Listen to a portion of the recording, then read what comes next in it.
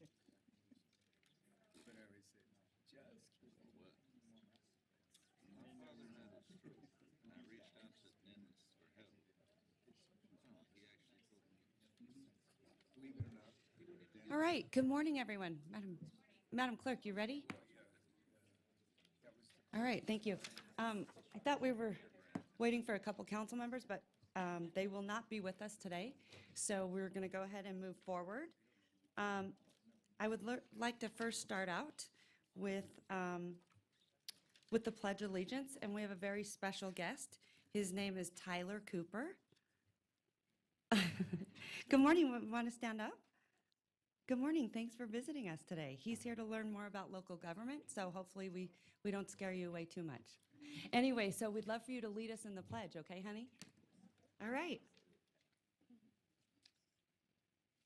Pledge allegiance To the flag of the United States of America and to the republic for which it stands, one nation, under God, indivisible, with liberty and justice for all. Yep. All right, at this time, we are going to observe a brief moment of silence.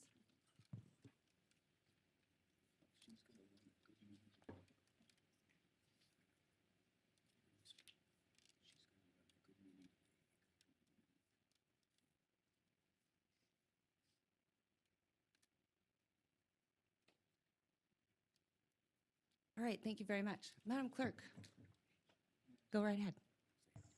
This is a little unorthodox, but I want to dedicate that moment of silence to a family that experienced a tragic loss in recent days. Nico and Carrie Columbont, many of you know them both from the university community. They've also been very active in documenting the plight of the homeless and a lot of the issues that we're dealing with. They lost their youngest son. It's hit the Mount Rose Elementary community pretty hard. And so I just ask that everyone keep Nico and Carrie and Maseko, Zishu's bigger brother, in mind with their loss and what they're going through right now.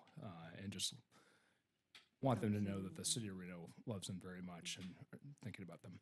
Absolutely. Thank you very much, Councilman. So sorry.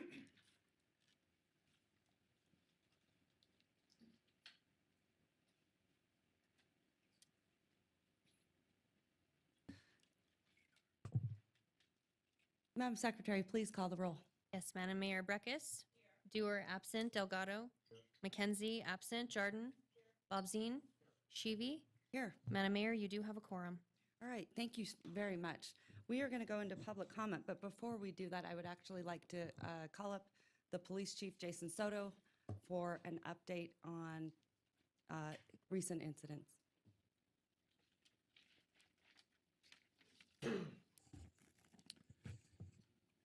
Well, good morning. Mayor, council, and members of the Reno community. As you know, I'm Reno Police Chief Jason Soto.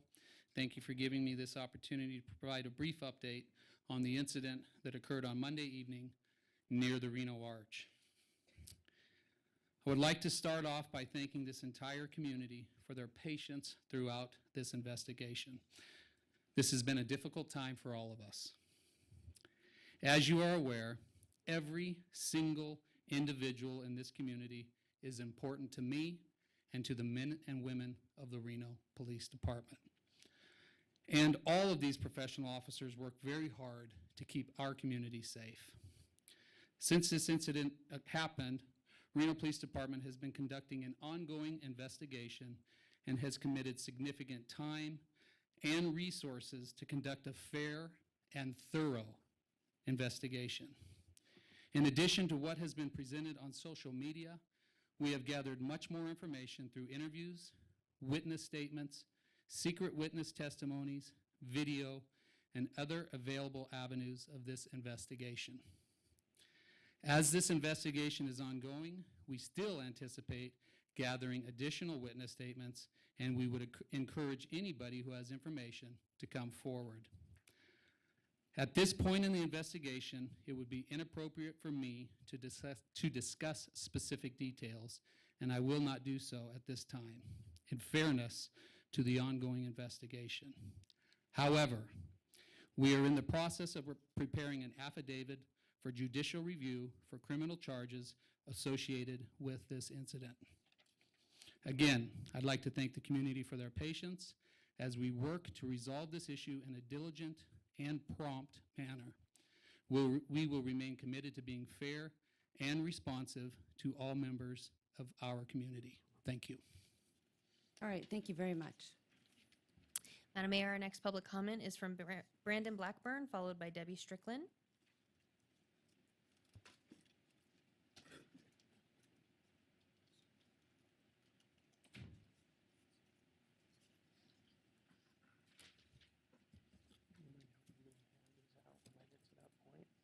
Thanks.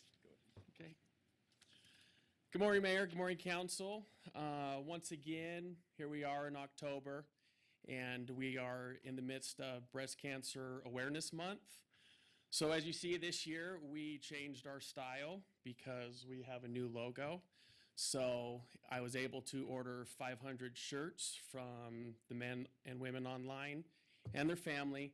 And once again, we are donating the money that we've raised to Moms on the Run. A little bit about Moms on the Run. They support for everyday living expenses, including rent, car payments, insurance, food, etc. It is our wish to alleviate financial stress while patients work on getting well. Our support is threefold. We support patients financially when they are in treatment. We sponsor them in the St. Mary's Cancer Rehab Program, and we provide resources to assist with patients' financial health to better direct them once they leave our care. So as you know, Moms on the Run is an amazing charity here locally. Every dollar that's raised, every penny that's raised stays here locally. So we've chosen to support them with our Pink Shirt campaign. Recently, we had a retired firefighter diagnosed with male breast cancer. So I'd like to touch on that quickly. Male breast cancer does happen. It's very rare, but it's there. About 2,600 new cases of male breast cancer will be diagnosed every year, which is just 1% of all breast cancers. 440 men will die from breast cancer annually. This is nothing new. These statistics are from the past 30 years. Breast cancer in males usually doesn't appear until the ages of 60 to 70. However, there was a breast cancer diagnosed in a 17-year-old male. The reason that male breast cancer is undiagnosed is because we don't have a lot of education about it. Most men have no idea that they can get breast cancer, and there lies the problem. Men aren't told to do self-breast exams, and we don't get annual mammograms. So as a result, the diagnosis in males is usually in the later stages of the prognosis, and it doesn't fare well for the males. So our retired firefighter got in contact with me. He is being an advocate for male breast cancer where he's at right now by participating in walks, going to schools, like getting very, very involved. So we have a great spokesman for male breast cancer, and he's just doing good work. So thank you again, Chief, for supporting this. All our administration always supports this, and thank you, City Council, for supporting our campaign. So at this point, we got some shirts for you. Wow. I like the new logo, but I really like the hot pink on you guys. On the men and women. So. But it really hits home with male breast cancer, doesn't it? Because Yes. a lot of men don't realize that. Well, and Brandon, just so you know you missed out last year, but I do have a pink tutu for you. Okay, it's up in my office.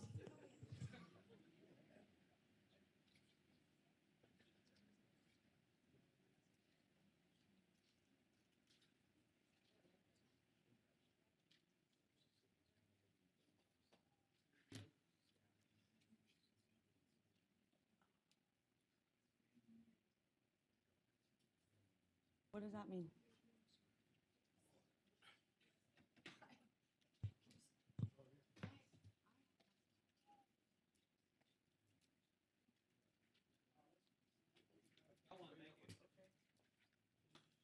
Thank you. Thanks for all you guys are doing. That's awesome. Awesome. Thank you. Good seeing you. Good seeing you. Madam Mayor, our next public Madam comment Clerk. is from Debbie Strickland, followed by Ivy Antanowicz.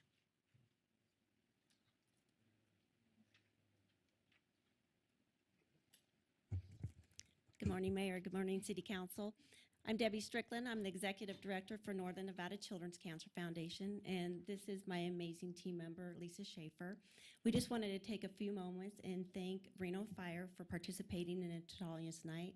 Natalia's Night was 2 weeks ago, and it was where local restaurants came together, and they gave back some of those proceeds for local children that are fighting cancer. I also would like to thank you guys for encouraging entities like Reno Fire to support charities, because we can't do what we do without you guys, so thank you very much. So with that said, if we could have Chief come up here real quick. On behalf of the families we serve and our Board of Directors, we'd like to thank you from the bottom of our hearts for participating now and in the future. Thank you. And thank you, City Council.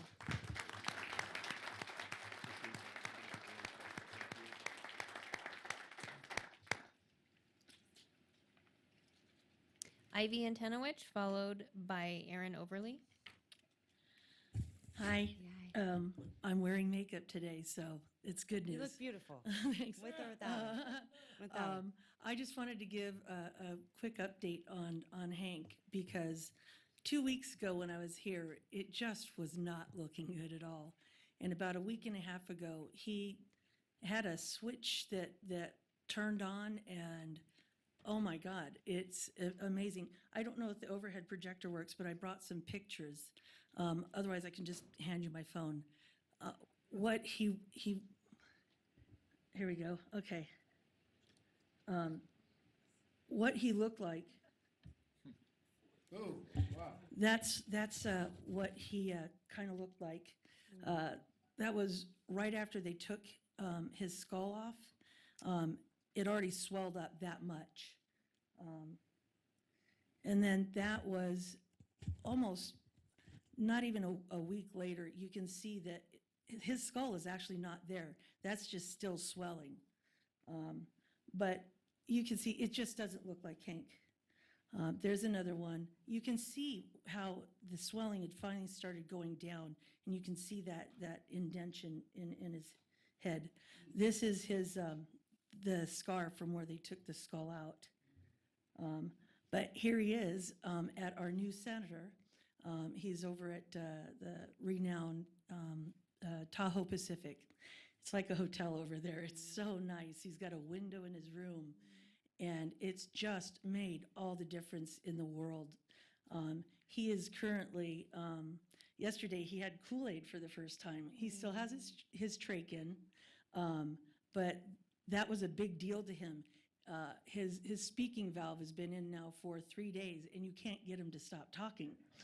He's got dysphagia, so his brain is kind of like a filing cabinet that fell over, and all the files were just gathered up, so his memories are all out of order. But, and a lot of what he says doesn't make sense.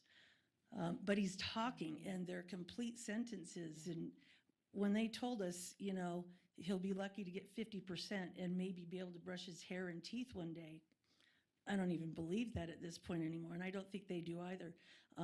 Truly, a week and a half ago, we were talking about long-term forever care, that he was not going to be coming home. And now they're saying, oh yeah, he'll be home. It'll be a while, but he's coming home. So yeah, that's Hank. Wow. Anybody that knows him knew that he would, you know, he'd come out of this.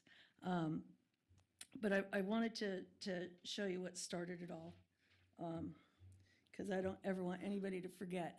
That's the guy that did this. That's the picture that Hank took that started it all. Hey, would you tell them who Hank is? Pardon? Some of the people that don't know. Hank Sosnowski is, he is a professor at TMCC. We live at the Riverside. We had come home after he had discovered his brother had died. And we saw this guy tagging, and Henry took out his phone to start taking pictures. The guy turned around and beeline towards me, and he wasn't going to have that. And he tried protecting me, and I mean, actually, I was going to say long story short, but it literally happened in a span of a minute. And he just sucker punched him. And he went down like a tree, and it was just one of those really, really lucky punches that ended him in the position he's in now. But today they're going to put him on a walker, assisted. They are just really pushing him so hard, and he's keeping up with it. This is a 68-year-old man, and he keeps up with everything they give him. Yeah. But I just wanted to share that update. This is a picture really quick. I asked him, I want to take a picture of you, and he looked at me like that, and I said, can you please smile for me? And that, more than anything, his smile before used to be like a grimace, and very forced, and that was his way of communicating yes. And now, that relaxed smile, man, it's everything. And in closing, I want to let everybody know, October 18th, 6 to 8 p.m., we're having a silent art auction. Hank never believed in a handout, so we want to make sure that somebody's gets to walk away with some really nice art. We've got original art. I've also got Picasso lithographs that are numbered and authenticated that were donated to us. Just a lot of different types of art over at the Riverside in the River Room. Chuck has been so gracious. He's giving that to us and providing beer, wine, and hors d'oeuvres. So I would invite everybody to come on over. And now it's rather than a fundraiser, I'm kind of looking at it as a celebration because he's truly, truly coming back. That's incredible. And the brain is it's miraculous. And they say that it can take up to 5 years to really go through a full recovery. So, Yeah, every you said day that you 2 can weeks ago, and I couldn't believe that then. Yeah, because my mom had a brain aneurysm, and it really did. 5 years. It's miraculous. But thank you so much. I encourage everyone here, please show up. Please support him. Yes. This is the gentleman that confronted a tagger, Yeah. right? Oh, yeah. And he was telling him to, to knock back it off. Yeah. Right. Yeah. And so It's our backyard. he really, We take yes. pride in where we live, Yes. and he was messing that up, and it was not the nicest thing he Yeah. spray painted on that. Yeah. So, And I've heard from many of his students who he teaches poetry to. And they've English, sent yeah. me beautiful letters regarding Hank. So thank you so much. And thank you guys, honestly. I know Naomi's not here. It's Yom Kippur today. But she especially has been so supportive. And everybody here, I just really thank you again. I'm so glad that I could be here today to show you some good news. Yeah, So that's fantastic. thank you again. Thank you.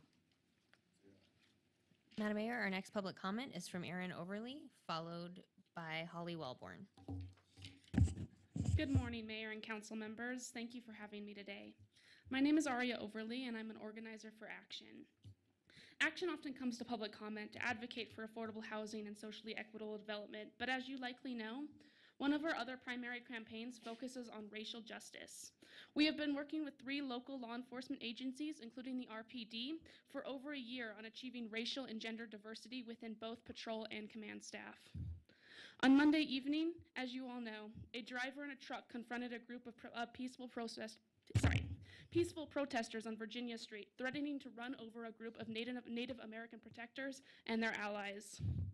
When the demonstrators stood their ground, the driver plowed through the crowd in which elderly people, children, and infants were present, injuring 5 people, including Kitty Colbert, who as of yesterday remained hospitalized in serious condition. Some people are saying that the demonstrators deserve to be run over for engaging in civil disobedience. Martin Luther King, too, taught us the power of civil disobedience, and he lost his life for it. That anyone would advocate the same for our fellow community members represents a serious threat to our democracy. Action often seeks to find a prophetic voice to speak to issues of justice and equality. One such voice is that of Dr. Martin Luther King, as I just mentioned, who had a vision of a beloved community. I quote, "In the beloved community, racism and all forms of discrimination, bigotry, and prejudice would be replaced by an all-inclusive spirit of sisterhood and brotherhood. In the beloved community, Disputes would be resolved by peaceful conflict resolution and reconciliation of adversaries instead of violent force. Love and trust would prevail over fear and hatred. Peace and justice would prevail over conflict. If we want to strive for such a community here in Reno, we need to make some important decisions. Structural racism and inequality cannot continue to be made acceptable. We must be committed to ensuring a socially and racially equitable society.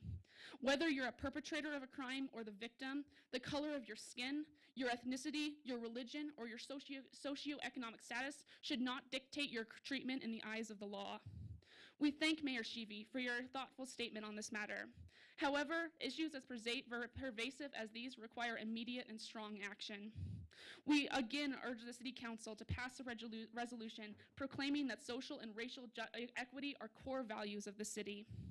We also call on the Council to move forward with all haste on the creation of the already proposed Human Rights Commission and to ensure that this commission has the necessary authority in order to ensure that hate crimes like the one we saw on Monday are given all necessary attention. Monday's sad spectacle of hate proves your leadership is needed now. Last night, the story was on the front page of The Guardian, a UK newspaper. The world is watching our city right now. We can prove that your leadership can make a difference. Thank you. Thank you. Nice job.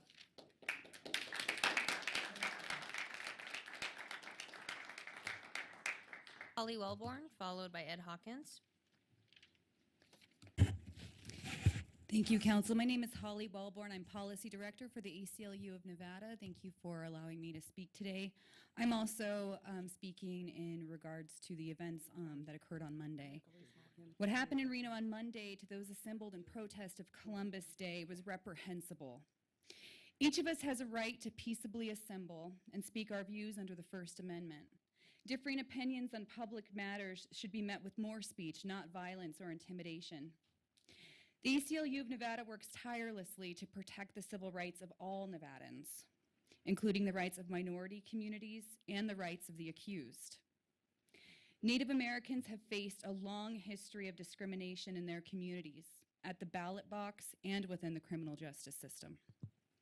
Incidents similar to this have occurred in this community where the targets were tourists and locals gathered for community events and charges were brought almost immediately. While every person is entitled to the full protections of the Constitution, preferential treatment of one class of people over another has serious equal protection implications. Law enforcement needs to investigate this matter fully and take action as necessary. I am pleased, I wrote this comment before Chief Soto had an opportunity to speak today, so we are pleased that he updated us on this event that occurred on Monday. We will continue to follow the developments and lend any support to the community that is needed and lend support to the police department also as far as civil liberties implications are concerned. Thank you. Thank you very much. Ed Hawkins, followed by Nick Shakar and Sarah Jar.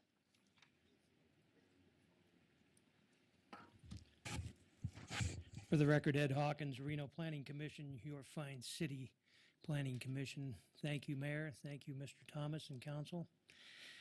I'm going to bring 3 minutes of speech talking about paper.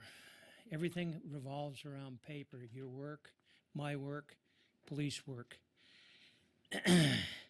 My Yukon was stolen while attending the Planning Commission meeting last Wednesday night here. Was parked right on First Street. Locked. Everything looked good. Come back at 10:45 when our meeting was over. The vehicle's gone. No sign of it. No glass on the ground, nothing. The attorney, Carl Hall, we talked moments after I'd called dispatch. We decided, let's go check some of the darker areas outside the core. Maybe we could find it. At about 11:15, we came upon a Reno PD black and white SUV parked right next to Twin City Surplus. Carl whipped his vehicle around. We went over and talked with the police officer, indicated that my vehicle had been stolen. We're looking for it. Could he put it on the wire? And the officer said, no, I can't do that. Needs to have paperwork done first. Didn't offer to do the paperwork because it was 11:15, almost 11:30. Shift ends at 12 o'clock. I've been on a couple of ride-alongs, and I hear the comments about doing paper. Nobody wants to do the paper. Well, I'm telling you what, you got to do the paper. If I want a report done, let's get it done. He sitting there, just sitting there in plain view, didn't offer to do the paper. I was told by dispatch, go home, get comfortable, wait for an officer once you call back again. Another officer came to my house at 1:45 in the morning, did a report. Unacceptable. I want to thank Carl Hall for helping me out. He checked Cal Neva tapes, nothing on there. He also gave me a ride home, and he didn't have to do that. My question to the council is, are your vehicles safe right now? You remember the days we grew up, it said 10 o'clock. Do you know where your children are at? Well, damn it, it was 10:45, and I don't know where my Yukon's at. I still don't know where it's at. Up to the council and the city police to protect us down here, whether we're in chambers, in a meeting for the city of Reno, or however we're gathering, we need the police out there. We need them to be able to assist us when we need assistance. I don't think I received that type of assistance in a timely fashion. Hell, my vehicle could have been halfway down to LA, I don't know, by the time the report was filed and put online on a hot sheet. I don't know if these people in the chambers know if their vehicle is safe right now. If they parked on the street like I did, right next to Cal Neva, within rocks throwing distance of the city hall. Something needs to be done downtown core. My thing pales in comparison to the other two that's been brought up, but something needs to happen downtown by our police department and the council. Thank you, Ed. I appreciate your comments, and I'm really glad that you're safe. That's really important. I do want to let you know, to update you, that we just put in a walk team of 4 officers just a few days ago in the downtown core, and I know this council will be very supportive moving forward. We're going into budget that we probably need to double that downtown. And Councilwoman Jordan and I have spoken in great length about that, and we want to make sure that our downtown is extremely vibrant. You got to remember, with all this activity, there's more population coming into the downtown core. More people are living down there. There's more businesses opening down there, so more population. But that also means that we need to keep our city safe. A safe city is a prosperous city, and these police officers need to be on foot and down there so they can be there for your assistance. So I'm glad you're okay. That's first and foremost, is your safety. Can't replace that. Can't replace your life. So thank you so much for coming, and we'll see you at budget time, right? Thank you very much. All right. Madam Mayor, Madam our next Clerk. public comment is from Nick Shakar, followed by Kwana Parker Brightman.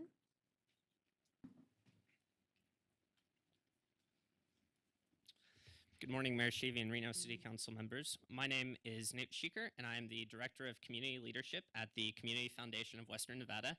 As you may know, we are a local charitable foundation, and we recently started a new community-wide initiative called the Caregiver Support Initiative, and this is directed at the needs of unpaid family caregivers to seniors within Washoe County. The main reason we are doing this is there are approximately 91,000 residents in Washoe County over the age of 60.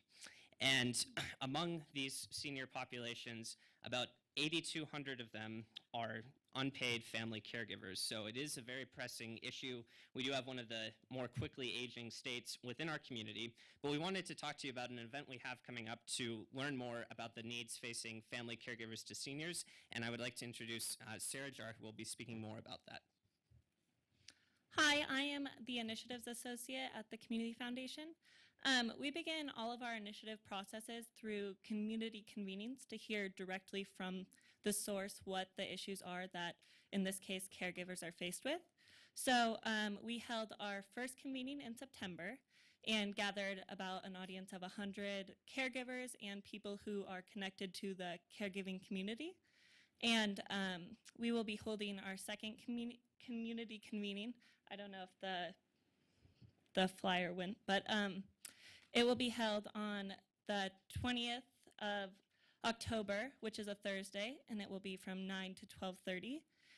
It will be at the Boys and Girls Club on East 9th Street. So we are trying to gather as many caregivers themselves as well as members of the community and esteemed members such as yourself to come to our convening and discuss some of these issues. Thanks. And another reason why we are organizing this convening is that our primary stakeholders are those who are directly affected by the issue. So in this case, it would be caregivers themselves. While there is great work being done by different agencies, both within the nonprofit and private enterprise sector, we have also noticed that at the same time, there is not enough emphasis put on the needs of actual family caregivers. So this is really, it's an open forum for anyone who serves as an unpaid family caregiver to a senior to talk about their concerns. And we would like at the convening for there to be conversations with elected officials and with different service providers so that we do have a balance of perspectives. And we have had some great support from the City of Reno so far with our planning process. So I would like to thank Christine Fay, who has been a member of our steering committee. She's had excellent contributions, and then also Donna Klontz on the Senior Advisory Committee, and also to Councilmember Delgado for serving on the board of the Community Foundation. So our convening will be on Thursday, October 20th, and it would be great to have representation from the Reno City Council or any other members within the City of Reno who might be interested in attending. So I do have some extra flyers if you would like copies of those, and I would like to thank you for your time. All right, thank you. Good job. Thanks. Quanah Parker Brightman, followed by Mike Graham. Apetawashte. Good morning, my relatives. My name is Quanah Parker Brightman. I'm Executive Director of United Native Americans. Just to give a brief synopsis of who we are as UNA, we were founded in 1968 in the Greater Bay Area, San Francisco. We were involved in the takeover of Alcatraz, Wounded Knee, a couple long walks across country. Led a group one time that took over Mount Rushmore, reclaimed it for my nation, the Lakota Nation. My father is, of course, the great Dr. Lehman Brightman, Chief Lehman Brightman. He founded the first Native American Studies program in the United States at UC Berkeley. They've now spread all over. We have more doctors, lawyers, engineers because of that program, teaching through education, empowering our youth, and arming them with the peaceful tool of education to create change in our society. Now, I came here today to bring voice to the voiceless, which is, of course, our indigenous population, our indigenous community, about what has happened this past Monday on what is recognized nationally as Columbus Day. Now, just a little bit of the history. Columbus is a slave trader. He was a rapist. He was a killer. He was a pedophile. I don't understand why the federal government and local city officials still honor this man. It makes no sense. It's like honoring Adolf Hitler for us as indigenous community. It's very hurtful, very painful for us to see this person being honored in this way. Came up here, they were having this rally up here, a very peaceful rally to educate community about our issues, and hoping that you, as a city, would take action to actually changing that day. In the city of Richmond, where I come from, back 5 years ago, we actually changed Columbus Day to Indigenous Peoples Day. It's in the city ordinance now, as a number of cities across North America have changed that. That's something that we should do, and that's something that I'm imploring and asking of you to take action as the leadership here in Reno, to please take action on this particular hate crime that occurred on Monday. This man who did that, I don't know if you've seen the videos, but it's ridiculous. He intentionally did that. He stalked those people. He stalked us. And then he proceeded to run over innocent people, endangering innocent lives. They didn't even detain the man for not even 72 hours and let him go. And he's on the streets now. I ask that you put some pressure on this police force that you govern and ask this police chief to do his job and arrest that man and charge him with a hate crime for what he did to innocent people. Innocent lives are at stake. We implore you to please take action on behalf of our indigenous community. Please protect us. Thank you. I hope. Thank you very much.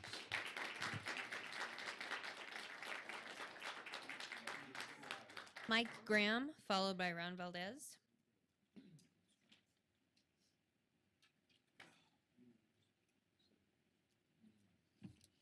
Thank you for allowing me to be here today to speak for you. Quantum Parker has said exactly what I stand with here today, 100% in support of what he just said. I would add only this, that the Reno Police Department had an opportunity that evening to apprehend that individual and hold him, as Quantum Parker said, to even testing for alcohol and drugs. At that much, they should have at least done that. And we've all seen the security tapes as far as that goes. There is also street security that the city has up that could enlighten a lot more on this issue that should be brought to the police department's attention to gather that information before it is lost. I'm founder of United Native America based in Oklahoma. I've been at this since 1993, and we've gone before the Cherokee Nation. They have passed a resolution calling on the federal government to bring it in to our tax dollars, paying for Columbus Day to have a national holiday.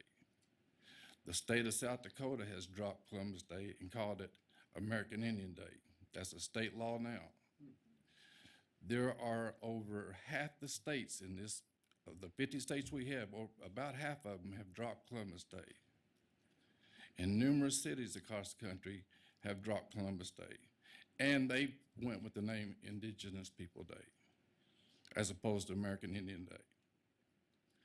Where we stand on this is that the city government of Reno here in this council, I would like for you folks to bring about a resolution to make the second Monday of October American Indian Day or Indigenous Day, whatever the Indian community here wants to go by, as long as it's called under a different name and celebrated within the city here.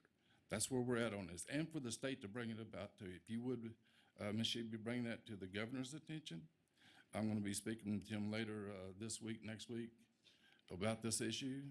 And I've been arrested 2 times in Denver over the past decade protesting Columbus Day there.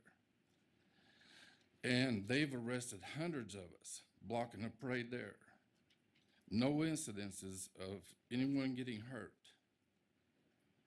And as of this past week, the city council voted to drop Columbus Day and recognize Indigenous People Day there. There's where Columbus Day began in America, is Denver City, Colorado. It is now over there. It is time for America to recognize the contributions to the American Indians and the plight they went through in the forming of America, which is nothing short of a holocaust under the laws of this country, which I term as manifest destiny holocaust toward the American Indian community. That is a historical fact no one can change. If we're going to call holocaust by what it's called for, this federal government committed it unnecessarily toward the American Indian community. Before, during, and after the U.S. Civil War, this government, federal government, was at war with the American Indian community. During the Civil War, U.S. President Lincoln, with a state of Minnesota governor, executed 38 American Indian men because the Indian Agency representatives were not giving them the food under the treaty laws they were deserving. They went off their reservation land and got food. They were called thieves. 300 American Indian men were set to be hanged that day. President Lincoln weighed in and said, I can't go for this. The European leaders will come in on us. They'll come in on the south side for executing that many people at one time. So they put the remainder of people in prison for life. That part of our history is not talked about. Racism in this country has never been a black and white issue, people. In 1675, Boston, Massachusetts, they brought about the American Indian Imprisonment Act, that an American Indian caught within any city limit after dark would be hanged or imprisoned for life. Now, that law was still on the book up until 2004. Myself and Indian groups in Massachusetts got with the mayor there and he agreed to appeal the law from their books. They did. It had to go to the state legislator to make it official. They did. That was in 2004. This law was still on the book that if I was in that city limit as a citizen, which I am of the Cherokee Nation of Oklahoma, I could actually be hung legally. That's where we're at in race relations today. And it's time the government, federal, state, and local governments acknowledge it. I have the utmost respect for police. I'm a Vietnam era draft veteran, Army, 100% service connected. I support our police out here against the drug and street thugs. And I admit, not all policemen are perfect. We're not all perfect. There are problems. But I am outraged at our media pin-picking issues around the country, driving people to the streets to commit more heinous crimes against innocent people, and our media needs to be called out for it. Hallelujah. There's some other things I could go in here today, but I know it's getting close to lunchtime, and hey, I ate before we came here, but I'm thinking you guys got McDonald's on your mind or something, but that's where I'm at, and like I say, I would appreciate it if you would. If you need it in writing, I'll have it here by this afternoon. A resolution calling for the second Monday of October, American Indian Day, Indigenous People Day. Forget Columbus. He's Hitler to us. That's where it stands. I'm part Italian and Irish, but I am a registered citizen of the Cherokee Nation of Oklahoma. My grandparents went through the Trail of Tears, and by roll number, I carry that proudly because of President Jackson's Trail of Tears force march on our people. The United States, 9/11, almost 3,000 people killed. President Jackson killed almost 20,000 American Indian men, women, and children in one issue. He went against the U.S. Supreme Court, who ordered him not to carry that order out. He said, you enforce it. He ordered the U.S. Army to force the Trail of Tears upon the Cherokee nations and other nations up and down the East Coast. Now it's time to recognize how this country came about. Our form of government did not come from Europe, Africa, or Asia. Freedom of speech, separation of powers, and religion came from American Indian Nation tribal governments, so stated by the U.S. Senate in its resolution each month that proclaims November American Indian Heritage Month. That's acknowledged by the U.S. Senate. They sent it to me. We asked them to acknowledge where they got all this stuff from. Now then, our contributions to this government, to this day, we do not have a national holiday recognizing our history, our heritage, and what we went through in the formation of this government. That's a national disgrace, as I call it. It's time for America to wake up and start acknowledging how it come about. Nobody's wanting to play custard no more out here, okay? Acknowledge us, we'll acknowledge you. That's where it's at. Thank you for your time. Thank you very much, sir. I appreciate that. And then, Rick, will you make sure that you get both of these gentlemen's contact information? Thank you very much. Thank you. Madam Mayor, our next public comment is from Rand Valdez, followed by Janice Gardeep.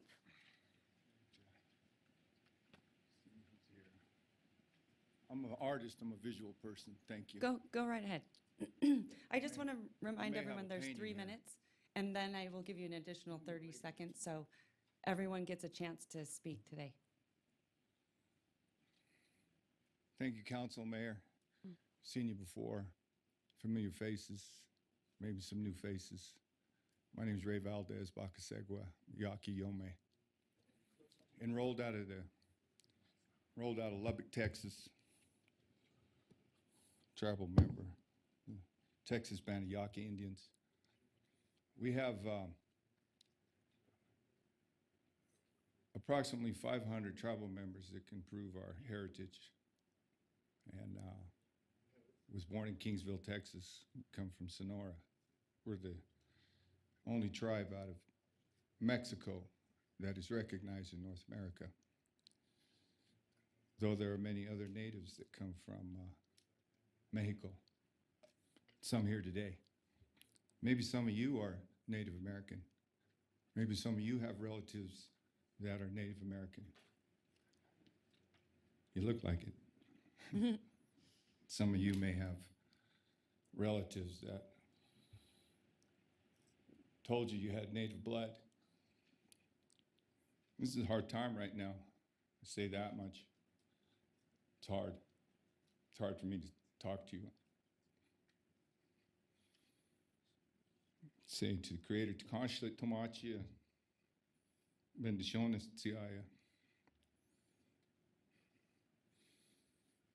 Todo gente Tsiaya. Mini Wachoni, honor my brother here, my Lakota brother, in his language. Water is sacred. We all need it. All of us here today. It's our most powerful medicine. My language would say Va'am.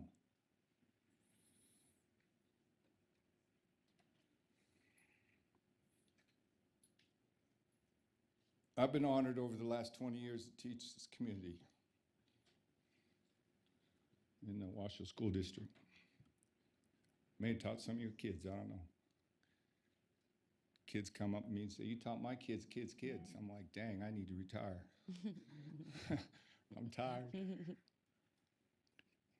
My daughters, Watahito Etsiaya, Willow and Sage, they've been in here. We spoke on behalf of Riverside. I live there. And not to get distracted, but it gives me a good feeling to see Hank. Pray that way.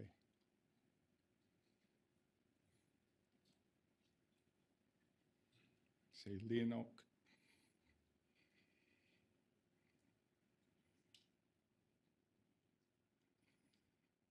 I'm sad.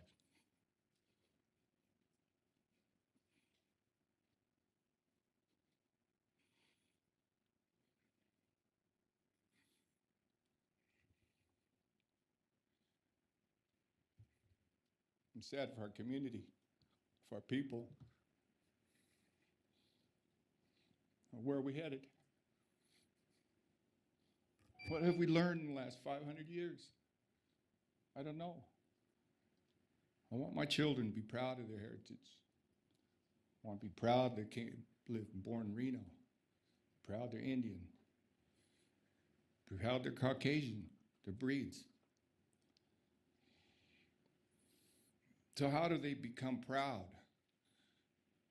They become proud by us, our leaders, to let them stand tall, to be able to say who they are, which we've been oppressed for so long, many of our relatives cannot. It's hard for us as Native people to come forward because we told so long, many generations have said, no, you can't, you cannot, you will not, you will keep your mouth shut, you won't speak your language, you won't pray in your old way, you will not. So here we come, and we say we're gonna heal. And that's what Monday was, healing. It wasn't, look at me. Okay, the name, it's the name Columbus Day. It was an opportunity for us to create awareness, but we were there to pray. We came in a prayerful way, Leonok Tsiaya, to pray. We prayed, we sang, full bloods, no bloods, quarter bloods, children, babies, infants, to pray. And we prayed. And we prayed hard for all people. And it was time to stop. It was time to move forward. That event was, and I've reached out to the Reno Police Department, and I'm disappointed that they haven't come to me. So I'm gonna ask this council right now And you, Mayor, tell them to get a hold of me. I give them all they want. I was there from start to finish. And I take responsibility. I stand before this community and I say, I was leading those people in prayer with my drum in song. Thank those here that were there, native and non-native, that are here today to create awareness. So that part disappoints me, but we prayed, and we prayed hard, and it was good, and we prayed for healing. That's what we pray about, to heal. And we felt it. It was good. It was good. And we saw those two boys standing over there. And who are we to tell them they can't be here or not? You want to step in, let's go. They never did. They sat there and checked us out, and we saw them. As you know, that event was an American Indian Movement sponsored event. Our president, Raquel Arthur, couldn't be here today, but we come in a peaceful way, and we come in a prayerful way. There's history, however you want to look at it, positive and negative and everything. But we gather today to protect Turtle Island, our Va'am, our water, and to create awareness, and we open to all people. Run the ceremony on the colony here. Every week, Friday, all people come, all kinds of people. So I'll finish, and I thank you for the time, for listening to me. Thank you very, very much. Those boys, and let me just say, Mayor, it didn't matter where we went. They stalked us. We saw them. Those of us that are protectors, we saw them. But they stalked us out. It didn't matter where we went. We could have gone to the federal building. We could have gone over to the park. They were looking for an opportunity to create harm. So at this time, I ask this, and I'll stop here. I'm going to ask all of you right now, and I thank you for starting in a prayerful way, because that's how we do it. Everything starts with a prayer. We were in ceremony last night praying. Our leaders, people that were hit, children, my children, we prayed for peace. We prayed for direction. We don't want anger and hate. I don't teach my kids hate. Those boys were taught hate. They hate. The sad part is they hate us and they don't even know why they hate us. That's the sad part. That's the hate crime. It's hard for me. I'm in school right now at Innovations. Children of all ethnicities coming up. Sad. They're hit by it too. So, just get it right. We need to pray for the family. We need to pray for Kitty Colbert. She has a broken pelvis, a broken hip. We don't know how serious it could be permanent. We don't know in terms of paralysis or not. And her children that were there. Pray for her children that were there, her grandchildren. They were there. Silas Little Wolf and Kiana Gallagher, they were there. Witnessing their grandmother run over like a bag of beans. Like nothing. Just ran over them. So do the right thing. We're gonna take our time. We don't need to rush here, but do the right thing. And our Indian community is gonna be patient. We're gonna be patient, and we're gonna give you the opportunity to give us a good feeling that we can trust the law enforcement, and that we can trust this council, that y'all do the right thing. And the chief needs to get a hold of me. So I thank you for your time. Chokyo Tessa Tsiaya, Wapak Tsiaya, Tola Gente, blessings to all your family and loved ones. And I thank you. Thank you, Ray. And I want to make sure that, Rick, will you make sure that you get Ray's contact information for me? Thank you very much. Madam Mayor, our next public comment is from Janice Gardeep, followed by Jennifer Mannix. All right, thank you. I do want to remind everyone, because I want to make sure everyone gets their comments in. Okay, so 3 minutes, and then you get 30 seconds. Go right ahead. Good morning. Pisha Owamawa, Reno City Council members. Minania Janice Gardapi. My name is Janice Gardapi. I'm native from the Northern Paiute and Western Shoshone Nations and a tribal member of the RSIC, the Reno Sparks Indian Colony. I know I've met a few of you. Arlen asked me to do opening prayers and songs for different events, and I've seen some of you there. And I'm just here to speak out against what happened and why the police department didn't arrest the driver who drove over into the people at the 2016 anti-Columbus Day March in Reno held on October 10th. Why wasn't he arrested? I was there. I feel this was a hate crime against our Native Indigenous people. I was there in solidarity to show my support. I took my niece and my little nephew, my little niece, two of them, my niece and her daughter. She's 9 years old. She was horrified to see that, to witness those people getting run over. It really affected her. And the next day I told her that the lady would be okay, you know, she's all right. And she heard it on the news, so she felt better. She felt, you know, that she wasn't going to die. But the intent of that boy was to do harm to us. He stalked us. His intent was to hurt someone. And I stand in solidarity to have justice done and to have this person arrested for that hate crime. I would also like to have Columbus Day abolished and changed to Indigenous Peoples Day in Reno. Our people have gone through years of oppression, but we are resilient people and prayerful people and compassionate people. We walk in the footsteps of our ancestors. We have but gone through so much, the struggles.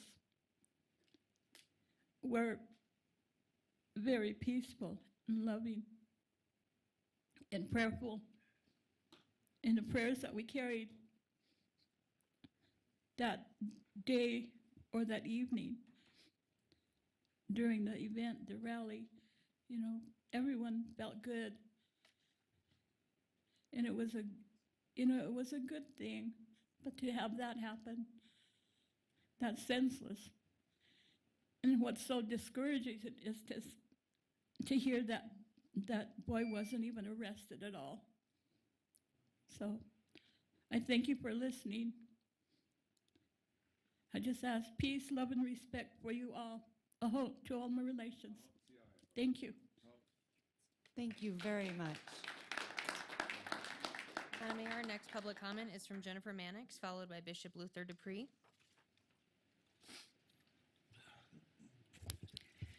Good morning. My name is Jennifer Mannix. I'm the Director of Marketing at Art Town.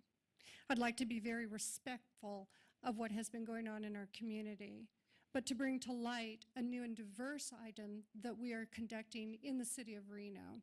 The Northern Nevada International Culture Center at the University of Nevada is an active part of a Meridian International U.S. state-sponsored program. It is called Young Leaders of the Latin Americas. It is our pleasure to be one of the participating 14 entities in our area. I am so proud that Art Town has been selected because I believe our goal is to bring diverse arts and culture to show our community and the world and United States what our diverse cultures mean and how we can interact in a peaceful July. And Sophie Ovi is from Haiti, and she is with me for 4 weeks. I am going to be learning from her as she is from me, and I'd like to introduce her to you. Hi, everybody. It is a great pleasure for me to be here. It is my first time assisting to this type of event. It's been very, very interesting. And as Jennifer was saying, it is a way for the YLI program is a way to bring people, young entrepreneurs from all over Latin America and the Caribbean together and be placed paired with different host organization. I have the honor to be with Art Town, who's doing an amazing job. And I just want to say thank you to the City of Reno for welcoming different fellows. And I am looking forward to the next 4 weeks. Wow. Well, you're in good hands, and welcome to Reno. Thank you so much. Madam Mayor, our next public comment is from Bishop Luther Dupree, followed by Reverend Augustin Jorquez.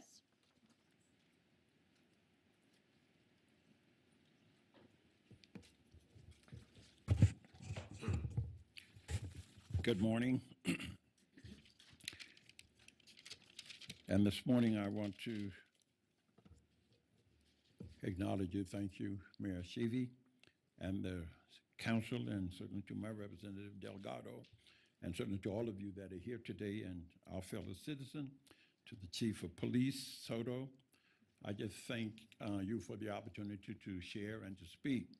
I certainly want to convey my thoughts and agreement and support to the Native American nation for being here to voice their opinion on what's going on, certainly in our community. And on last evening, we came together and shared, and I thought we had a pretty peaceful march on last night. But my concern was when Native Americans or any other culture comes together to express their First Amendment right and not protected by the law, which has been hired to protect and serve, then it provoke protests and marches like we did on last evening. This individual that drove his vehicle to this rally then used it as a weapon to run down innocent people, and no arrest was made after having description of the vehicle and many eyewitnesses. That's injustice. Not only that injustice, but we had probable cause to make an arrest because of the magnitude of the witnesses on hand. If it was any other culture, I believe that an immediate arrest would have been made, and that individual would have been held for arraignment and without a warrant being issued, predicated on the voices that I witnessed the occurrence that took place. Based on eyewitnesses alone, they usually hold us 72 hours to gather other evidence. Yet in this case, no arrest is or has been made. Last night on our march to the city, I believe it was peaceful, and law enforcement played a great part in protecting us as we marched to City Hall. I want to personally thank them and the chief and those that served on last night for their protection and being there for us. We were not there to castigate or demoralize law enforcement. In fact, I have 5 known members of my family serving in other states that wear badges. So I'm not here to put down law enforcement. I support law enforcement quite heartily. But when these kinds of things take place, and it seems that though the same law does not apply for these young men that is applied to other cultures, then we feel that something needs to be done. Again, to the mayor, thanks for this opportunity, to all of you, but yet we feel that there need to be an arrest in this case and somebody brought to justice immediately. Thanks for this opportunity. Thank you, Bishop. Thank you, Bishop. Always an honor to have you with us. Reverend You're Augustine famous. Jorquez, followed by Tara Tran. For the record, I'm Reverend Augustine Jorquez. I'm a pastor and chaplain in various degrees here in the state and also first responder. And I'd like to recognize Bishop Dupree and Miss Janice Gardapi and our renowned artists for they are esteemed members in this community, both tribally and non-tribally. And I send greetings to you, Mayor Hillary Shervy and Mayor Vice Mayor Oscar Delgado and Assistant City Manager Bill Thomas. And excuse me, I'm trying to contain my emotion at this point. I send my greetings to the City Council, those present and those who are listening live stream. I obviously come with a heavy heart and a deep concern and prayerful words concerning this incident of this white truck and two perpetrators who had purposely and with malicious intent inserted their vehicle within a peaceful protest. My concern and the reason I'm here isn't so much for concerning racial disparity as much as my concern is always for the safety and well-being of the citizens,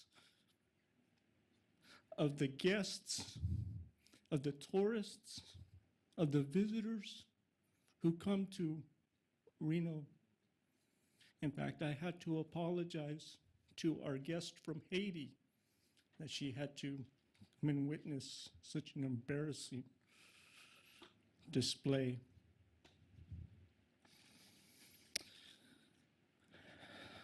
There's not much more I can say that hasn't already been said.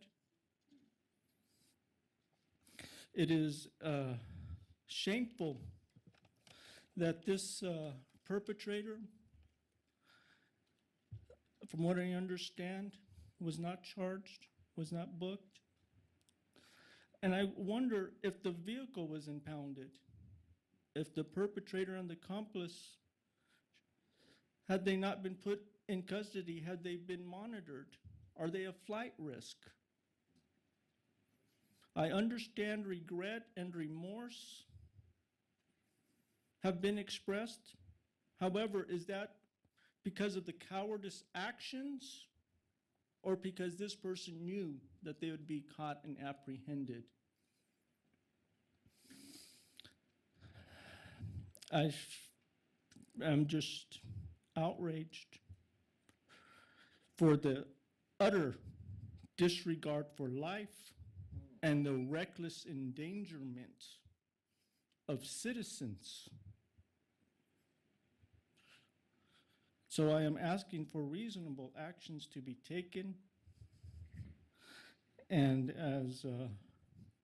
in the last 18 seconds, I just want to say a deep prayer that the Creator of all creation give us wisdom, give us understanding, give us love, give us direction. I pray for our police. I pray for our city council. I pray for our tribal councils and tribal members. We need justice. This says, where there is no justice, there is no peace. And all of our community wants a peaceful community. Also, excuse me while I take this exemption. As you know, there have been other situations where vehicles mowed into rallies here in Reno, and lethal action was taken. Please understand this. Had there been an undercover agent or a law enforcement officer or even someone with a concealed weapons that would have taken lethal action against that perpetrator, I just, once again, I'm grateful that there were no fatalities in this very serious altercation. And I pray for justice. Thank you. Thank you very much. Madam Mayor, our next public comment is from Tara Tran, followed by Sam Dene. Hi, I'm Tara Tran. I was there on Monday. I was in front of the car. I was hit by the car. I fell maybe 2 feet from Kitty. It was a stroke of luck that I was not injured. And I just want to clarify, I've heard people in this room talking about the protesters deserved it, the drivers feared for their life. They were there in the very beginning. Before we even moved, they saw us, they saw our intentions, they saw the prayers, they saw speaks of love and unity. And after we moved, they drove past us and yelled things that would not be appropriate for this setting, I'm sure. They were racist. After we moved into the street, and I've heard a lot of people say the protesters were blocking traffic. They shouldn't have been blocking traffic. If you watch any of the videos, from the moment that we went underneath the arch to the moment that the incident occurred, it had not been 3 minutes. We were not blocking their directions. They were following me. They were following us. They were aggressors. And when I hear people say that it was self-defense, it's so ridiculous. Their windows were down. They were not scared. I was in front of the car. I looked into their eyes. It was not a look of fear. They were having fun. And the idea that they were not apprehended, that they were not convicted, is absolutely deplorable. And I don't believe that anybody is born with hate in their hearts. I believe that hate is taught, and I believe that it is taught to them by a system that celebrates someone who brought child slavery, child sex trafficking, genocide to this country. Every year that Columbus Day is celebrated, that system is perpetuating the idea that that was okay, that Columbus coming to this country, that the genocide, the near extinction of an entire people was something to be celebrated. And that's not true. It's a system that teaches that massacres on Native people were battles. It's a system that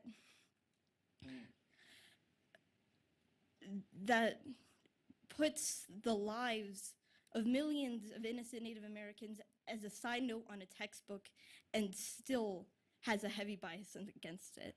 And I think that those people, those aggressors were taught by this system that that's okay, and I think that if no action is taken upon them, everyone from the UK that is watching us now to everyone else in this country, those people with hate in their hearts that were taught by the same system, their ideas that this is okay, it will be reinforced. I think that it's important that a holiday may not seem like much, but I think that that is where these aggressors come from. If there is no justice taken, if these actions continue, there will be unrest. And I want peace, but if nothing happens, that just won't fly. Thank you. Sam Dene, followed by Orlando Ortiz. Sam Dene, the Encyclopedia of Reno Government. And just for an introduction to all the new people here, I have been to more public comments than all of you people added together and all of the people in Nevada added together, and you would know about me, and maybe you already do, but you would know the truth about me if the media mouses over there were not so insanely afraid and jealous of this 160-pound senior citizen who would not hurt a flea. Maybe. I have been to many of these public comments, and this was one of the most outstanding and amazing presentations, and it came from the heart, and that's what does it when it comes from the heart. And these people have a gripe that's been going on for so long, but I have to put another perspective on it. I was the one who nominated Chief Soto to be the chief of police, and I'm guaranteeing you right now that Chief Soto and his great staff and the rest of law enforcement will make sure that justice is brought to bear. And there's Chief Soto now. Thank you. Nice you, nice chortle. And nice smiley face over there too, that's nice. I'm an Air Force Academy graduate. I spent many years flying fighters and bombers, defending our nation against enemies inside of the border and outside of the border. And I've been to these meetings since 1994, every city council meeting, county commission meeting, trying to bring truth and justice to the community. And I run up against the media mouses over there, and the media mouses over there. See, they got their cameras, they already turned them off.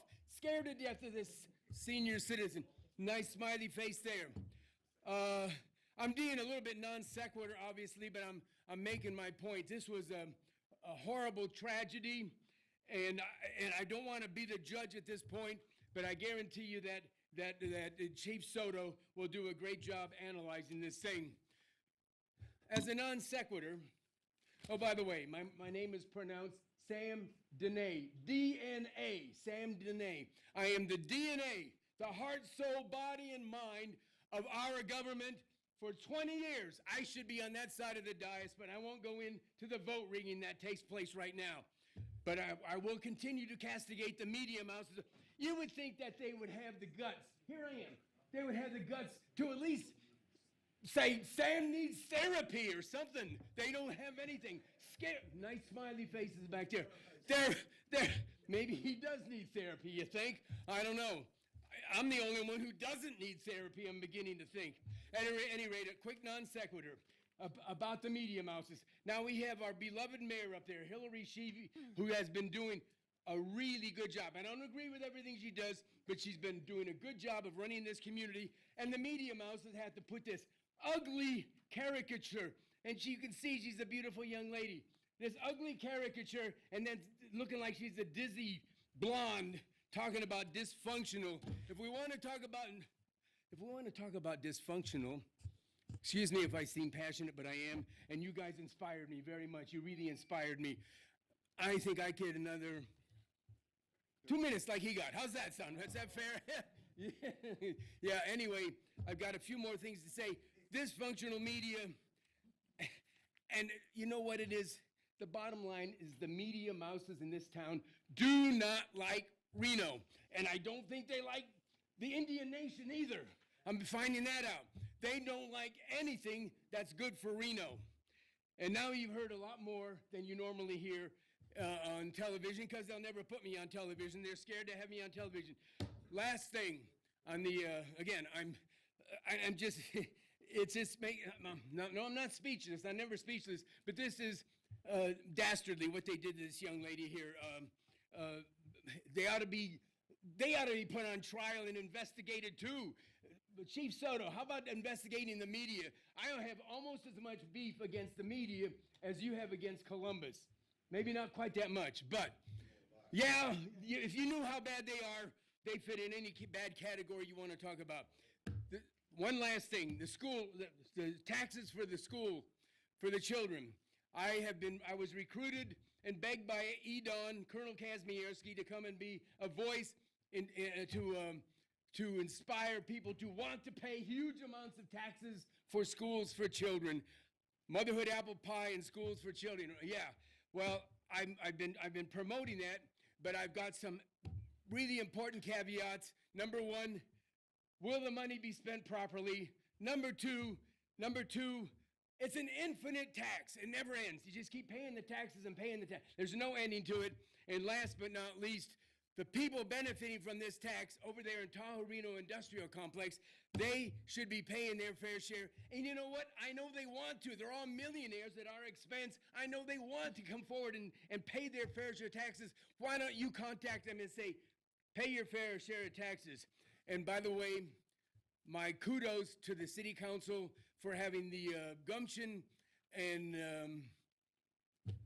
faith to meet with Levi Hooper here, candidate for Washoe County Commissioner, going to the championship game next month. The championship game, it's going to be him or that other person for the county commissioner.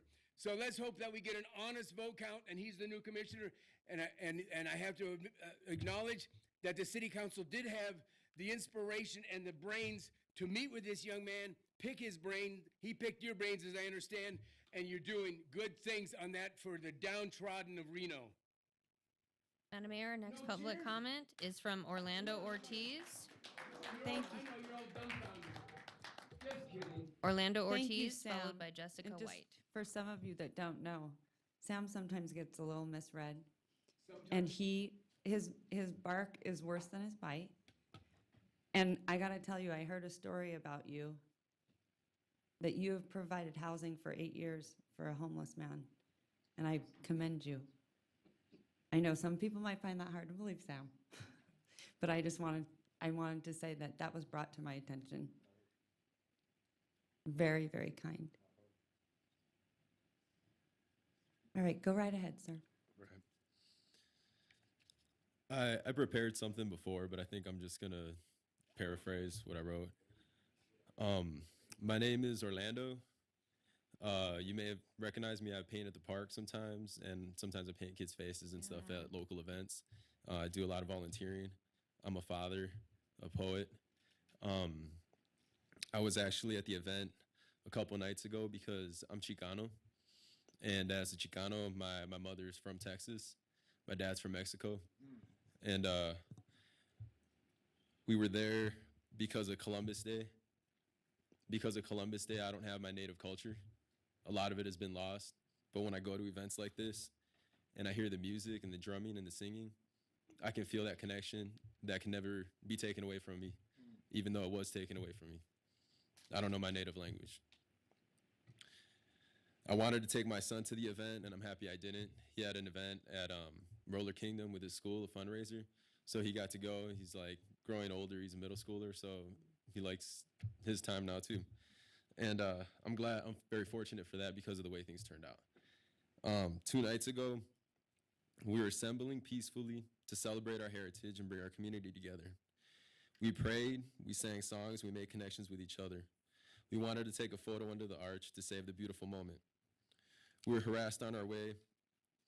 When we stood to take photos, we were assaulted by 2 men who followed us and watched us. This was a vicious attack with a deadly weapon on peaceful protesters, men, women, and children, premeditated, attempted murder. I'm grateful that nobody died. We're here to demand justice. We demand an arrest. We're part of this community. We're gathered to say we're tired of being dehumanized in the history and nowadays also. We want you guys to take this opportunity to show us that we are valued in this community because we are part of the community. We're human beings. We can't change the past, but we can change the future. We want justice. Give us justice. Me and my girlfriend that went to the event together, we were scared to leave our house yesterday. We were scared to go out into our community because this person got set free and we don't feel valued. And this sets precedent for other people that have hate in their hearts to act in the same way. And so please give us justice, make us feel safe, and make us feel part of the community because we are part of the community. Thank you. Thank you. Thank you. Madam Mayor, our next public comment is from Jessica White, followed by Grace Patorti.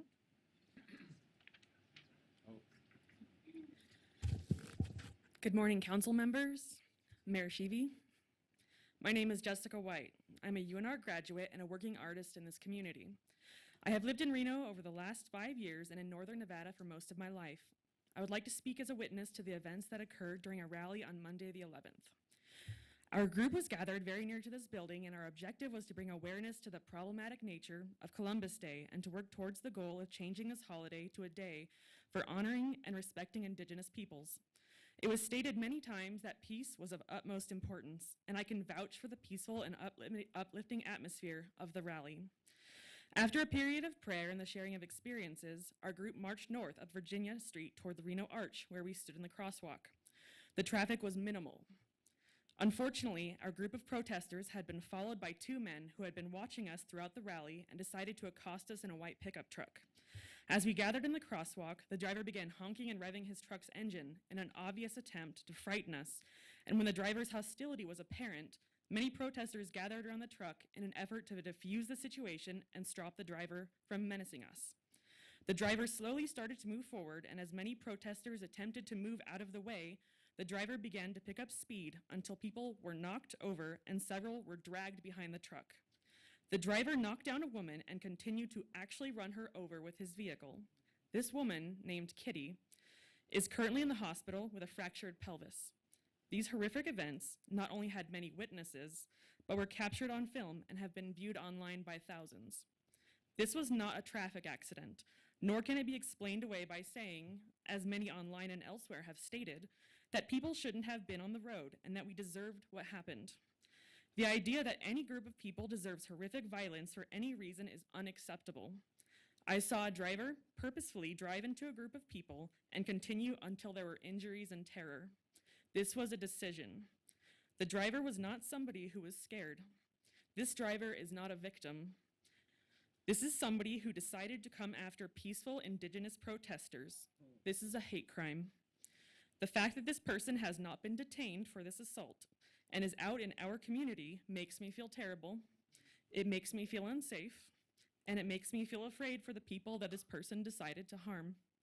I plead with this council, with Mayor Hillary Sheevy, and with any other officer in the city and state government to apply the necessary measures to see that the Reno Police Department does its due diligence and arrest the perpetrator of this crime so that justice can be served. Thank you for your time. Thank you. Grace Patorti, followed by Levi Hooper. Good morning. My name is Grace Patorti. I too was at the rally right outside these doors. I saw these men. I was less than 10 feet away from them. I saw them.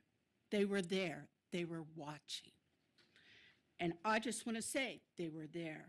I am very worried about how our Reno Police Department has handled this situation. I'm married to a man who was in military police for 28 years. I asked the question, were they drug tested? Was their car impounded? Have their electronic devices been taken? Are these white supremacists? We don't know. We can't say. But why can't we say? Because they weren't arrested. There was more than ample people there. I saw this incident from a different perspective than the people that were directly there. I had decided not to continue at the event in the march. I was actually driving north on Virginia Street and was in front of the Harris Plaza when I witnessed this vehicle plow into people, stop, and while people were laying in the road, continue to run over them. I am suffering from post-traumatic stress from this. This is horrible. I'm not able to sleep. I mean, I just thank the Lord I didn't take my granddaughter, because I usually do. It's just horrible. This is a crucial time for Reno. This happened under the very symbol of Reno. It happened under the arch. Under the arch. I love this city. But we have a black eye.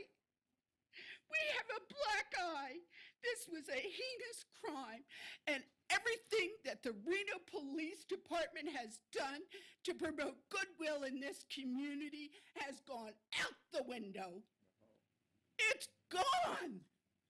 They need to fix this. This is not going to be forgotten. I will never, till my dying breath, forget that incident. And I'm sorry, but I'm not happy with how this has been handled.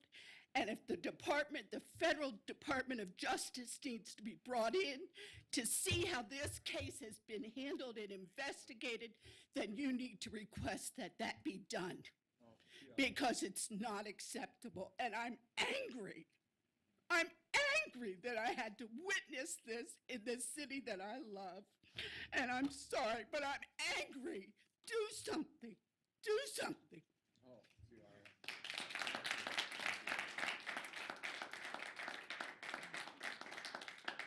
Levi Hooper, followed by Donna Clontz. Hi, my name is Levi Hooper. I am the voice of the downtrodden candidate for County Commission. I'm here to compliment the City Council today on their fast action and showing their concern for helping with the downtrodden and homeless. We had a meeting last Monday with a great exchange of ideas, and I look forward to future meetings with this. If anyone out there needs somebody to speak for them in the Native community, I'm your man. I'm not afraid to speak. I'm not afraid to approach anybody. But I just want to come here and give my compliments, and that's all I have to say. Thank you. Donna Clontz, followed by Jeff Church. Good morning. I'm Donna Clontz. I'm chair of the Reno Senior Citizen Advisory Committee, and I furnished a packet of information, as I usually do for council, about some of the events going on for seniors here in the community. We're on your agenda today, the Senior Advisory Committee, for a donation to the Caregiver Recognition Luncheon of $500. It's item H3 in your agenda later, and I probably won't be here for that.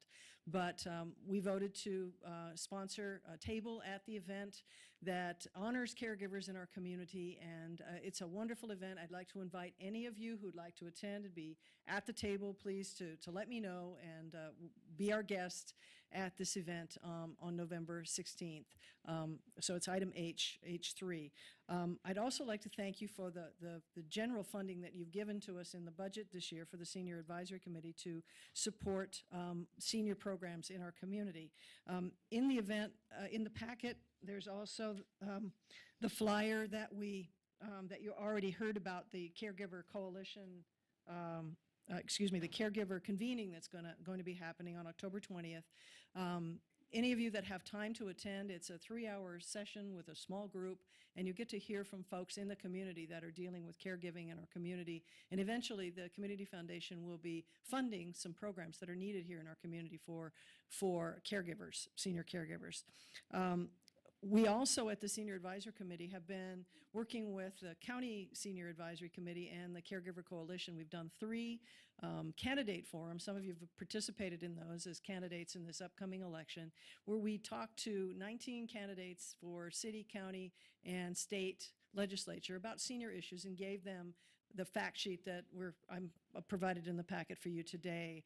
Some of you received it at those meetings, but these are updated facts that affect our seniors, from the size of the group to various services that are needed, the housing issue. I thank you also for holding the housing workshop that happened earlier this month. I learned a lot. I wrote an article in the Senior Spectrum about how it impacts seniors, and both of our groups, the Reno group, the Reno Senior Advisory Committee, and the County Advisory Committee, had a housing workshop for seniors last Wednesday, and we had about 50 people all together at the group, and both groups are going to continue staying involved and making recommendations on the affordable housing issues that the cities and counties and the state are dealing with. We learned a lot, and we know there are more things that we can all do together to improve that situation. Then the last thing in my package here today is about walking and how important it is for health. There was a good article in the Reno Gazette-Journal about some studies about how it prevents folks from getting ill if they simply walk. And so the Senior Advisory Committee is going to be looking into helping create a program for our senior services that we might be able to help fund with some of the funds that the council's given to us. So we're looking into that for you as well. And then I'm going to take the last 30 seconds. The city center space downtown here was also, there was a story about the situation with taking the benches out and what's going on down there. My husband and I went over to take a look at it just to see what it looks like. And the south end, where the police building is, the homeless were still there sleeping. There were about 10 guys just sleeping on the benches.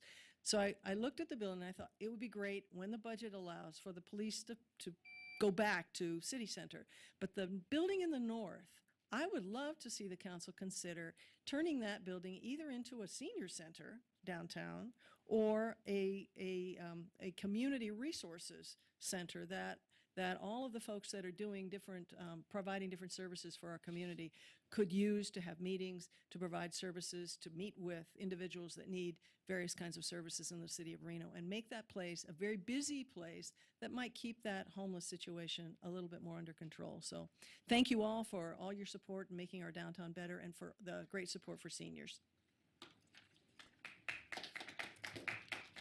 Madam Mayor, our next public comment is from Jeff Church, followed by Patricia Gallimore. I think Jeff Church is not in chambers at this time, so we'll go to Patricia Gallimore, followed by Claude Conkrite.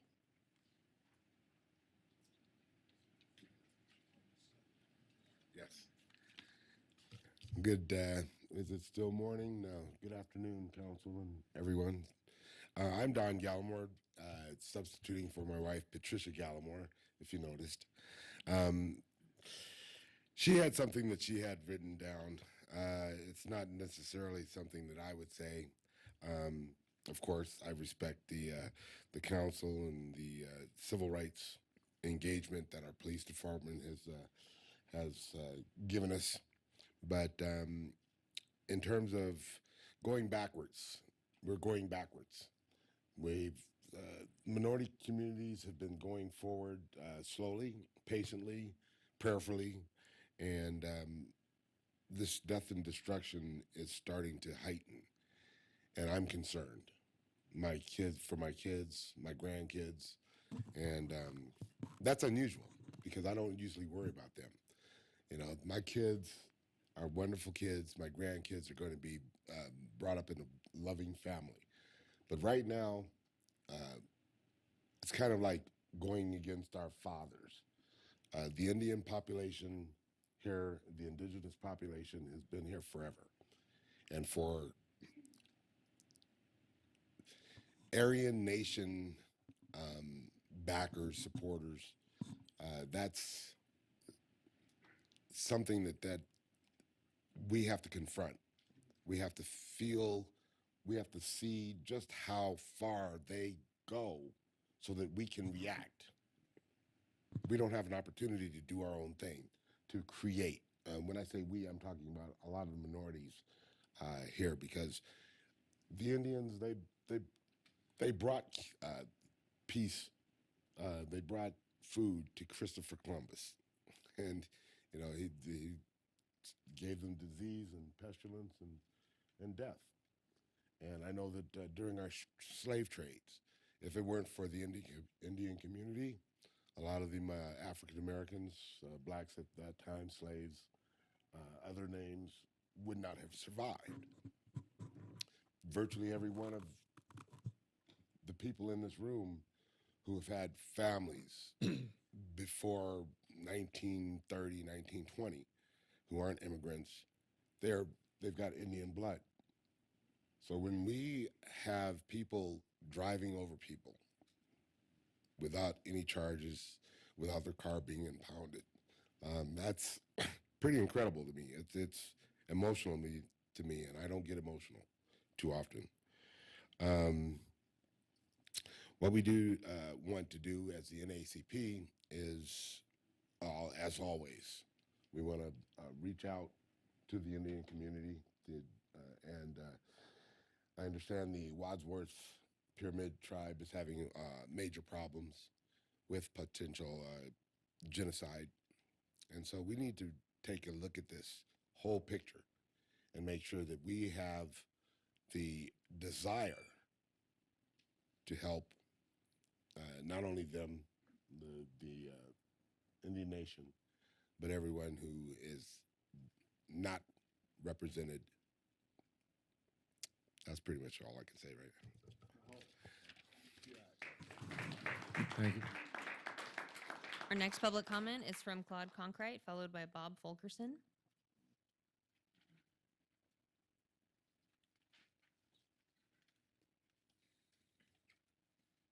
Hi, my name is Claude Conkrite. I'm the former secretary of the Black Caucus, Washoe County, and know everybody up here but you, Bill. But this is not a laughing matter. First, I'm going to let Latasha speak her mind, and then I'm going to say something.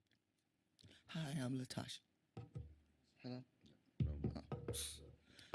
I'm Latasha Miller, and I am really disturbed what's going on with our brothers and sisters. And we stayed on our inner reservation and stuff, and the inner reservation is really, really peaceful. And I get a peace of mind there. And for something like this to happen downtown Terminal, it's really disturbing to me. You know, they really had a peaceful march, a very peaceful march, and it made my spirit really think, you know, and it made me feel really, really, really, really good.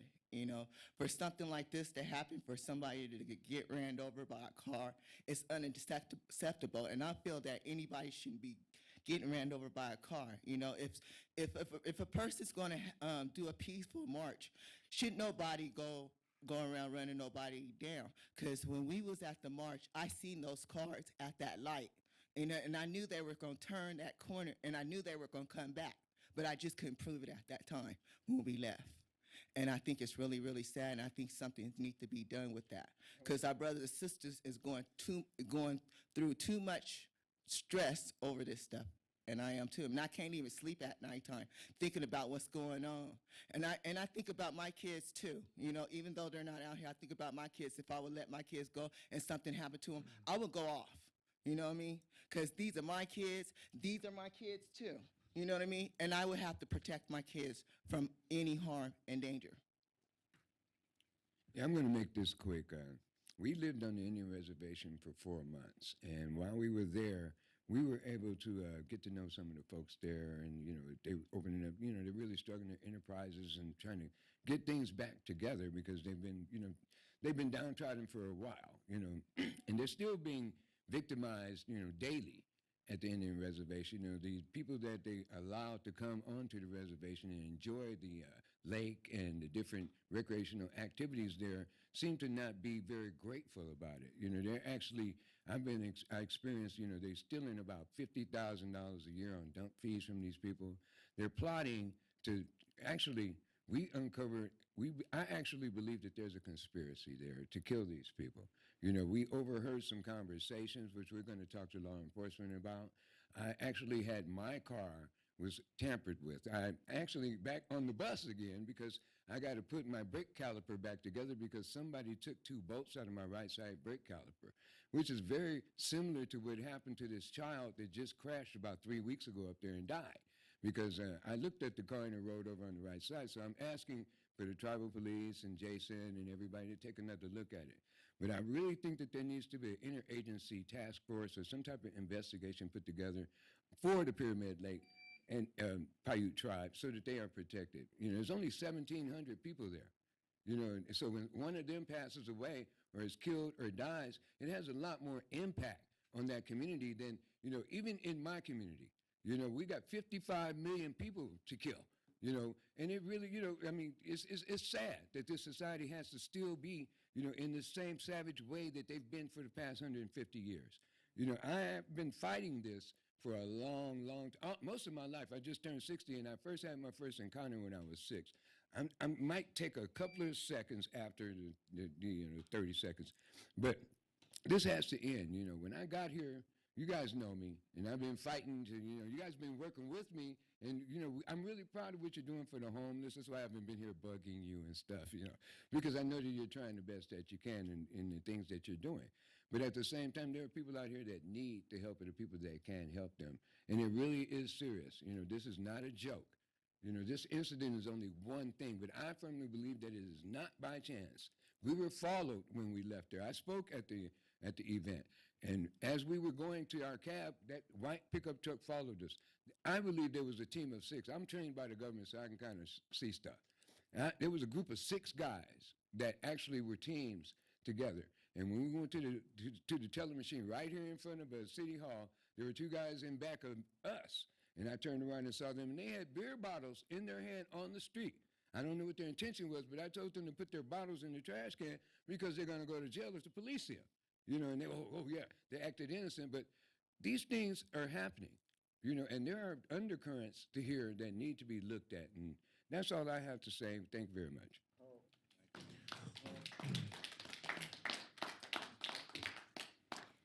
Bob Fulkerson, followed by James Bukowski. Hi, Bob Fulkerson, Plan. Today, the ACLU released a study showing that what most of us already know, and that's the racial bias in criminal justice and policing. And it showed that despite equal drug use by both white people and black people, that black people are incarcerated and arrested 2.5 times more. And every time I've come before this council on issues of racial bias, there is a litany of what we hear. It's people of color and indigenous people coming before the city council with a litany of racial bias examples. Some anecdotal, but it happened to them, and it's real life, and this happens again and again and again.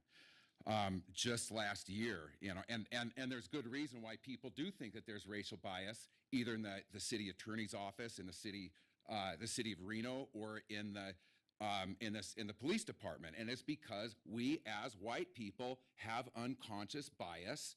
We can't help it. It's the toxic soup that we were raised in, and there's also institutionalized racism that pervades every aspect of our culture and our society. And there's examples of that too. Now, the tragedy, though, is that sometimes things happen and there might not be racial bias or racism involved, but the perception is there sure as hell is. Last year, a man plowed into a house and a 4-year-old and a 2-year-old were killed. And the guy, nothing happened to him, The guy was white, the family was Latino, and so we're left to ask, if the tables were turned, would that have been different? And then we come to the atrocity under the arch where, 2 white people ran over indigenous people. They weren't arrested, let alone drug tested.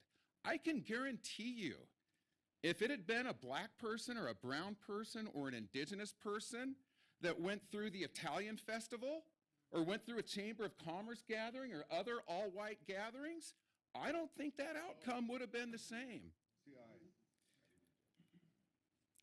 I want to thank the mayor for your statement yesterday. We all need to speak out more about this. We've got to nip this in. We can't nip it in the bud yet because it's a full flowering tree. We've got to get to the roots of this. And speaking out is the first thing. And then action, and we will be here again and again until we have justice. And my heart goes out to everybody who's spoken so far, and and I know you're trying, and we will be here holding your feet to the fire. Thank you very much. Thank you, Bob. James Bukowski, followed by Maury Kabaz. Hi, thank you. Madam Mayor, Carl Hall, City Attorney's Office. I just wanted to respond to that last comment.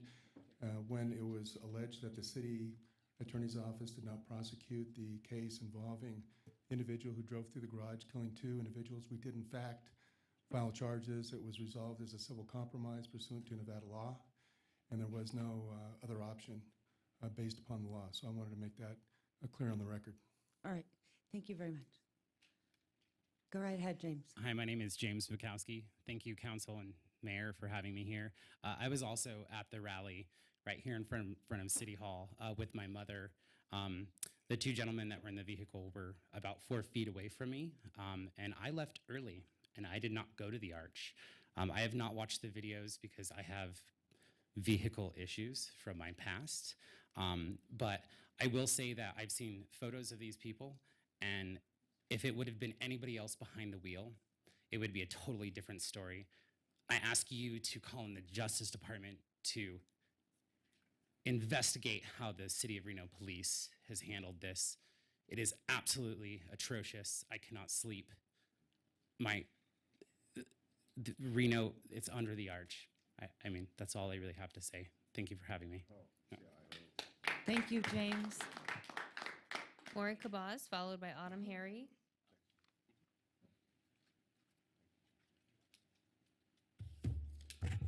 Good afternoon. Before I give you the follow-up on my case, let me just say that I sympathize with what I've heard, and I'm an American Muslim, and what I know about the subject is that traditionally assault on Indian protests like that is by organized crime, because Italians are very proud of their heritage and Columbus.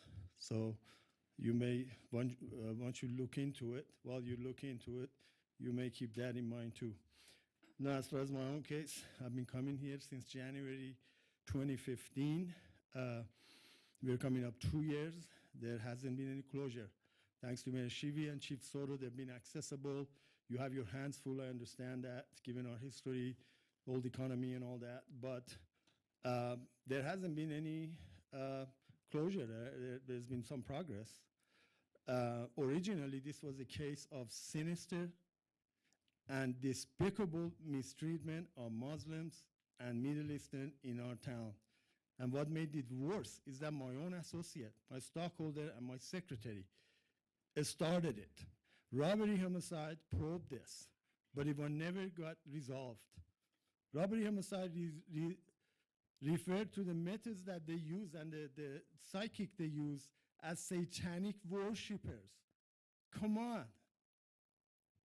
This is still part of United States. This is still America. If we are going to be an industrial hub, we are going to need entry-level criminal justice system. We can't just use power all the time. By the elite, by those who fled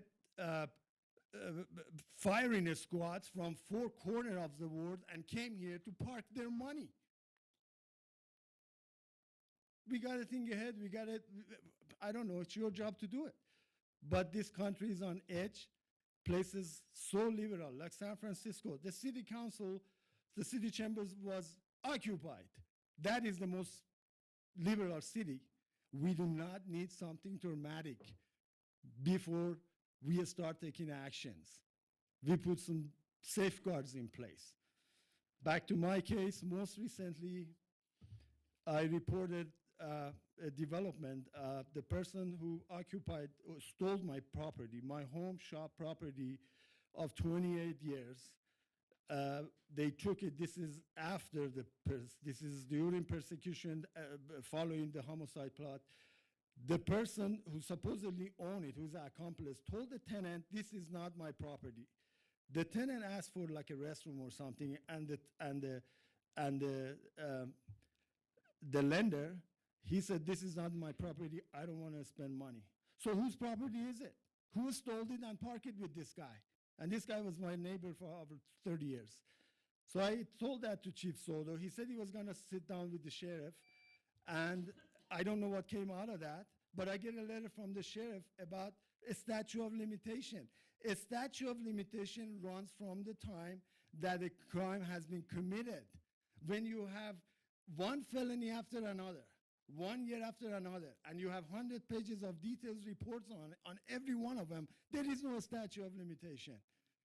The guy's running a racket here, and he was my stockholder. We are coming up 2 years. When am I gonna get my property back? I'm 60 years old. Thank you, I have your follow-ups. Thank you very much. I appreciate Autumn that. Harry, followed by Buck Sampson.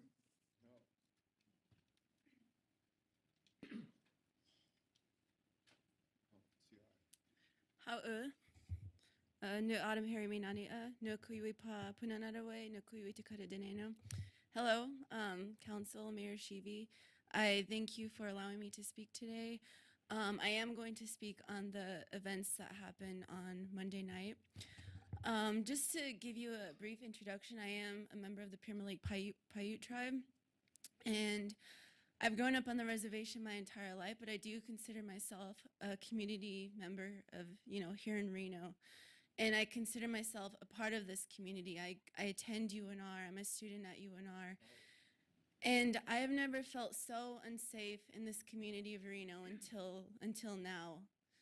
The hatred that we witnessed and the violence that we witnessed on Monday night, we'll never forget that.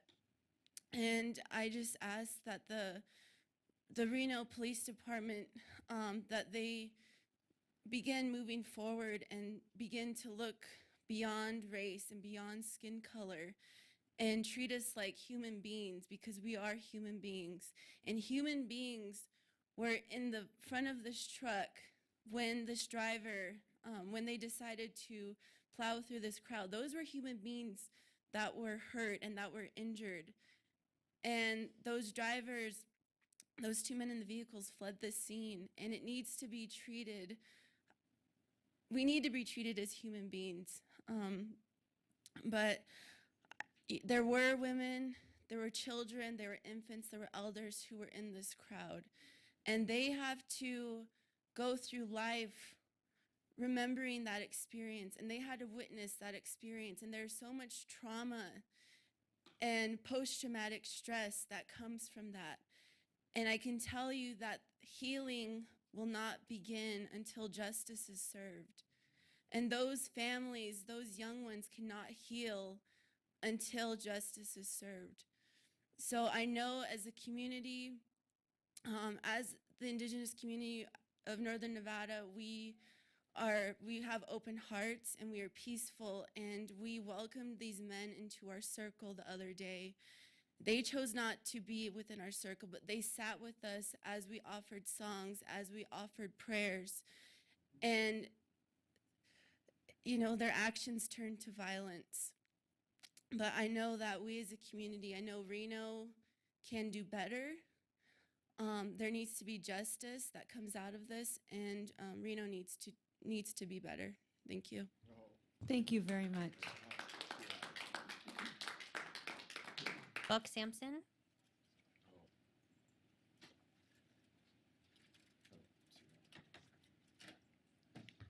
Monsieur Obama, my name is Buck Sampson. My people were here long, long time ago. I belong to the Tisiget band of Paiutes that were here. Our people are from this area, way before Nevada became a state, way before the first white man stepped foot in this area. Our people were here already. We lived with these newcomers, the immigrants, when they first came over here. They made these laws. We followed these laws. We helped Reno become what it is now. Our people were here. My grandfather was Dewey Sampson, first Indian voted in the Nevada State Legislature back in 1939. We had the biggest AIM chapter in the whole United States besides Minnesota, where we first started that AIM. Our people were here. We started this chapter right here in Reno, Nevada. So what I'm saying now is going through the history of all our Native Americans and what my grandfather stood for, and he ran on a platform of anti-discriminations, on equal platform with other people. No discrimination at all. And now we're still having this. He was discriminated lots. Our whole family was. Our whole tribe was. Our race of our Tisiget band of Paiutes that was here. A lot of them, people say that they're gone and extinct. We're not. We're still here. We're still survivors. I'm a spiritual advisor for the State of Nevada Indian Commission. I'm a spiritual advisor for the Intertribal Council of Nevada. I'm also a spiritual advisor for the Reno Sparks Indian Colony. I do ceremonies also. I've been doing this ever since back in the mid 80s I started. And I've been discriminated against when I started working for the city of Reno. I started back in 1975. I'm retired now. But I live with this. I grew up here in Reno. I went to school. I went to a lot of elementary and junior high right here. I went over Worcester for a while. I got out and I went to Stewart, where I'm more comfortable with Native Americans. Over there, I got 3 scholarships. And one of them was for Native American Indian College, State of Nevada, the Reno right here. They don't have nothing for our Indian people to study. But I wanted to do that, but we don't have nothing like that. I went somewhere else. But what I'm trying to say is, I've been involved with a lot of these protests before. I've helped conduct ceremonies here. I fought up over here against Hillside. I did ceremonies up there. We did some right across the road here where the old mapes used to stand. We prayed, we circled up, we've walked. I've got a son that walked across the United States 3 times. Anyway, what I'm trying to get to you guys now is it's time for us to voice our opinion and stand up. We want help from the city of Reno to help you guys straighten our laws out here. The laws that are discrimination on minorities, especially our first people that were here, our Native American community. We were here. We've always been here. Our voice has just never been listened to. You people have never really taken into consideration how we think or how we feel. Nobody's really come up to us and asked us those questions. You know, this here is all Indian land at one time. We were here. You guys need to start addressing our concerns. Like this Columbus Day, you guys never came and said, hey, why don't we have a Native American Day instead of Columbus Day? Why don't we call it Indigenous Day? Why don't we call it something else? So I'm just speaking on behalf of our people, and I want justice served. You know, a lot of times when we have these little rallies, our little protests, you guys might want to call them, but we call it a rally. We get together and we sing and we pray. We let people express themselves of all colors. We don't discriminate against anybody that want to join our circle. And we let them come and talk. We let them express themselves. We let them feel what's coming from their heart, their mind, their body and spirit. We just give them guidance and direction and understanding. And I'm asking for the police department for their little understanding and some guidance also in bringing these criminals in prison, having the charges pressed against them, assault and battery, premeditated murder. This is what I see. This is what I feel. I don't know how you guys look at things, but it is from our Indian point of view. This was intent. The guy went around the block, came back again, and this time he drove through that crowd. He went through it 2 times. Anyway, I'm just asking for consideration and bringing these people to justice. We don't have justice for our Native Americans. We get people that's been shot and killed over at Walmart down here. Nothing's ever been done. We get our people thrown in jail, drummed up charges. You know, we don't have a real good voice. We don't have no one to turn to or ask for help. I'm asking you guys for counsel to help us understand, to give us a fair treatment like you give everybody else, that you give to your own color, your own race. Give us the same treatment that we want. We want equal rights. We want to be called Native Americans. This is our day. This is our month. This is our year. This is our country. We were here. We were here first and we're still here. So I'm just asking for these things to help us. Give us a help. Bring these people to justice that deserve to be prosecuted. Their vehicles should have been impounded. They should have been impounded. They should have been drug tested, trusted for alcohol. I don't even see nothing that ever happened like that. Thank you. Thank you very much. Wow. Thank you. Madam Mayor, I have no further public comment at this time. All right. Thank you very, very much. So, Madam Mayor, may I make a statement? hold on one second. I want to say that this has been probably one of the most heartfelt council meetings that I've ever been in since I've been mayor. This has been extremely, extremely difficult. And I just want to say that hate is not okay, and the city does not condone hate. And we need to love each other more. I mean, I got on social media the other night. I had no idea I was so fat, ugly, and stupid. And so it's everywhere. And what I would ask for you to do today is truly, when you leave here, love each other more. But one thing I want to say, I'm so grateful that you came to this council today with love and peace in your heart. And it was peace. And that's the message. And it's very, very, very kind. But I also want to encourage you that that's why we have this opportunity to come here and speak and also educate us. That's important as well, and to have your voice heard.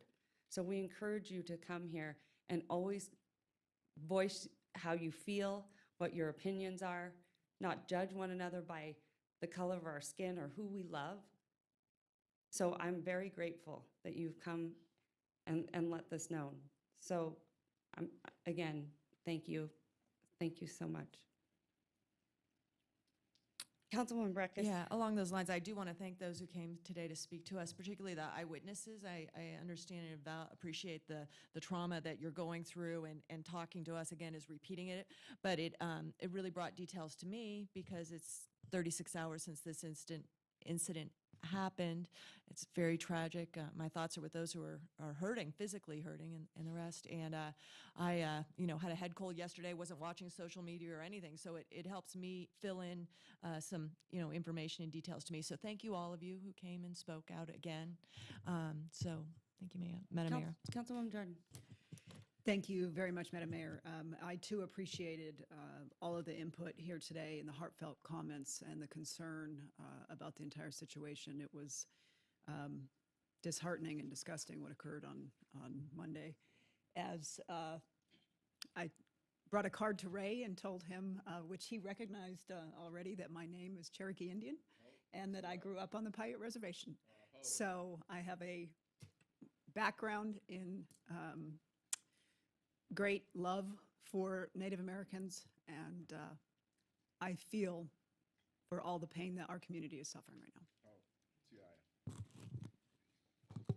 All right, Councilman Delgado. Yeah, thank you, Madam Mayor. I have a long, strong history with the Reno Sparks Indian Colony, and I've had numerous people call me, text me, message me, asking me for my opinion and for my advocacy. And something that we struggle with here at the council is wanting to know as many facts as we can before making decisions, especially the amount of pressure we receive through social media, the amount of having to have a reaction immediately. And sometimes when you tend to react due to emotion, sometimes you end up with a longer struggle to get to the justice that we all want, the equity that we all are looking for. So I've been hesitant, but that does not go without saying how upsetting, how I couldn't sleep at night. The whole evening, the whole night I spent with my family, my kids, thinking about how this was wrong. To know that we have done so much in our community. We are not like other communities. We've done so much in terms of relation development here. And for us to be compared to other cities that are struggling wouldn't be fair to all the strong work that we've done over so many years. So that's one thing I hope the community takes back, is that we don't need to take steps back. We have a strong base here, a strong foundation for us to continue leveraging and talking to, so we make sure that we can make those positive differences. Believe me, no one at this dais will take a simple answer. We have tons and tons of questions to reassure the community that things would be done right, that equity be there, that justice will prevail, knowing that all the facts are laid out there. Believe me that that's the ultimate outcome that we're all looking for. We're open to strive and push for. I know for one that protest is a beautiful thing for all of us to do, to voice our opinions. No one should ever feel by any means threatened to go and speak on behalf of what you feel, even though other people may not feel your same perspective. That's the beautiful thing about this country. So to see that was harmed really frustrates me also. I stand on the shoulders of giants. I wouldn't be standing here today if it weren't for the hard work for a lot of people that went and protested and spoke on behalf of the community groups. Never take that for granted.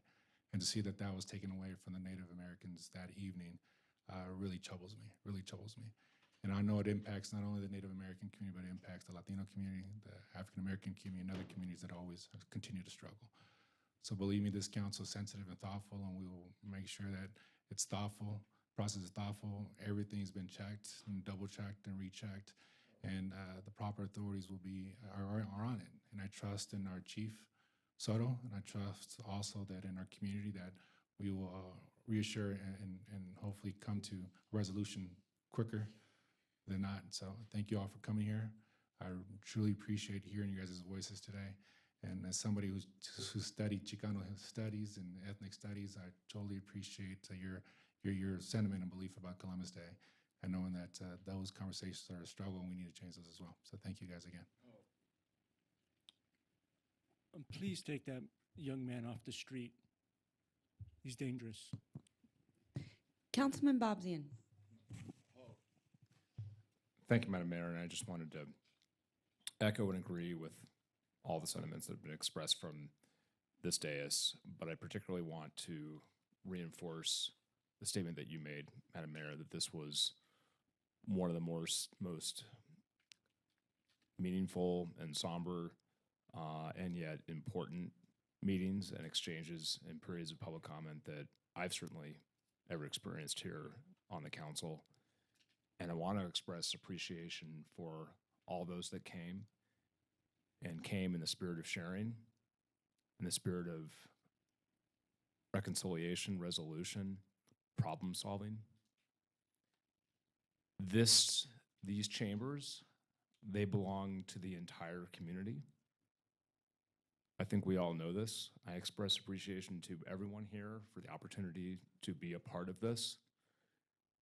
And I agree, we have a lot of work to do for the entire community, our community, to feel safe, and we will do that work. So again, appreciation to all that came, and let this be a model for how we come together as a community in this space, in this sacred space, these chambers, that again belong to all of us. Thank you, Councilman. Any further public comment from this council? All right, seeing that there are none actually at this time, I would like for us to take a recess. I think it's important to digest this. So when would you guys like to reconvene? 1:15? All right, we will come back at 1:15. Thank you very much. Thank you.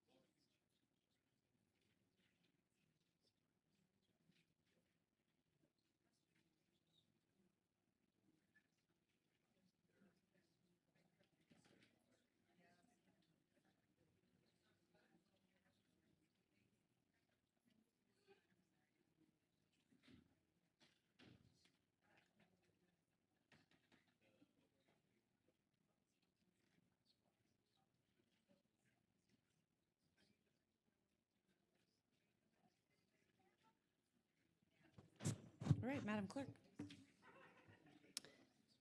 Okay.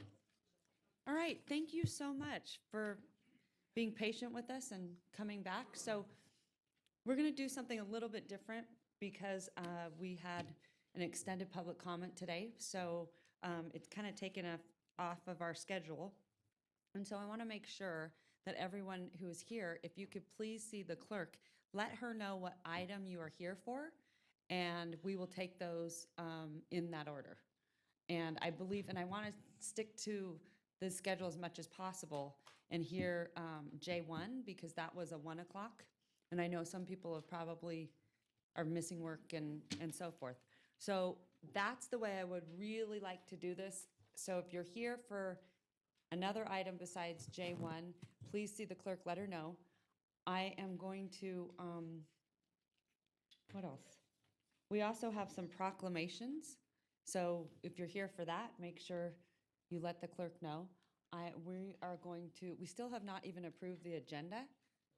So we're gonna have to do that, but I'm also going to actually start with city manager announcements. Thank you, Madam Mayor. Just a couple things this morning for this afternoon. It's my pleasure to announce a new hire as of September 29th, and that is Alex Q, who's a business license technician in community development. And I don't know if she's here or not, but we welcome Alexandra to the City of Reno team. We have a downtown action plan that's in process right now, a very important document in terms of the city's efforts to revitalize and improve downtown Reno. And we are encouraging the public to participate in a survey that we have. That survey can be found on reno.gov homepage until October 16th. So there's not a lot of time left, but we do encourage the public to please go to that website and take the survey. That'll help us very much in terms of developing our policies and strategies. I'd like to invite business professionals to our next Assess License launch event, which will be on Friday, October 21st. This is a how-to series focused on starting a business in the biggest little city. The events are held quarterly here in the City Council chambers from 7:15 to 9 a.m. The sessions are free and brought to you by our Business License Division, Nevada's Small Business Development Center, and the university's Osmond Center. The October 21st session, excuse me, will focus on social media. Lastly, I'm sorry, that isn't last. Does it say who will be teaching that class? I don't have who's going to be teaching that class, but that will be a class of interest, so encourage people to come. The University of Nevada, Reno's Downtown Homecoming Parade, the 4th annual March from the Arch, will be held October 21st, starting at 8 p.m. under the Arch. The city and university officials and citizens will begin gathering for the event at 7 p.m. Staff from several different city departments will work with the university to ensure the event is a success and to further our university town priority. City employees are encouraged to wear Wolfpack gear on the 21st in support of the university and participate in the event. Mayor Sheevy is scheduled to speak at 7:30 p.m. on the retrack lids. And there's also a rally at the University Quad at 8:45 p.m. Lastly, now, the friendly reminder to council and the public that our next regular meeting will be 2 weeks from today on October 26th. The meeting will start at 10 a.m. We'll also have a special meeting of the Reno City Council and Redevelopment Agency Board on October 18th at 1 p.m. This will be a budget planning workshop, and the public is encouraged to help the city establish our future budget priorities by participating in that meeting. For more information on upcoming meetings, visit reno.gov/meetings or click on the View Agendas button on the reno.gov homepage. Thank you, Madam Mayor. All right, thank you very, very much. Okay, again, Madam Clerk, do you have any other people that have given you a direction on what items they're here for? Madam Mayor, at this time, I have public comment from J1, and there's staff present for proclamation. Okay, so remember, I want to remind everyone, we're going to go in the direction of how many people are here for each item. So because our schedule is a little bit different today. So J1 will be heard, and then after that, we're just going to go right along with our agenda if no one comes forward and lets us know how we're going to proceed. Okay, all right, with that being said, thank you very much. May I get approval of the agenda? Madam No? How's- Go right ahead. So just before you approve the agenda, I just wanted to mention a couple things that will be out of order. And one of those, of course, is that you do have a 1 p.m. that we're behind on with the off-premise advertising displays. We have a 3 p.m. regarding item J4, the federal public lands legislation, wherein we have a presentation from Bill Whitney from Washoe County. Additionally, item J2 needs to be heard before item E1A6, which is the basin and range sellers. And then also item J3 needs to be heard before item E1A4, which is Great Basin Winery. Essentially, those two items are consent, but the requirements of the process for Nevada State manufacturing liquor license approvals warrants us to do it in that order. And Madam Wow. Mayor, I have nothing else. There are no public hearings tonight at 6 p.m. All right, thank you very much. So since this agenda is a little different and crazy, I trust that you'll keep us on track. All right, thank you very much. Councilwoman Breckus? All right, thank you very much. So I have a motion from Councilwoman Breckus. May I have a second? All those in favor say aye. All those opposed, motion carries. All right, item A7, approval of the minutes. May I get a motion, please? So moved. I have a motion. Do I have a second? All those in favor say aye. All those opposed? Motion carries unanimously. All right, thank you very much. Any cash disbursements from this council? Are there any? Seeing that there are none, may I please get a motion? Second. I have a motion and a second. All those in favor say aye. All those opposed? Motion carries unanimously. All right, consent agenda. Are there any items that this council would like to pull for discussion? And I want to remind you, if you pull something, we will discuss it after we hear item J1. Okay, item E10. Hold on. Councilwoman Breckus, item E10. Any others? Yes, Madam Mayor, I'd like to pull item E1A4 and item E1A6 for those items to be heard with adjacent and with items J3 and J2. They both coincide with one another. All right, thank you very much. Councilman Bobzian? Nothing? All right, Councilwoman Jordan, perfect. All right, so may I get a motion on those other remaining items, please?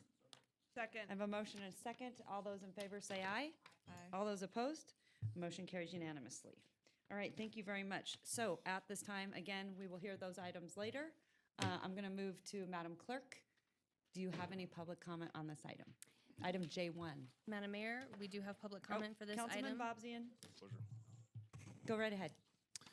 Thank you, Madam Mayor, fellow City Council members, and Madam Clerk. Before we go any further on the consent or on this matter, NRS 281A.420 requires me to disclose a conflict of interest and abstain from voting on item J1, digital billboard ordinance update. In the interests of full transparency, disclosing the fact that my wife, Julie Bobzing, is the Executive Director of Volunteer Attorneys for Rural Nevadans, VARN, a nonprofit organization providing pro bono legal services to victims of domestic violence and low-income residents of rural northern Nevada. My wife reports to the VARN Board of Directors. Severin Carlson serves on the VARN Board of Directors, and Mr. Carlson also represents and lobbies on behalf of interested parties in this case. I've consulted with the City Attorney's Office and have concluded that the independence of judgment of a reasonable person in my situation would be materially affected by this significant pecuniary interest. And because this is a clear case of a disqualifying conflict of interest, I'm going to be abstaining from voting in this matter. Madam Clerk, please accept this disclosure and lodge it on the record for this meeting and subsequent meetings pertaining to this agenda item. I will step out of the room. Thank you. All right, thank you, Councilman Bobzian.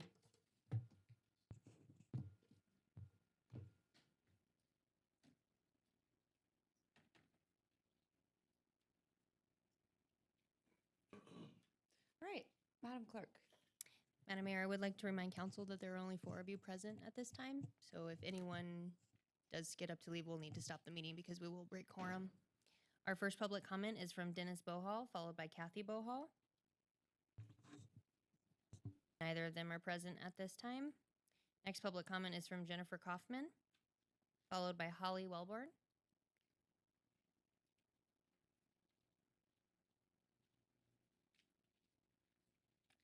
Good afternoon. Hi. I'm going to do something a little different. I'm going to use my time to show a short clip. It's from a TED Talk of Ed McMahon. He's the Senior Fellow of the Urban Land Institute and a nationally recognized authority in sustainable development, land conservation, smart growth, and historic preservation. And just as Reno is trying to move forward in revitalizing our city, I think that he brings a really important message. Thanks. I want to ask you a question. Where is this? You know, if I were to take you up tomorrow morning and then just suddenly drop you along a road outside of almost any American city, you wouldn't have the slightest idea where you were because it all looks exactly the same. Let's talk about a few examples. Let's talk about a community's front door, its gateway. And just like with meeting a person, a good first impression is important, and a bad first impression is hard to change. Do you think you'd rather visit a small town like this or a small town like this? Which one looks more like a community with a sense of pride and a sense of place? Which one looks more like a community that you would rather invest time or money in? If you don't remember anything else I say this afternoon, remember this. The image of a community is fundamentally important to its economic well-being. What do I mean by that? What I mean is that every single day in America, people make decisions about where to live, where to invest, where to vacation, where to retire, based on what our communities look like, what they look like. Let me give you a couple of examples. Let's talk about tourism. Tourism is kind of important because it is the biggest industry in the world. It is the first, second, or third largest industry in every single American state. So this is the official travel guide for the state of Oregon. Notice their slogan, Oregon, things look different here. Can you imagine a state travel brochure that said something like, Florida, things look the same here? Well, of course not, because what is tourism? Tourism is about visiting places that are different, unusual, and unique. The more any community in Florida comes to look just like every place else, the less reason there is to go there. If every place was just like every place else, there'd be no reason to go any place. Now, I know some people will say to you, well, beauty is in the eye of the beholder. You really think so? Let me ask you this. Do you think this scenic view has more value, or does this scenic view have more value? Let me tell you what the leading real estate appraisers say about this. They say, quote, you can put $1 value on a view. Scenic landscapes are an economic asset, not just because you and I think they're nice, but because other people are willing to pay to see the view and to experience the unique character of a place.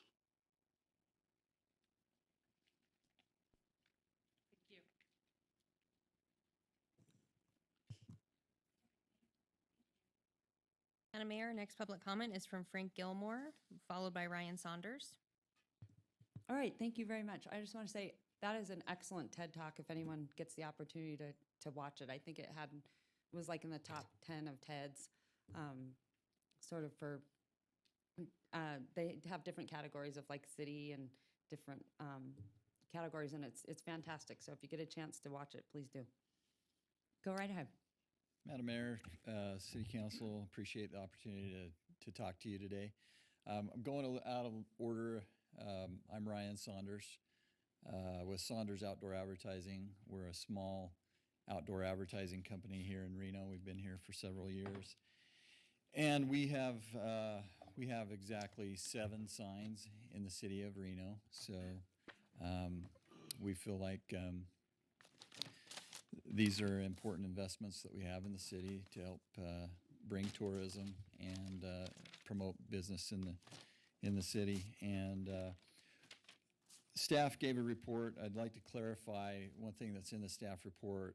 The staff report shows that Saunders Outdoor has 5 banked receipts from several years of investigation, and several years ago we looked at that, and we believe that Saunders has 1 bank permit.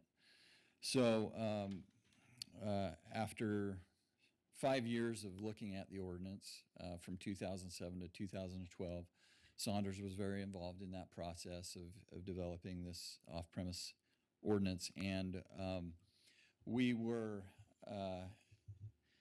very involved and felt like that most of the ordinance came out right. There are some concerns, and our specific concern with the ordinance, and we'd ask you to,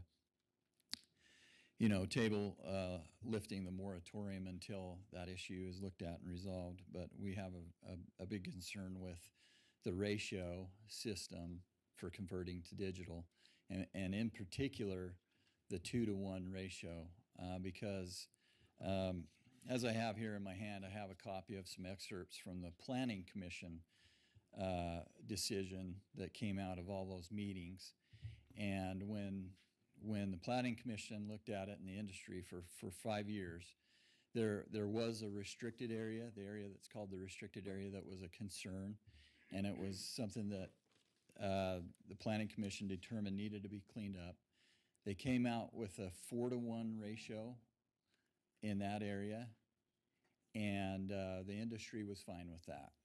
We agreed with that, but later on, the prior city council added a 2-to-1 ratio in all the other areas, and that's mainly what Saunders has a concern with, because we don't have a lot of inventory. All signs are not equal. So if we take down freeway locations, that's different than taking down downtown locations because of traffic counts. And so the values for trade-in are very, well, it's unfair to a small business. And so we're very concerned about that part of it. We'd appreciate if we could maybe spend some more time and look at that 2-to-1 ratio and see if we could get rid of that, because that was not recommended by the Planning Commission. Thank you. All right, thank you very much. Madam Mayor, next public comment is from Frank Gilmore, followed by Mark Cording. Good afternoon, Madam Mayor, members of the City Council. I'm Frank Gilmore, and I represent Saunders Outdoor, Mr. Saunders, who just spoke to you. This amended ordinance was the result of collaboration between concerned citizens, the industry stakeholders, and the city. And it was a long process that involved multiple steps. The goal of council in amending the statute was really twofold. And we were there, Saunders was there basically from the beginning. The first was to attempt to secure from the industry a voluntary reduction in the clutter of billboards in the concerned areas, which is now called in the ordinance, the restricted area. It was the concern of the city council that something be done to reduce the clutter in those areas. And the request was made to planning and to staff to look at ways in which that could be accomplished. The industry came back and said, well, at the same time, we would like to see the city consider the possibility of amending this ordinance to allow the industry to use the most updated technology in the form of billboards. And the collaboration that occurred between the citizens, the stakeholders, and the city was to create this amended ordinance. For the most part, the industry is behind the amended ordinance, with one exception, and that is the ordinance contains a ratio requirement for conversion from static billboards to digital billboards outside of the concerned areas. Again, the city council said we need to look at how do we reduce clutter in these particular areas. This particular ordinance, the amended ordinance, goes beyond that, and it puts a 2-to-1 ratio for all industry stakeholders who wish to convert their static boards to digital billboards. Well, what's the problem with that? Number one, it's over legislation. And as city council knows, when we have a problem, when the city identifies a problem, when staff presents a report, the report suggests what is the appropriate measure in terms of the scope of how that problem should be addressed. This ordinance goes beyond that because it provides a 2-to-1 ratio outside the restricted areas. That's number one. And second, and primarily, it's unfair. The problem with the 2-to-1 ratio outside of the restricted areas is that it provides a government-sanctioned competitive advantage to those bigger industry players, and it provides a competitive disadvantage, a city-sanctioned competitive disadvantage to those smaller players like Saunders who operate outside the restricted area. We would request that the determination to lift the moratorium be tabled, and that the city council consider review of the 2-to-1 ratio for those signs which are outside of the concerned area, outside of the restricted area, and give the opportunity for the city council and staff to review the impact to the small business owners, the small stakeholders in the industry, and how this 2-to-1 ratio negatively impacts them. Thank you. Mark Cording, followed by Peter Newman.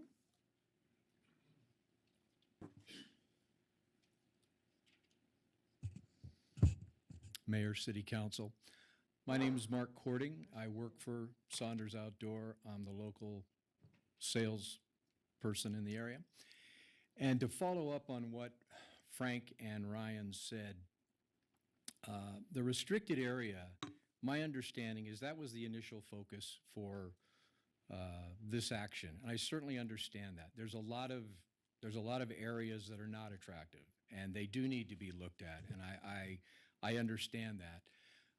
Nobody wants a city that's full of clutter and is ugly.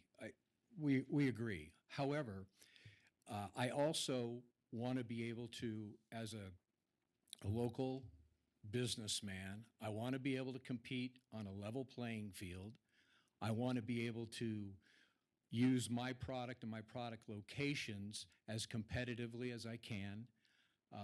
If I'm forced to give up one of my few signs in a specific area, it makes it very difficult for me to service the business community, those who are looking to advertise their businesses. I'm kind of limited as to what I can offer. And so I have to fight that. I have to say I deserve to have a level playing field. I deserve to be in a very competitive market on equal footing with my competitors. I'm not asking you to eliminate my competitors or give me a competitive advantage. I'm simply asking to be able to go out on a level playing field and participate with all the tools I have against some very worthy competitors that I have here in the local market and in the industry. And as I said, I have no disagreement with the restricted area having a ratio that helps reduce clutter or whatever term you may want to use. And at the same time, I, as a businessman, want to be able to compete on a level playing field. Our signs are in areas that are on freeways. We don't have signs in these areas. We have very few signs, and they're prime signs, and they're very good signs. And for me to give one up in order to put a digital, it would be a hardship and very difficult for me to maintain the balance of my offering to my business clients, my prospects, and the community at large. So thank you. That's what I wanted to share. Thank you very much. Peter Newman, followed by Renate Newman.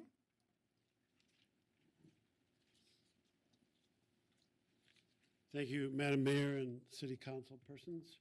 I'm here on behalf of myself. I'm no longer on the board of Scenic Nevada, which I served on for many years, and I'm on the board of Scenic America still. My position as a citizen and taxpayer of Reno is that the council should really just not allow digital billboards, and that would solve all the problems that the Saunders people have stated here. They're all on the same field right now. None of them have digital billboards in Reno.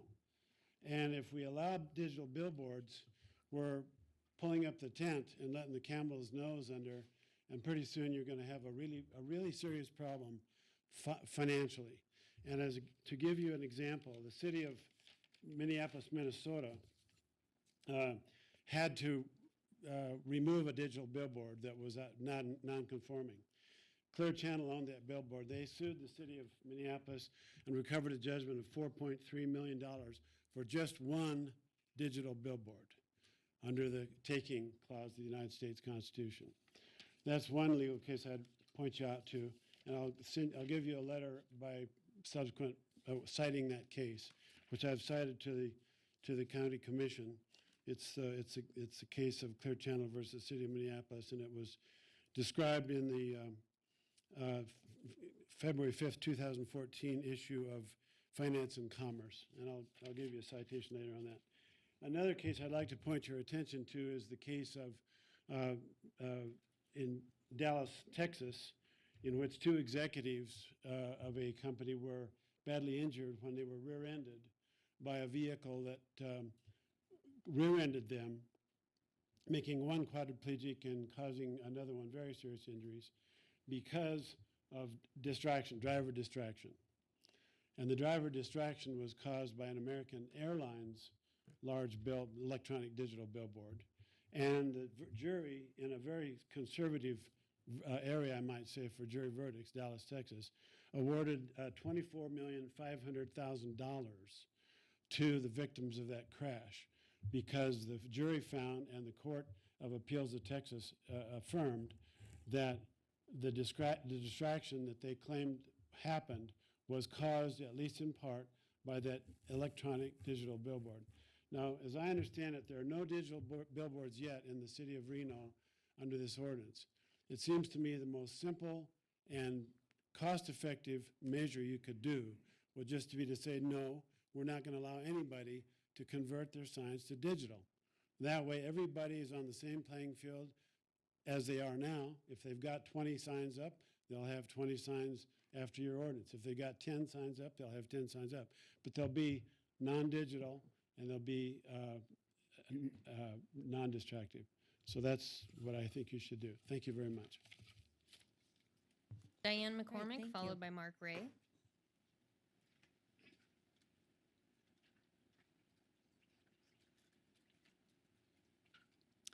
Good afternoon, Council, Madam Mayor. First, I wish to say how happy I am that the Council has devoted this time to sign control. Our city is at a crossroads. Other cities have been there and have made the decision to defend their public spaces a priority. I lived in Houston, Texas for 14 years. Well, actually, I like to say that's the wrong verb. I didn't live there, I existed there. Houston, compared to Reno, is ugly. Freeways run into other freeways and beltways, and although they are one of the cities that have reduced their billboards, they still don't have the beauty that surrounds Reno. And besides, they have roaches. Houston is not surrounded with our beautiful Sierra Mountains to our west and the hills and sagebrush to our east. Reno is beautiful, and we want it to keep this way. We voted in 2000 to ban billboards. We need you, all of you, to now uphold the vote of your people. It's up to you. Please make the right decision and void all regulations that would allow new construction and new permits. We don't want our city to be an ugly city that visitors to Lake Tahoe avoid. Please preserve our scenic beauty. Thank you very much. Mark Ray, followed by Lori Ray.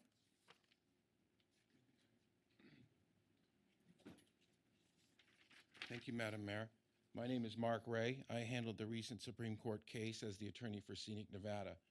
Your staff report states at page 2 that the city prevailed in the Supreme Court because the 2012 digital billboard ordinance was upheld. The staff report is accurate only to a point, however. It leaves out critical parts of the Supreme Court's decision. During the many years leading up to the recent Supreme Court decision, the city argued that the 2000 voter initiative was only a cap on the total number of billboards in the city, not a ban on the construction of new billboards. Using that logic, the old city council passed banking and relocation ordinances in 2002 and 2003 that allowed new billboard construction. The city claimed this was consistent with the ballot initiative. But as Scenic Nevada pointed out repeatedly to the old city council, the ballot initiative was not merely a cap on the number of billboards, it was a ban on new construction. And Scenic Nevada is right. The Supreme Court held that by adopting the banking and relocation ordinances to allow billboard construction, the old city council had amended the meaning of the Citizens Ballot Initiative less than 3 years after the voters approved the initiative. This violated Article 19 of the Nevada Constitution and made the banking and relocation ordinances unconstitutional, null, and void. This holding by the Supreme Court is not mentioned in your staff report. The Nevada Supreme Court upheld the digital billboard ordinance only because the Supreme Court said that after 3 years, that is, after 2003, Article 19 of the Constitution no longer protected the ballot initiative from being changed by the old City Council. They could simply ignore the voters' wishes, which they did when they adopted the digital billboard ordinance in 2012. The Supreme Court did not condone what the old City Council did. The court only said that the old City Council had the power to do it. Your current City Council also has the power to ignore the people's vote. But as the Supreme Court has pointed out, you also have the power to unwind an ordinance. By repealing this 2012 digital billboard ordinance, you would side with the people who elected you and make Reno a better place to live. A key point not mentioned in your staff report is that the Nevada Supreme Court said that for now, the court is not addressing, quote, the impact of the interim invalidity of the 2002 and 2003 conforming and banking ordinances, unquote. This refers to the fact that the banked receipts that the city issued between 2000 and 2012 were invalid and void because they were based on an unconstitutional law. If you proceed to allow construction of new digital billboards using these void banked receipts, you are now creating a situation where a billboard is constructed illegally and will have to be taken down at great public expense. I urge you to protect the city and its citizens by not allowing digital billboards to be constructed in the first place. The old City Council created a problem, and we can help stop the problem from getting worse by repealing this deeply flawed and undemocratic digital billboard ordinance.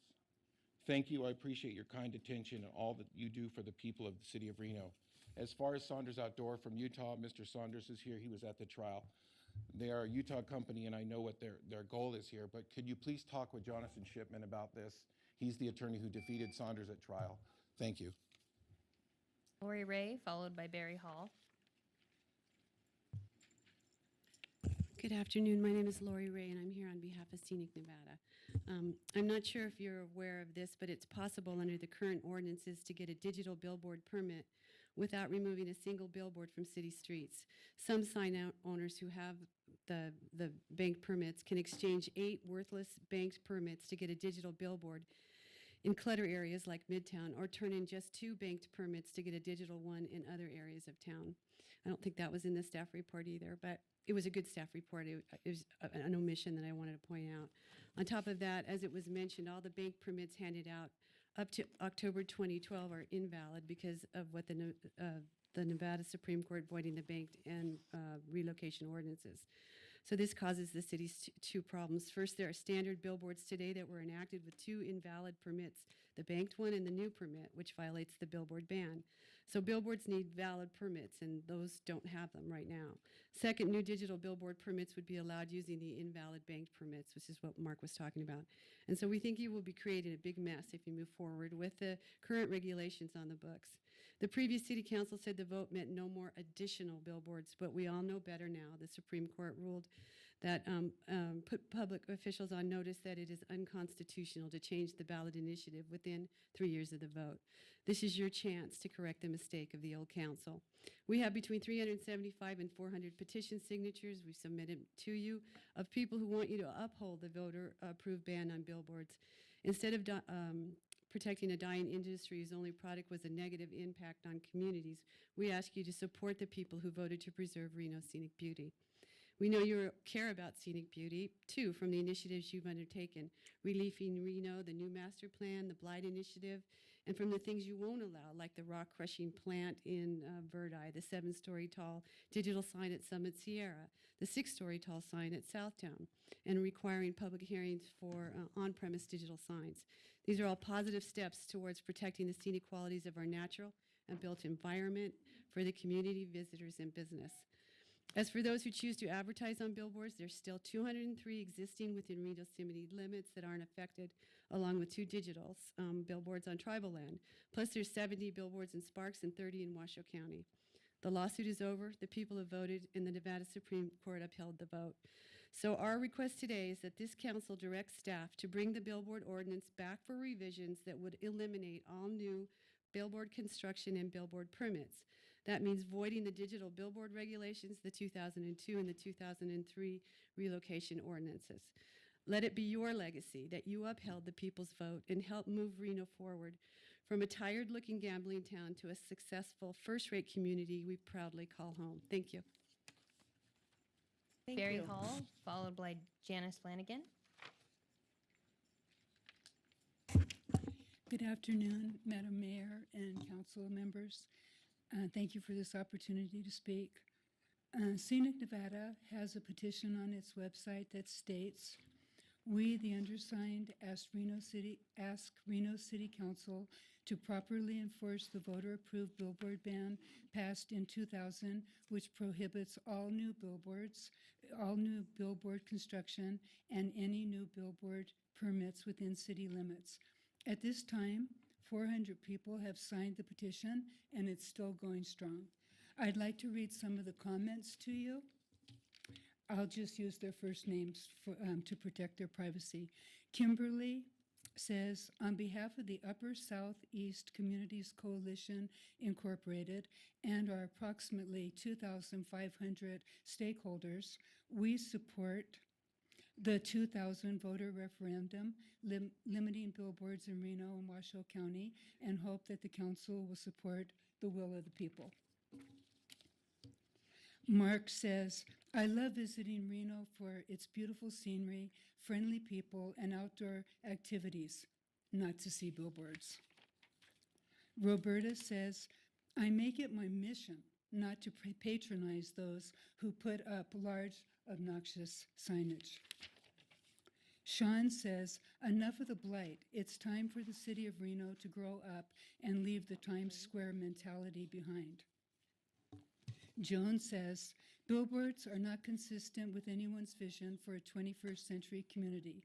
I hope our city planners and council members are able to resist pressures to cave on this issue. The people are behind you, so please show some courage." Joseph says, "The referendum passed in 2000 and it needs to be enforced. The citizens expressed their will on this billboard blight issue 16 years ago, and the Reno City Council needs to stop ignoring the will of the voters." Karen says, "The public made their feelings known in 2000. Nothing has changed except for more blight. Let's give the tourists a break and stop hiding our beautiful mountains." Marcia says, "Enforce the billboard ban. What part of ban does the Reno City Council not understand?" And last, David says, "The only people who want billboards are the people who put them up. We are assaulted by advertising every second of our waking lives, and billboards, particularly digital, are the worst of all. The public has a right to be spared the insult of having to look at this trash, regardless of how much money the billboard companies are willing to spread around to get their way. Is it too much to ask that, for once, someone somewhere actually considers what the vast majority of the public wants?" Thank you. Janice Flanagan, followed by Jack Hawkins.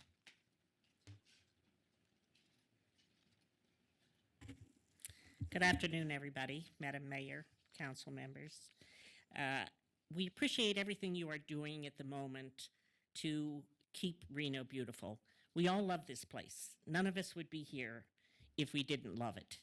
We all have choices, and we appreciate what you're doing to clean up the blight. And blight is what most of us feel billboards create.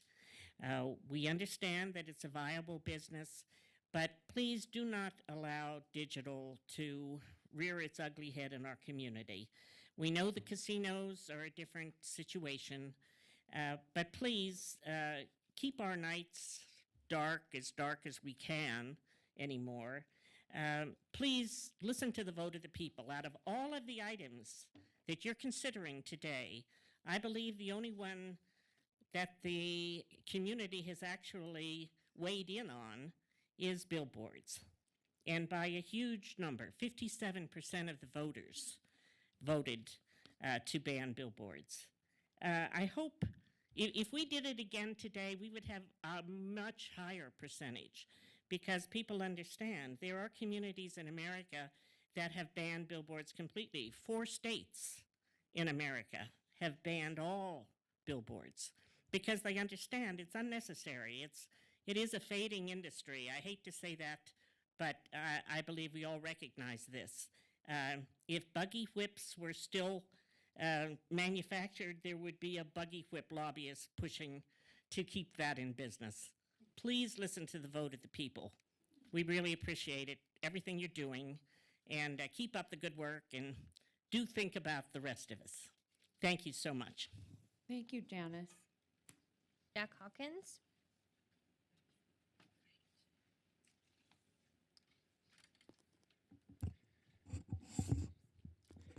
Thank you, Madam Mayor and council members. I fear this worse than death. I hate getting up here, but No, you're fine, you're fine. We all hate it too, so just take your time. I know, there's nothing worse, that fear of public speaking, I know. We all get it. well, I would So like, go ahead, you're I would fine. like to say thank you. I also agree with and thank you for what you're doing for the city. We are on the cusp of a new city. You guys are pushing that forward with some of the things that have happened with the re-envisioning of Reno, with the new planning ordinances that are happening. In my opinion, today should be an easy vote. Unfortunately, there's only 4 of you, but it should be a 4-0 in eliminating the billboards and honoring the people's vote from 2000. I voted for that to eliminate billboards, or at least not have any new billboards constructed. And I'm excited. I love living here. We raised our kids here. Been here for 26 years. My business is here. I'm not going anywhere. But I do get frustrated with what I see as Reno could be a great city. It's a good place to live. There's a lot of great things about it, but it could be a great city. It has so much potential. And part of it is our visual environment. Although I love living here, I'm super disappointed with our visual environment. And I feel like if we could, the one thing we could really do is say no more billboards, no more newly constructed billboards, digital or non-digital. And I want to re-envision Reno not only from a visual standpoint, because that's what we kind of get focused on, but from an economic standpoint. If you look at other communities that have taken strong stances against signage and billboards, they have thrived. We've always taken the lowest common denominator, and we miserably survived through the recession. I thought I was going to have to leave town. So I want to re-envision Reno from a new economic standpoint. And instead of benefiting just a few industries, let the rest of us benefit from economically so that we can survive in a city that's beautiful and economically viable. Few examples would be Scottsdale, Arizona. They were doing crazy stuff like banning billboards and signage back in the 80s. It was unheard of, and their economy's thriving. Portland, Oregon would be a good example. Santa Barbara. Even in Missouri, Kansas City, Missouri of all places, the plaza in Kansas City hasn't had billboards since the 30s, and it's an economic powerhouse. And I would say Boulder, Colorado as well. So there's just a few examples. There's many more. Let's try something new. We've tried the old system for as long as I've been here and years before I got here. It hasn't worked for us. Let's re-envision not only visually but economically, and let's make it happen. Thank you very much for your time. Appreciate it. Congratulations, you didn't die. You faced your fear. That's good. Very admirable. All right. Madam Clerk. Heidi Keene would like to speak, however, she's unavailable to do so. Jack Hawkins is going to speak on her behalf. Oh, no, I gotta go again? Well, you gave me a form saying you are. You'll be a pro before it's over. I'm gonna have to take a shower. This is after how you get over it. Just keep doing it and doing it. This is I'm speaking for Heidi Keene, who could not be here today, and I'll just read it direct. This will be a little easier. I wish I could be in attendance at the council meeting addressing the visual environment of our city of Reno. Please let this letter serve as my voice for a more thoughtful decision on the current state of billboards and signage in Reno. There are and have been many practical, environmental, and visual reasons to oppose no more new billboards in the Reno area, the merits of which have been addressed, debated, discussed at length. The bottom line for me is that the voters and citizens of Reno passed a ballot measure defining and mandating what they would like to see for the future. I hope you choose to put aside political expediency and legal loopholes and honor the voters. Sincerely, Heidi Kina. Thank you. Great job. See, you're there. You got it. Marilyn Meltov, followed by Sue Smith.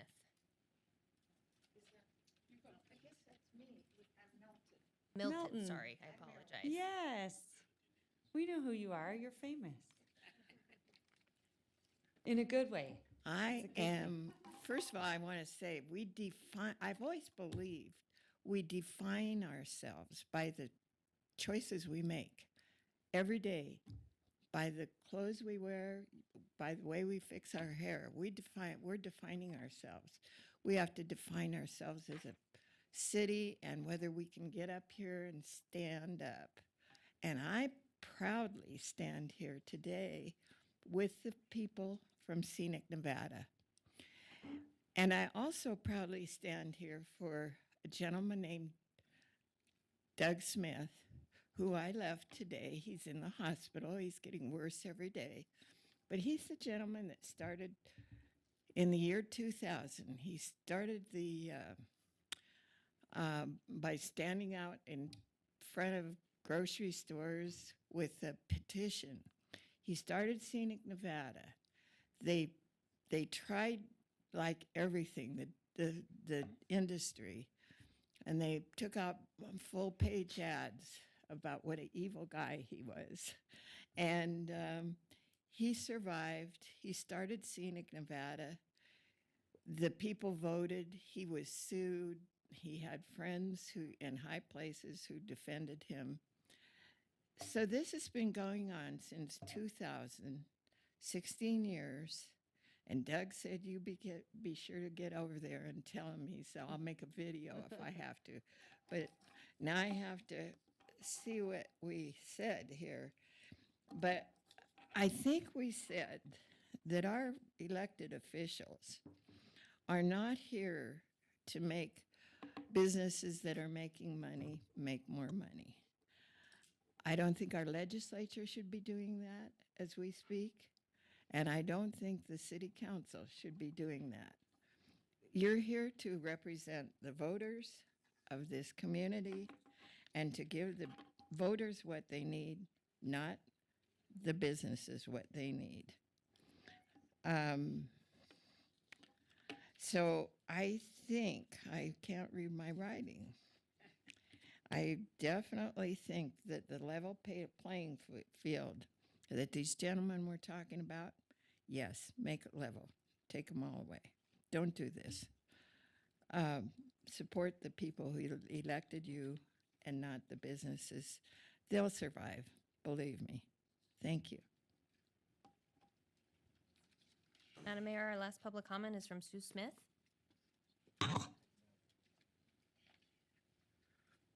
Thank you for the opportunity to address you. Hopefully this topic is on your agenda because we're not going to do what was previously enacted. And some of the issues in the previous law that were enacted have to do with the bank. And the bank really makes any attempt that you make to regulate billboards meaningless, because there's this huge bank of signs that can go up, and if they're allowed to take signs out of that bank, that's gonna really... And how many people understand this bank? How many people understand the bank? Yeah. I don't care how many people understand it. Let's just have it go away. Yeah, but what I think is people are so confused by this bank. They keep saying, what does this mean? I mean, so that's one thing when you bring it up. I think people are confused by what does that mean? Like the average person that doesn't follow. I know, that doesn't Yeah, know the bank is there. But my point is with the bank there, it makes regulating billboards almost meaningless as long as you keep that there, because it's... Anyway, so hopefully you understand it. Yeah. That's the important part. I do, but I think that a lot of people don't understand it. I mean, that's a lot of the feedback confusion. I'm getting. Yes. That's the confusion. So I grew up in Reno, and we used to have a roaming spotlight that went around on the top of Harold's Club, and it went around and around. And when I was a kid, I used to think that was really cool. I knew I was home if I could look up in the sky. I couldn't see any stars, but I could see the roaming spotlight. Well, we've learned from that, and we know that that's not a good thing to do. So we don't do that anymore. hopefully billboards are going to go the same way that the roaming spotlight on top of Harold's Club went. And I hope that you will allow us to change in that way. The other thing that I want to say is that the problem with billboards and any signage that you allow to go up in this manner is that you cannot regulate what the content is. So you are allowing something that really could be blight, could be offensive, could be demeaning to women. I see a lot of them that are like that. We need to change our image as a city and move away from our old ways. And I know that you are working on that. And I know that it's something that you believe in. So I hope that you will take this next step. It's a difficult one to make. I know there's a lot of pressure on both sides, but I hope that you will take the step to allow us to change. Thank you.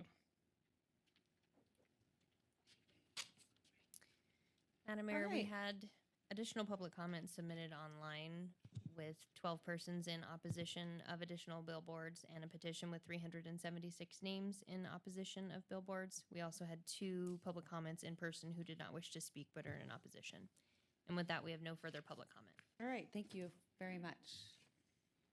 All right, that being said, I'm going to call you up, Claudia, and we'll have you take it away. Thank you. Claudia Also, Hansen. maybe a legal update. We were talking about a legal update as well, so Sure. Mr. Shipman, I'll just call you up next.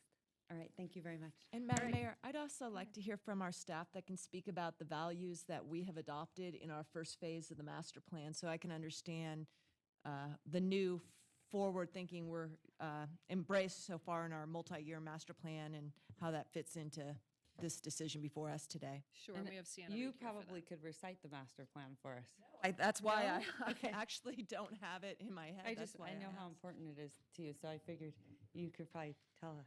All right, go ahead. Okay, thank you. Claudia Hansen, Planning Manager for the record. For today, Council asked that staff come back and give an update on the existing count on billboards and potential numbers in certain areas. I've done a little bit more than that, but that was really the focus of where we're going, just kind of giving an update of where we are on existing Can billboards. I just have you back up a little bit? Because I Sure. think people don't understand how we got here. Because one of the questions is, well, wait a minute, the voters did this, and so now why are we here? And so I think that the public should hear a little bit how we actually got here. Yes. Okay, good. I'm starting with that part. Okay, you're the best. Yeah. I just so want to I'm make doing sure. a little 'cause history, but I, I will want get, everyone to follow along. I 'cause will. I'm going to do so. It's in That's depth all in the the staff feedback is. report. Everyone's super confused. Right. so. It's in depth in the staff report. I'm going to hit on some highlights of how we got where we are today, and then I will get to the Perfect. mapping that we have been working on. Let me see. Okay. So we're talking about off-premises advertising displays today. Apparently there was something in the paper on news channel something today that we were talking about the Wild Orchid sign. We're not talking about the Wild Orchid sign. That is an on-prem sign, an on-premises sign. So we're only talking off-premise billboards, off-premises advertising. These are the definitions of the two. So advertising for services or goods not typically located on the parcel where the sign is located. So brief history, so it started back in 2000, I would say, when there was the voter initiative that capped the number of billboards in the city of Reno. At that time, we took an inventory from the billboard industry plus some field work, and we have been refining that inventory over the years. In 2012, City Council adopted an ordinance to allow digital billboards.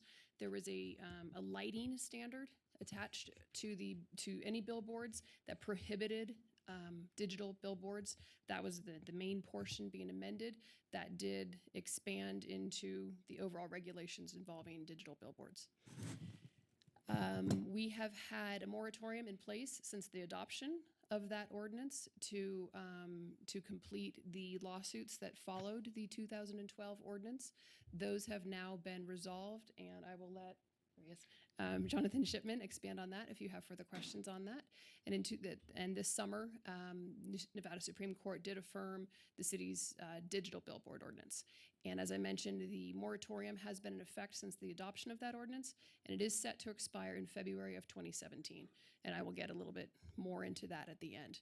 I think I'll have Jonathan step in here and give an update on the legal aspect of it.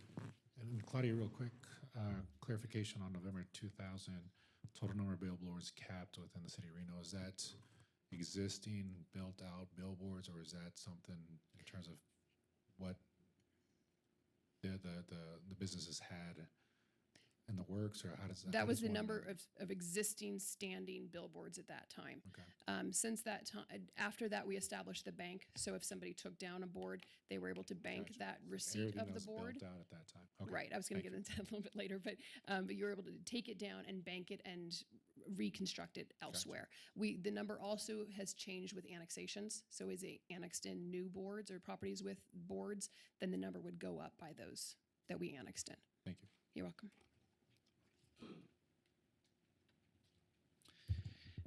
For the record, John Shipman, City Attorney's Office. Just as a quick legal update,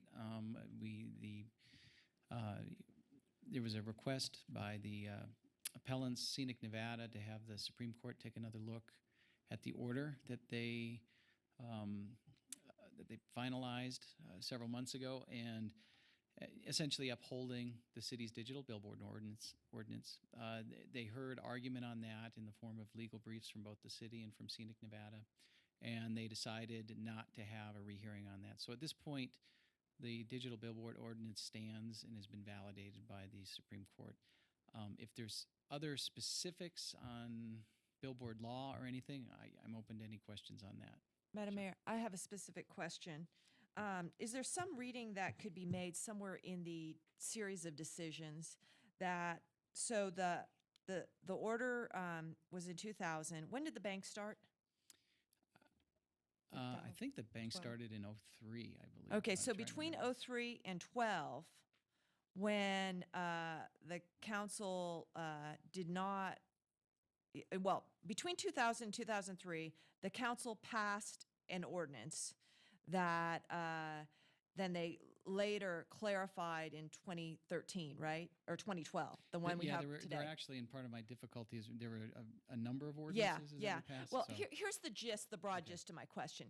Is there a period in time when the council established the bank, but was in perhaps allowing billboards to come out and go into the bank, that we could feel in some sort of forward jeopardy that those ones that were banked were not conforming with the people's petition, and if they come out, a follow-up challenge could be, we could be vulnerable to a follow-up challenge on the validity of those permits. Okay? All right, and I don't know if you're following me, so let me just try, read. maybe Yeah. give it a shot. I mean, what I can say from what I've seen, and basically in the record and what I've seen, Yeah. I think at the time that all of these different acts went down that the city council Yeah. did, there was a belief that everything that was being done comported with the Constitution and with the city charter. Yeah. Since after like 2003, there was another case, this Jumpers case, Mhm. that was relied upon to make the argument that, it violated the Constitution. That actually came after some of these actions. So I don't think at that time there was really any belief that the ordinances were in any way invalid because, again, the case law wasn't there. But the case law kind of caught up in 2006. And I think they used that case, or the current court used that case to make, reinforce what Mr. Ray's talking about in terms of that the ordinance was deemed unconstitutional. But it was subsequently, as the court talked about, reenacted, so that kind of cured the violation. So. But between when it was reenacted or cured and the bank was building, could a future argument be made, if this ordinance goes forward as we have it and the moratorium's lifted, that the new digital billboards are based upon a period of time when these banked receipts were not in compliance with, this Jumpers case or the People's Vote or the case law. And so we have, and you just, from no, we're good, yeah, there's jeopardy, it's gray, which is it? Well, I mean, the way I'd address that is, I mean, that's the first time I've heard that argument today, and you know, I haven't specifically sat down to think about it. There's nothing stopping anybody from filing a lawsuit. Well, is- of course. is the point. So, if the ordinance goes forward and somebody files a lawsuit, then we potentially might have to deal with that issue. Okay, so you've never thought about this, that I we have a haven't. period of jeopardy on the time the bank was filling up, that Yeah, where I am right now with it, you know, subject to going back and reviewing the decision, is the court essentially upheld the 2012 digital billboard ordinance. And so, you know, short of something being changed in that ordinance, everything, you know, from here on out, we should be okay. So, but I mean, I can definitely go back and look at that. Councilwoman Jordan. Thank you very much. So, Jonathan, when you're going back and looking at that, and if I'm hearing you correctly, I believe it's your belief that the banking was affirmed by the Supreme Court. Yeah, with this recent round, correct, yeah. Okay, so do we have, or will we be getting a fiscal note on what the exposure to the city would be if we eliminated the banking? In other words, I can certainly see that as those who affirmed by the Supreme Court that it was, that the banking was legit, that it's a taking if we take the, I mean, do we have a dollar amount attached to that? I don't believe we have a dollar amount. I defer to staff, but I can talk to, I know at least when the case was in front of Flanagan, Judge Flanagan, he made the note in his order that, you know, that you could have very, very high value judgments against you for exactly that sort of thing, and that there isn't, it would be very tough to really quantify that, but that's. We could get at least some range, I would hope. Yeah, I mean, and again, maybe talking to Claudia, the issue is let's say we have 100 billboards in the bank, and they're all potentially, they came from different locations, they'd be going to different locations. They would each have a different revenue model associated with them depending upon where they were located.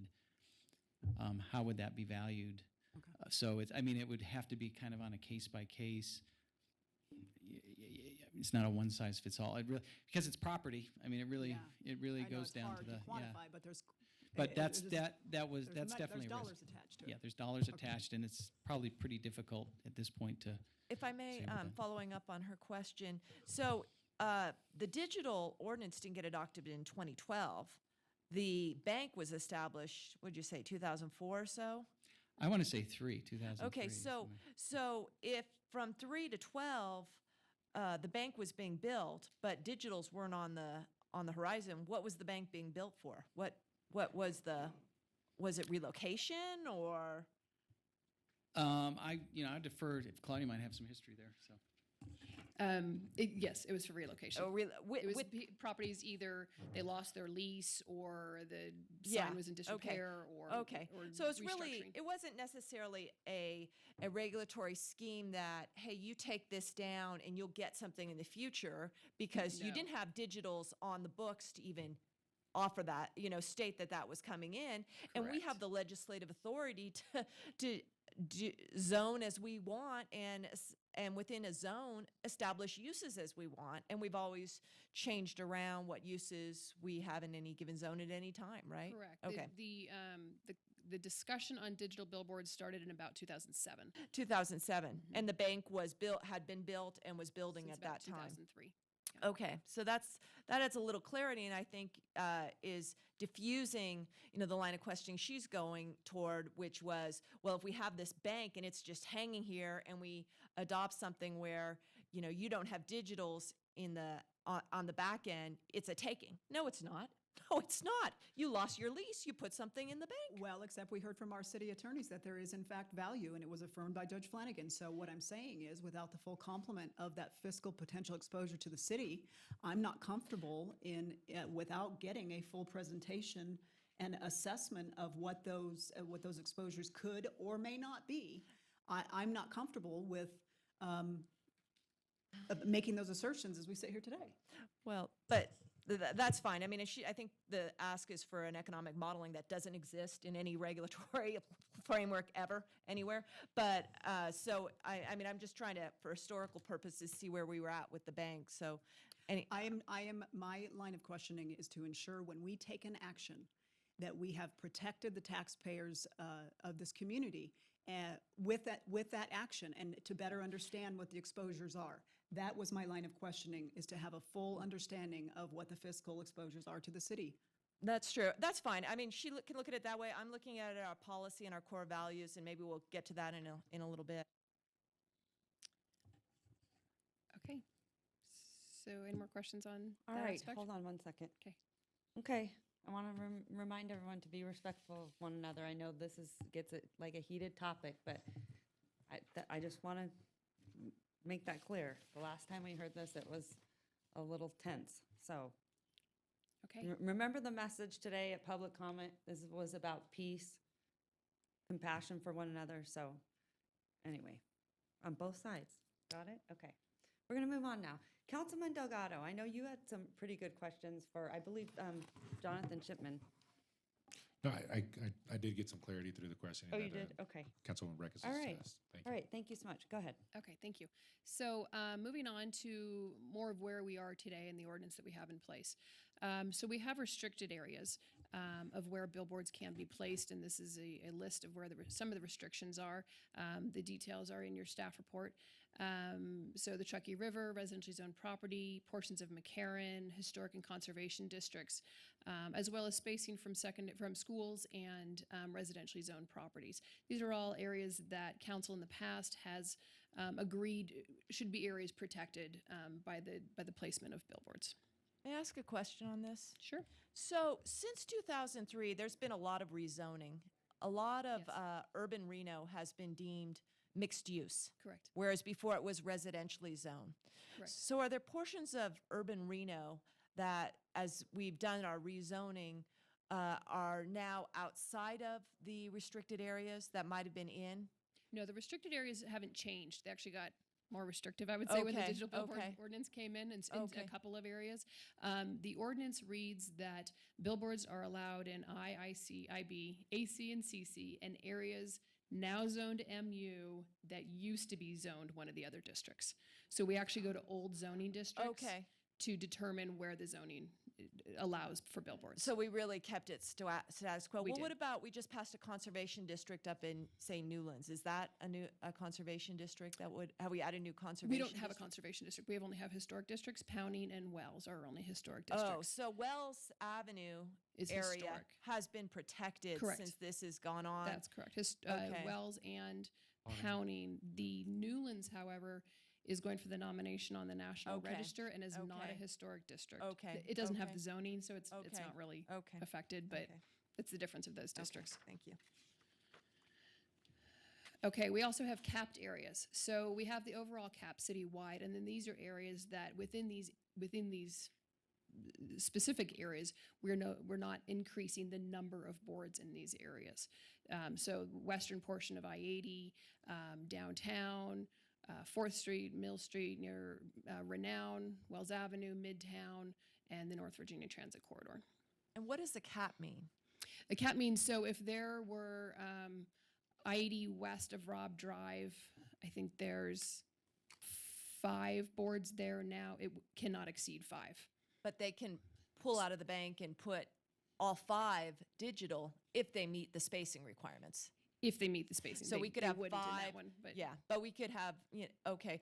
And but the like, overall number would not Okay. increase in those areas. likewise, someone told me who owns a lot of property in the Midtown area that one of the billboards company was going through and those who had leases and offering to increase the lease if they would give the approval for a digital. So Midtown, say it has 10 billboards, could go digital, but you won't have more than 10. You just be relying upon the bank to digitalize whatever you can get the spacing on. Correct. And I have a numbering a slide coming up Okay, here for okay, Midtown.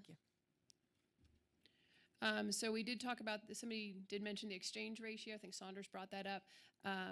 So exchange boards are removed from the inventory. So if you were to turn in 4 receipts or 4 receipts or 4 boards, those decrease the overall cap. So if you're going to put up just a static board, a regular vinyl board, the ratio is 1-to-1 on square footage. And then it's based on square footage. So if you're putting up a larger board, you would need to turn in 2 smaller boards if you only had the 2 smaller boards existing or in the bank. On digital boards in the restricted areas, so I mentioned the restricted areas a moment ago, the exchange ratio there is 4-to-1 for existing boards. So you'd have to take down 4 to get 1. There are also a couple of areas, and I think Midtown is one of them, where if you're removing the board, it can no longer go back into that area. So your cap area is going to decrease in that area. I think that conflicts with what I just said a moment ago. So sorry about that. I'm going to retract my earlier statement. It would decrease the number. And then also in restricted areas, on banked receipts, you would have to turn in 8 banked receipts for 1 digital board in a restricted area. And then as the representatives of Saunders were discussing, outside of the restricted area is a 2-to-1 boards or receipts. And then there's also a section in the code, in the digital portion, that allows for city council to grant exceptions. So, and this was put in considering situations like Saunders mentioned, if they don't have that many boards or they can't meet the spacing, but there's an unusual situation, it would allow city council to grant an exception, which can waive certain requirements in the spacing and location criteria. And there is a public hearing process outlined in the ordinance for that process. So this is the current inventory, which is slightly different than the one that is in your staff report. It changes at least once a month. As boards come down or we annex, the numbers do change. We had one, I believe it was Sierra Displays, actually, that took one down in a restricted area that couldn't be banked. So they demolished their board, did not receive a receipt, so their numbers went down by 1, and the cap went down by 1 as well. We also have had change of ownership. By ordinance, we require the owners of the billboards to submit their own inventory every year in July. I can't say they always come in July, so we've been working with them over the summer to update the numbers. Some of them transfer from one company to another. They're demolished occasionally without a permit. Those don't get receipts. Or ones are annexed in, and so they have to update the inventory for that. So there were a couple of discrepancies between the inventory that we received this year and our inventory. So we are cleaning those up with the owners. As you can see, 2 of the companies have changed ownership. Outfront and Lamar are 2 of the new owners. And so we have new representatives that we're working with now and going through the details of each and every one of their either active billboards or banked receipts. And with that information, we are also changing the way we're mapping them due to technology. We can now be more specific. So on the left, you can see how we have been mapping it. It's really been by parcel, which requires us to go out and do a site visit every time we go out there. We now have a phenomenal intern who has been out in the field marking with GPS each and every one of the boards. It is taking quite a bit of time because if you think of where all the boards are, they're not always easy to get to. They're up hills behind barbed wire fences. And so he has to obtain permission from the owners to get on the site to mark where they are. But it is going to be a very precise inventory once we are done with this. I believe we have all but 10 marked in the city. And now that we have this specific detailed inventory, we are now verifying that against the inventory that were provided from the billboard owners.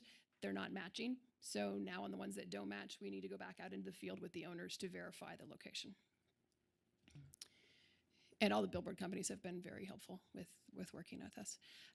So you can see on this area in the north portion of the city, sorry, that's so light on the right.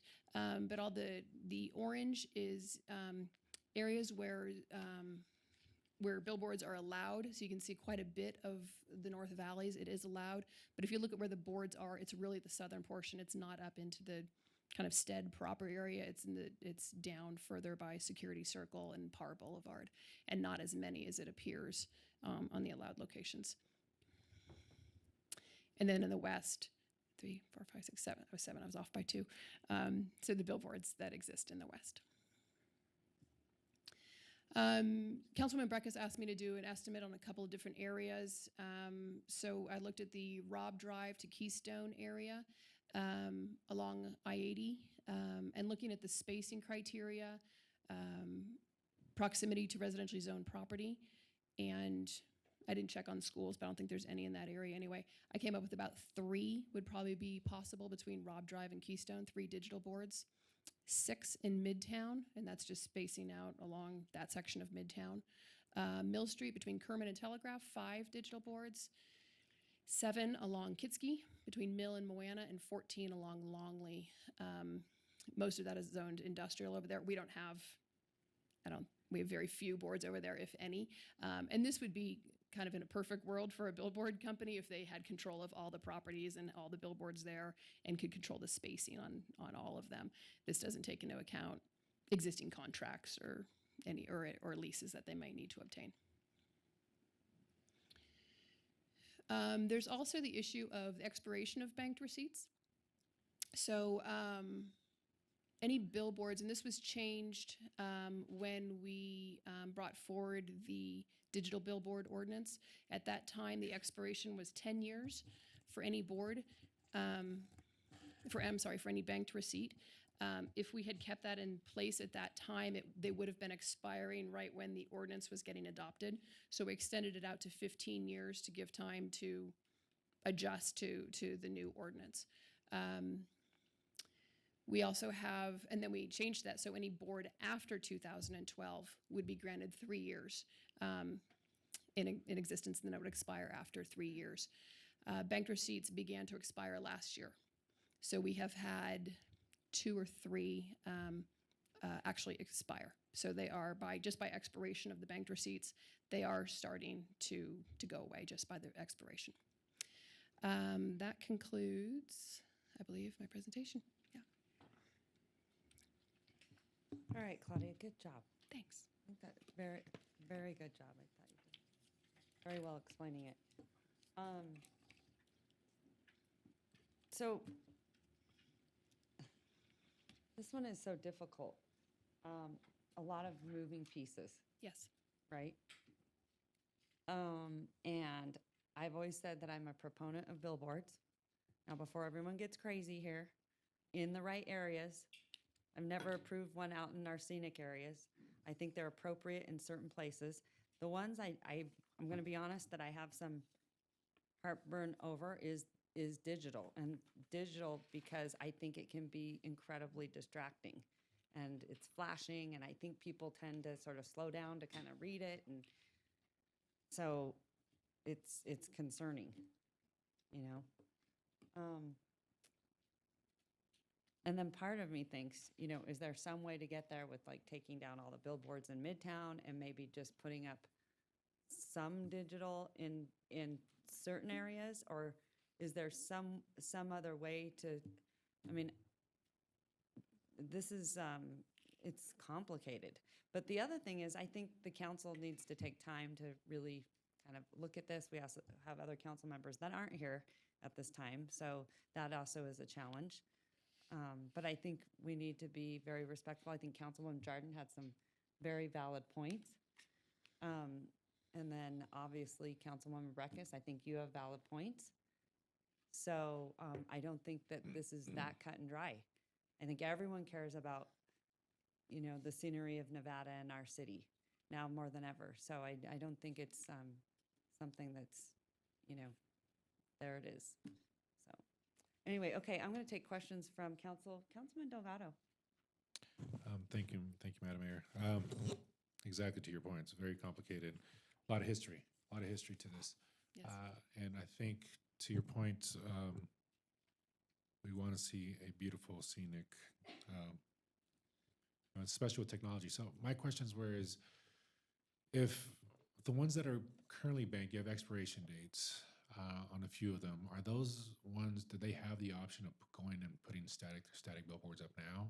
Or is that Or are they kind of on hold waiting until they have the digital option to bank and trade? Yeah, they could exchange those for a static board at this time. The moratorium is only on the acceptance of applications for digital boards. For digital boards? Okay. Correct. So they could take a banked receipt and exchange it for a static board. If you go back to our history page really quick, the history tab, I think the mayor and I were up here talking a little bit, just for clarity also, is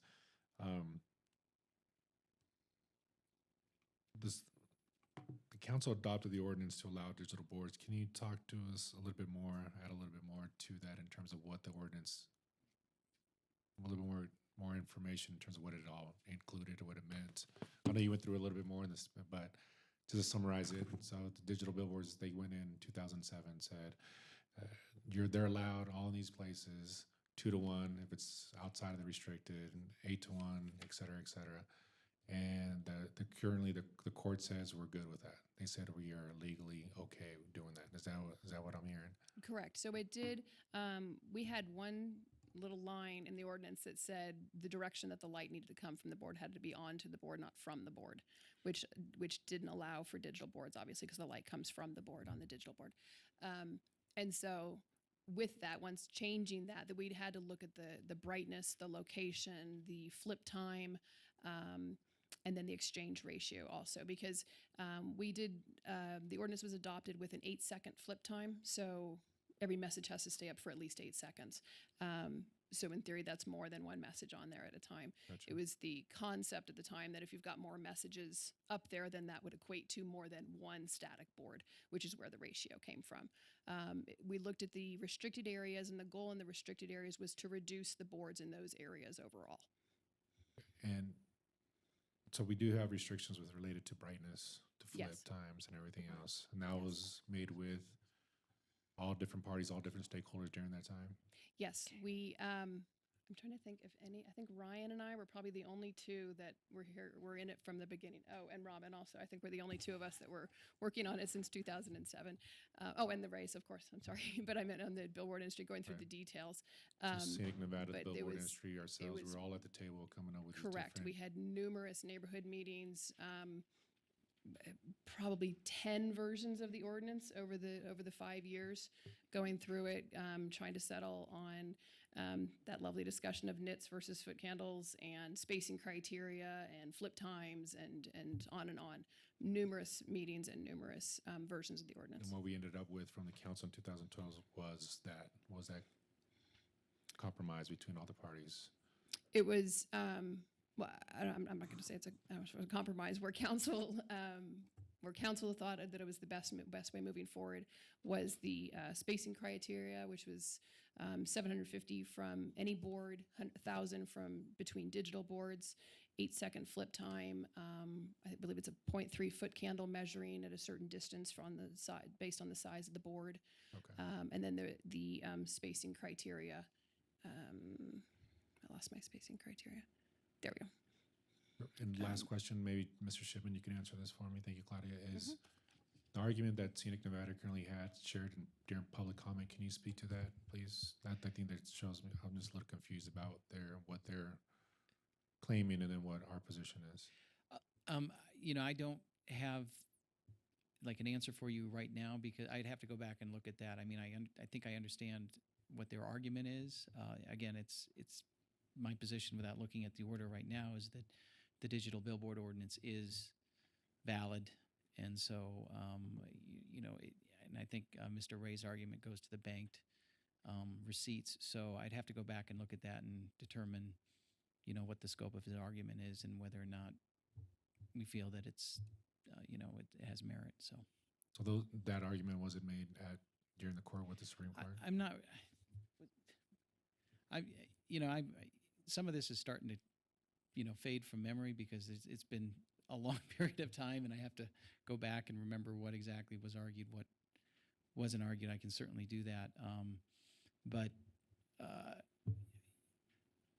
I believe again, my best recollection is right now the ordinance that we have currently on the books is valid. Banking in all moving forward. So, okay. But I can certainly go back and look at that. Thank you. Thank you, Madam Mayor. All right, do you have any other questions?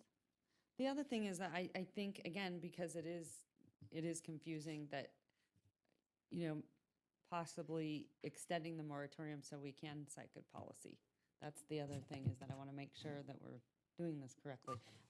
Mr. Bill Thomas, I'm going to actually call on you.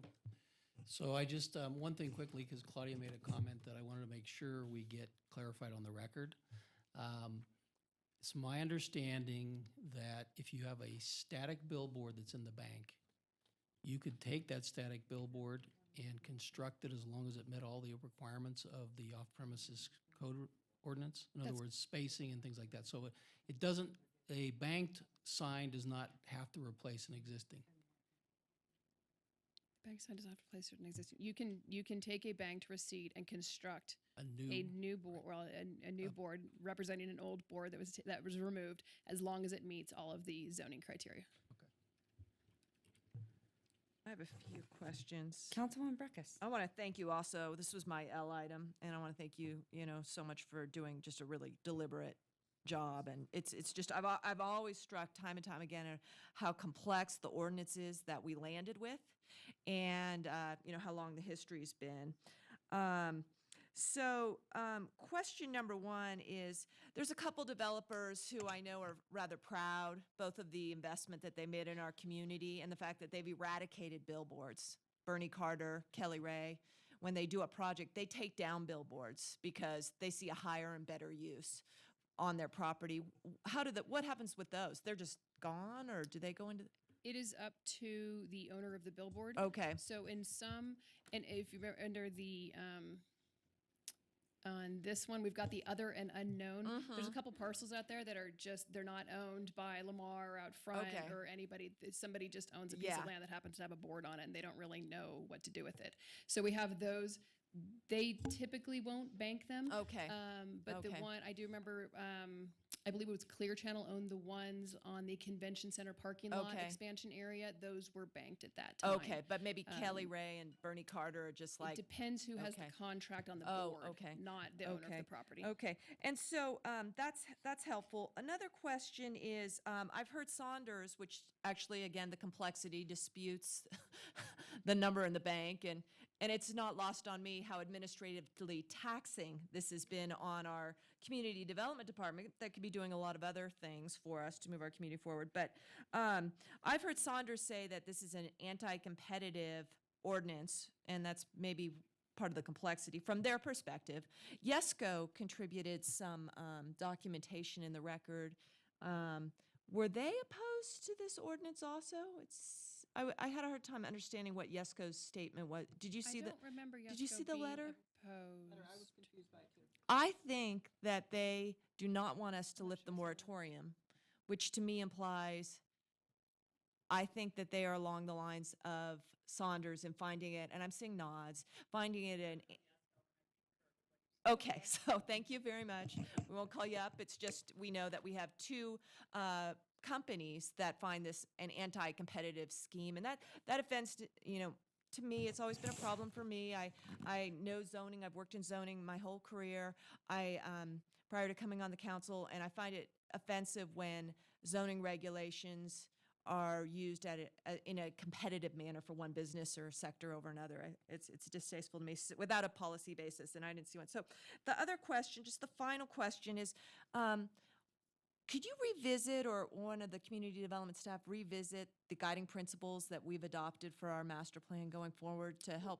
We haven't adopted any yet. Oh, I thought we kind of nothing's been tentatively adopted by adopt some at our council. joint meeting. Sienna's here, and she can touch on any comments that we've received. What are our guiding principles that we've adopted that may or may not be consistent, or help us inform moving forward? Absolutely. Thank you, Madam Mayor, council members. For the record, Sienna Reed. In terms of the master plan process, we are still moving through the development of the plan. Phase 1 of the plan did a large visioning component, and the top vision for the community was a base for outdoor activities. So that vision has been translated into guiding principles and goals. We certainly do have a guiding principle for quality spaces and outdoor recreation opportunities. We are just starting at this point to move into the policy development phase with our consultants. Okay. And so What we anticipate going forward are citywide policies and then policies that apply more specifically to areas. As that citywide policy develops, we will be looking to flag gaps in policy. So this is certainly an area that we can note as a potential gap and really keep in mind as an area for a policy opportunity in the future, provided we have direction from council regarding the direction of policy. Okay, so the natural setting is just really our preeminent value that we are working forward from. And then are we going to get into any community design work and flesh that, what that means out in a community design? At this point, with our area-specific policies, we will have a variety of different design principles that are designed to apply to different areas of the community, whether those be areas like centers or corridors or neighborhoods. We will have certain design principles that the council can review and specifically in relation to signage. Okay, so I see a conflict in the regulatory framework that we have that allows billboards in the I industrial zones, but those aren't necessarily where the billboards are. The billboards are along your high traffic corridors. In terms of existing billboards and how those are treated through the regulatory scheme, I will let Claudia Hansen identify any then that's my discrepancies there. Okay. I'm sorry, could you restate the question? Seems like you just went over that the billboards are allowed in the I zones. Correct. And I and know on over in arterials. and I know over in Sparks they're in the I zones. Right. They're above the tank farm, for example. What but in ours they're not really in the I zones. They're along the corridors and in our mixed use. So it's in the industrial districts, the commercial districts, AC and CC, but they have to be along within 300 feet of a major or minor arterial. Oh, so we're plugging them towards the arterials. Correct. Yeah, we didn't want them on collectors and locals. Okay, but we have some, like on Midtown. Well, Virginia's an arterial. Arterial, minor. Yeah. Councilwoman Jordan. Thank you, Claudia. And my questions are actually, what is the timeline for Puma? When are they coming back to us with some of their Puma for their? No, for that as well. I mean, because we're talking about some of the midtown downtown developments. So what was that, January? In terms of Puma and their work on the Downtown Action Plan, they are anticipated to come before the council in December for their preliminary concepts. That plan will be, I believe, adopted in the January to February timeframe for final adoption. And so that plan is moving in front of the overall master plan effort. The master plan itself is on a timeline to be adopted mid-2017, drawing heavily from the work of the Downtown Action Plan for those portions of the plan related to downtown. Okay, I'm trying to see how all these things sync up with the moratorium. And so my next question is to Jonathan.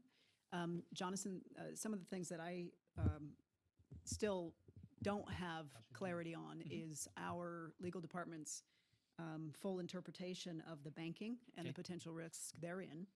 And then the two non-competitive concerns that were brought up by Yesco and Saunders. So I kind of feel like that You need that piece. first. Sure. Yeah. Because it kind of dictates what we may or may not do after that. So when do you think your office could In short get order. that? I mean, we can look at that in short order and get it back to you, I guess when would you want to revisit this? Or, I mean, what's your schedule, I guess? Well, I was just wanting to make sure that it was going to, you would be able to complete that work and come back before us before the moratorium expired and before Certainly Puma. before February. Yes. Okay. Probably, That's- I mean, November definitely. Okay. So. Perfect. Thank you. Well, I guess I'm ready to make a formal motion then. I guess that is a question for you, because I'm hearing from some of my colleagues, we want to investigate, we want to look into this, we want to understand how it syncs up to our master plan. I've always been concerned that we have a moratorium, we've been protecting an ordinance for 6 years, right? 4 years, going on our 5th year. It's been ruled okay. how comfortable, I guess you could brief this out, how comfortable are you if the council says we still want more time to look and understand this, see what our policies are coming out, to do another moratorium in February? Or would the safest and best thing to just go back to exactly the status quo without the digitals and then start anew? Or would you feel comfortable with another year moratorium?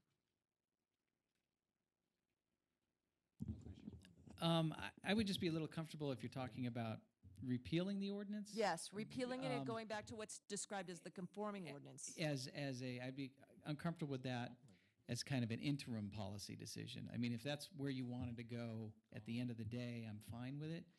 But I would be concerned if we repealed it for the time being, we're starting from scratch again with another ordinance. But so I'd prefer a moratorium to that. I'd prefer a short moratorium to a long moratorium. But certainly, whatever time it takes for staff, for the public, for the stakeholders. I just got back from an IMLA conference. The city of Reno is not alone with sign code right now. There's been a somewhat of a sea change at the Supreme Court level with the Reed versus Gilbert case. And there's a lot of discussion about what's permitted now, what's not permitted. And so, we're trying to work through those issues as every jurisdiction is right now. So, I think this can go on for a bit because there's a lot of questions that need to be answered. So anyway. Okay. So I guess, and I see where you're going. So say it comes to December and you've briefed this and we still are thinking about it. We would pass another moratorium, but the purpose is not to let these court things go forward. It's for us to do what moratoriums are typically done, for a period of study, analysis, and policy development. And I certainly think that's appropriate. Okay. Yes. Okay. So I'm going to make a motion that staff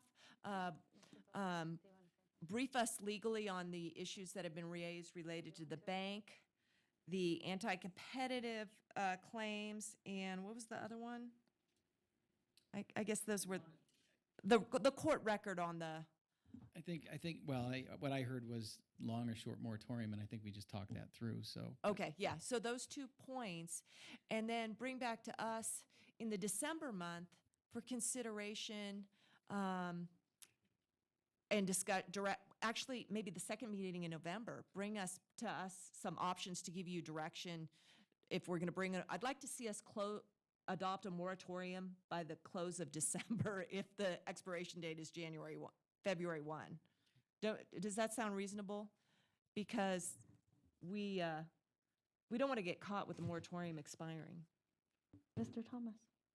So maybe to help bring a little clarity in terms of where the council's at on this, if we do nothing, if the council does nothing, in February, the ordinance or the moratorium will lapse. The ordinance, as it's adopted, will go into effect. My suggestion would be if the council has issues or wants to revisit particular points, which you've already identified a couple of them here, before we hit February, that's what you direct us to do. Yeah. I think if we talk about having a moratorium before we even know what we're talking about, it might make us be in a very difficult position because we're coming out of this long period of being in a moratorium. So I think the point would be between now and February, the council give us specific direction. If it's not the items, ideally it'd be today so we know what we're working on. Yeah. To be able to go back and get you answers. Well, let's continue this to before we close off for the December break to give you direction then. By then, we'll be a little further along with some joint meetings on the downtown plan, the master plan. He will have briefed this and we'll have all of our friends. So we'll get there. So that's my motion to see you back with this topic by the time we. So we have a motion and a second. All those in favor say aye. Aye. All those opposed. Motion carries unanimously. All right, we're going to take a quick 10-minute break, and we will bring Councilman Bob Zine back.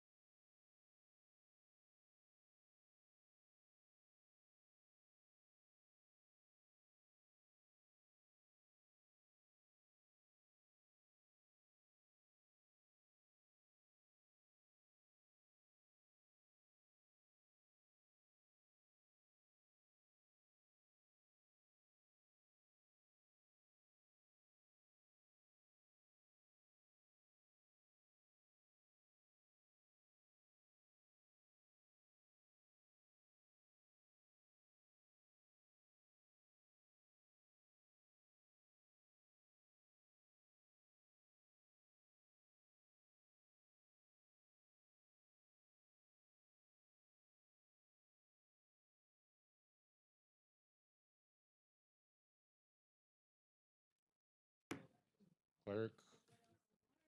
Clerk. Clerk. Clerk.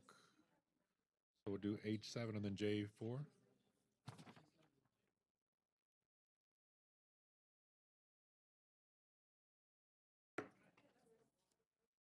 Clerk.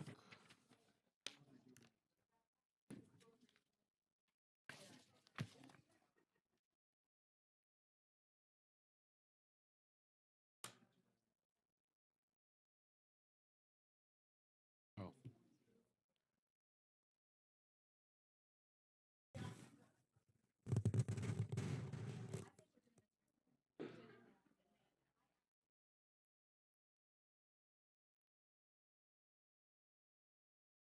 Clerk.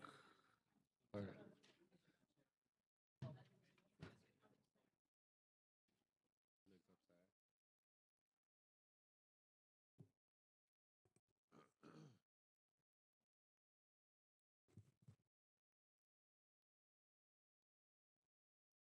We got 4, we're rolling. All right, here we go.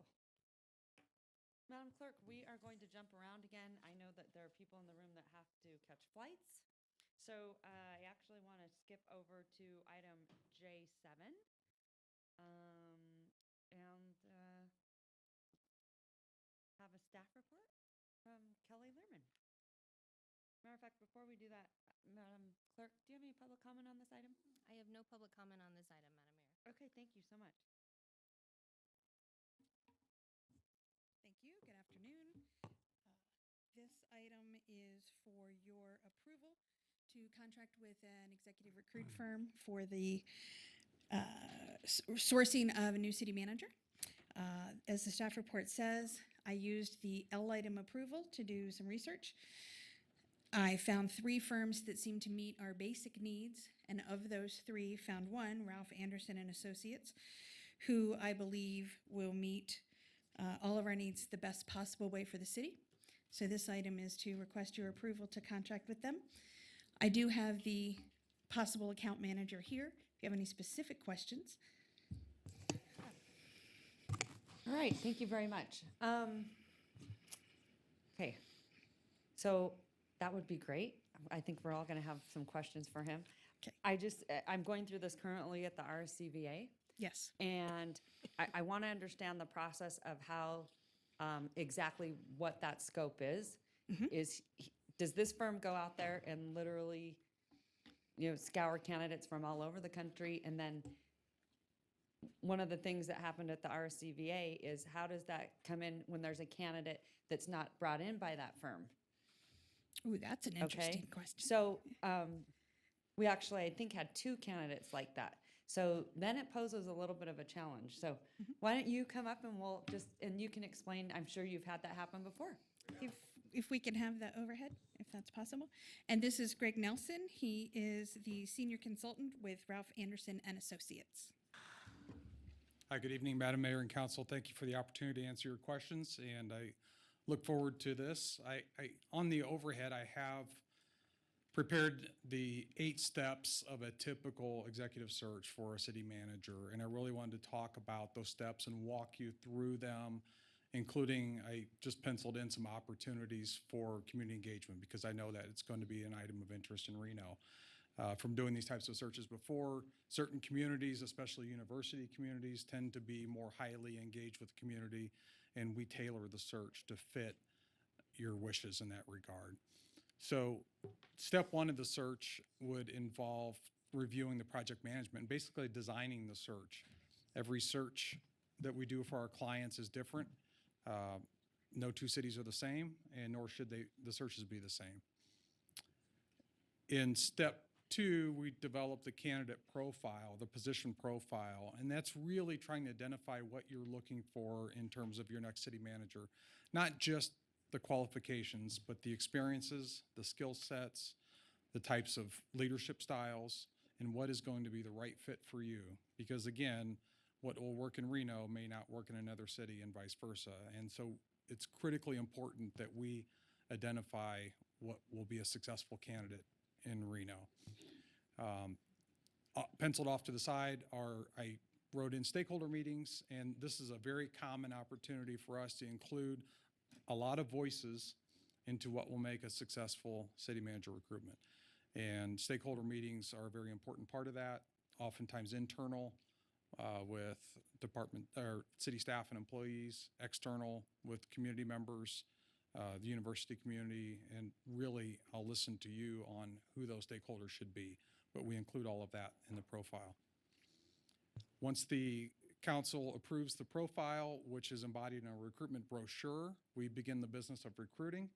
That is really where we do a lot of work in the background. We spend about 6 weeks roughly, and candidates are oftentimes sourced from 4 places. One is advertisements. We do place advertisements in the places you would expect for a city manager. However, my opinion, that's probably the least fruitful of the sources. Number 2 is through our own candidate networks. We recruit city managers all the time across the country, so we have a very strong connection of city management professionals across the country. I just attended the ICMA conference in Kansas City a couple of weeks ago and continued that network of candidates. Number 3 is a proactive identification of candidates that meet your profile. So once we've identified what you're looking for in terms of a city manager, maybe experience in a city of 150 to 400,000 in the Western region that has experience with collective bargaining and so on, then we create a list of candidates by name that match that criteria and set about contacting them. And that, I believe, is where we really earn our money, because it's a very exhaustive process, but the best candidates are usually not looking for work, right? I mean, if you think about it, people that are successful where they're at are not going home at night and looking for advertisements for new positions. So it's our job to get their attention, sell them on the benefits of being the city manager in your city, and bringing them into the recruitment process. I'll tell you, in Nevada, it's very difficult. Nevada is one of the more challenging states for us to recruit in because it's a very public process. Candidates are usually working. They have jobs of their own. And if they're going to be successful in your recruitment, they're going to become public. And we have to manage that very delicately to keep them engaged without them being in peril of perhaps losing their own jobs. Mm-hmm. So during this period, which is about 6 weeks long, I think it's a good opportunity, if there is an interest, to include community input through an online means. So we a lot of times will run an online survey to be useful for you later. And then the fourth source of candidates is through more contemporary means, through our social networks. We're active users of Twitter and LinkedIn and all of the all the sources that contemporary candidates would use. So again, the 4 sources are direct advertising, our own networks, candidate identification and outreach, and then social networks.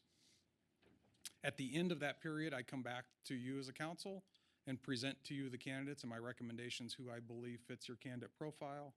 You select a group that you would like to see interviewed, and we go through an interview selection process, which is something that we designed at the very beginning. I can't tell you what that would look like because it's something that would involve a lot of decisions by you. We design it for each client separately. It usually involves multiple rounds of interview panels with groups that you feel would help you come to a decision on who the best candidate would be for you. Oftentimes in cities like Reno, we would include a public open house for the finalist candidates. By this time, they're public, so there's really no harm to them, and it gives the community members an opportunity to meet the 1 or 2 or 3 finalists and give you some feedback on how those interactions go. And that ultimately leads to a final selection. Even though we're a national firm, our headquarters is just 2 hours to the west in Rockland. I happen to live in northern Nevada, just by coincidence. So I'm very familiar with Reno. I know the benefits of Reno. I can help sell candidates on how good of a city Reno is and how good this opportunity is. And You don't have to sell it. We already know. Exactly. And one thing that I do want to add too is, before I ask if you have any questions, is about midway through the process, we start drilling down on the candidates' backgrounds and step into that. As the field goes from wide to narrow, our background investigation starts getting deeper, starting with educational verifications, internet news article searches, all the way down to, criminal history, sex offender, civil litigation, Yeah, all that the would be checks you would important. expect for the finalist candidate to go through. Okay. Now, I did want to answer your question that you asked at the beginning. How do we deal with candidates sourced from other places? We insist really that all candidates are screened through us. So if it comes to your attention that a candidate is interested in the position, we ask that you have that candidate contact us, and we will screen them in one pool. We think it's very difficult and cumbersome, and sometimes there's complications that would involve having multiple pools of candidates. So whether someone applies through the city or through a referral, we would screen them all in one pool of Because candidates. you might have 10 people just knowing that we're going to be selecting that want Absolutely. to apply for it here locally. So I think that's my point. So if we're feeding you candidates and They that's all your go in the job, same pool do we and get all a the same discount? screening process. A lot of times the candidates are screened competitively against each other. And so it's not uncommon for a city to go through a competitive search and select an internal candidate and someone that they had already. But that person was evaluated against a very competitive field of candidates, and our cities walk away feeling that they know that they selected the best person, and the candidates get that same satisfaction too. But our job is to bring you choices, to bring you several qualified candidates so you have choices and can pick All the right. best. And then what about some comparative analysis? Certainly, sort of the range in other cities, whether it's pay and contracts and things like that. Because I know that's kind of what we looked at the RSCVA, is we were given this sheet to see where the candidate, we sort of had this pay range, and it was interesting to see where the candidate was on that scale. Right.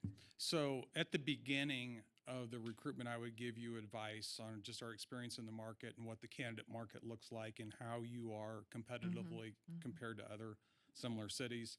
And then as we are recruiting candidates and bringing them in, we're collecting information from them and on what their current salaries are and what their current benefit and compensation packages are, and managing expectations. Really, that's really important. My job is to not let you be surprised.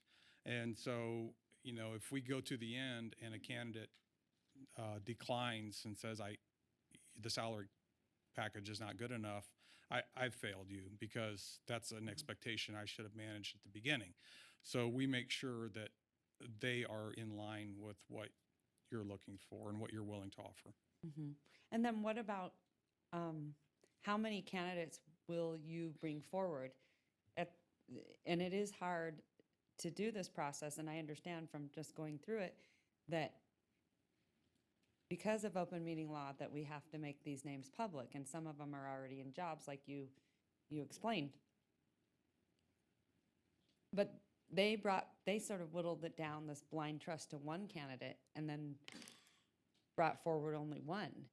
Well, no, that's a very that would be unusual in my okay. experience. I would expect. So how many can you say? Okay, we come back with 3. We come back with 5. Do you have like a set number? Or? No, there is no set number. Okay. I like to let the talent dictate that process. So Perfect. it's a common number somewhere around 6. That's a comfortable number to bring through a day of interviews. But depending upon the interest and the competition, it could be higher. Mm-hmm. I suspect for a city like Reno, we're going to start with a much bigger number and are going to have to winnow the field down to a manageable group of candidates to bring through the interview process. Okay. All right. Thank you. I just want to make sure that Sure. it's not restrictive.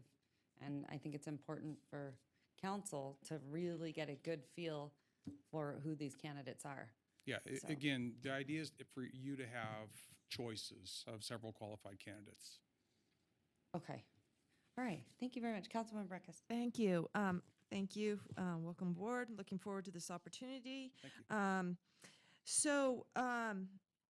We have a charter provision that puts a 6-month requirement on us to fill a city manager seat. We spend a lot of time thinking about our charter. We have a charter committee. Do you see that often? I feel like we're operating under an artificial deadline that could put some constraints on us. There are different cities will have different provisions like that that establish a constraint on time, but a typical recruitment for us is 90 days. This Okay. process here I showed you is 90 days. We're going to have to add a little bit of time with the holidays. Yeah. That's kind of a Okay. dead zone and trying to contact candidates. And then based on what I anticipate would be the degree of community involvement, it would add a little bit of time also. And then keep in mind too that the candidate you select, if they are coming from the outside, they'll need time to transition to the community. They would have to give notice. And so Sure. on. Sure. So okay, I get that. So within 6 months is definitely doable.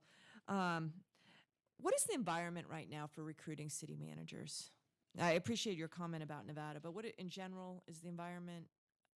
Demographically, you've probably got what, baby boomers at the edge and the Gen Xers like me kind of moving up, or Yeah, in general, the public sector is going through what is being called as the silver tsunami.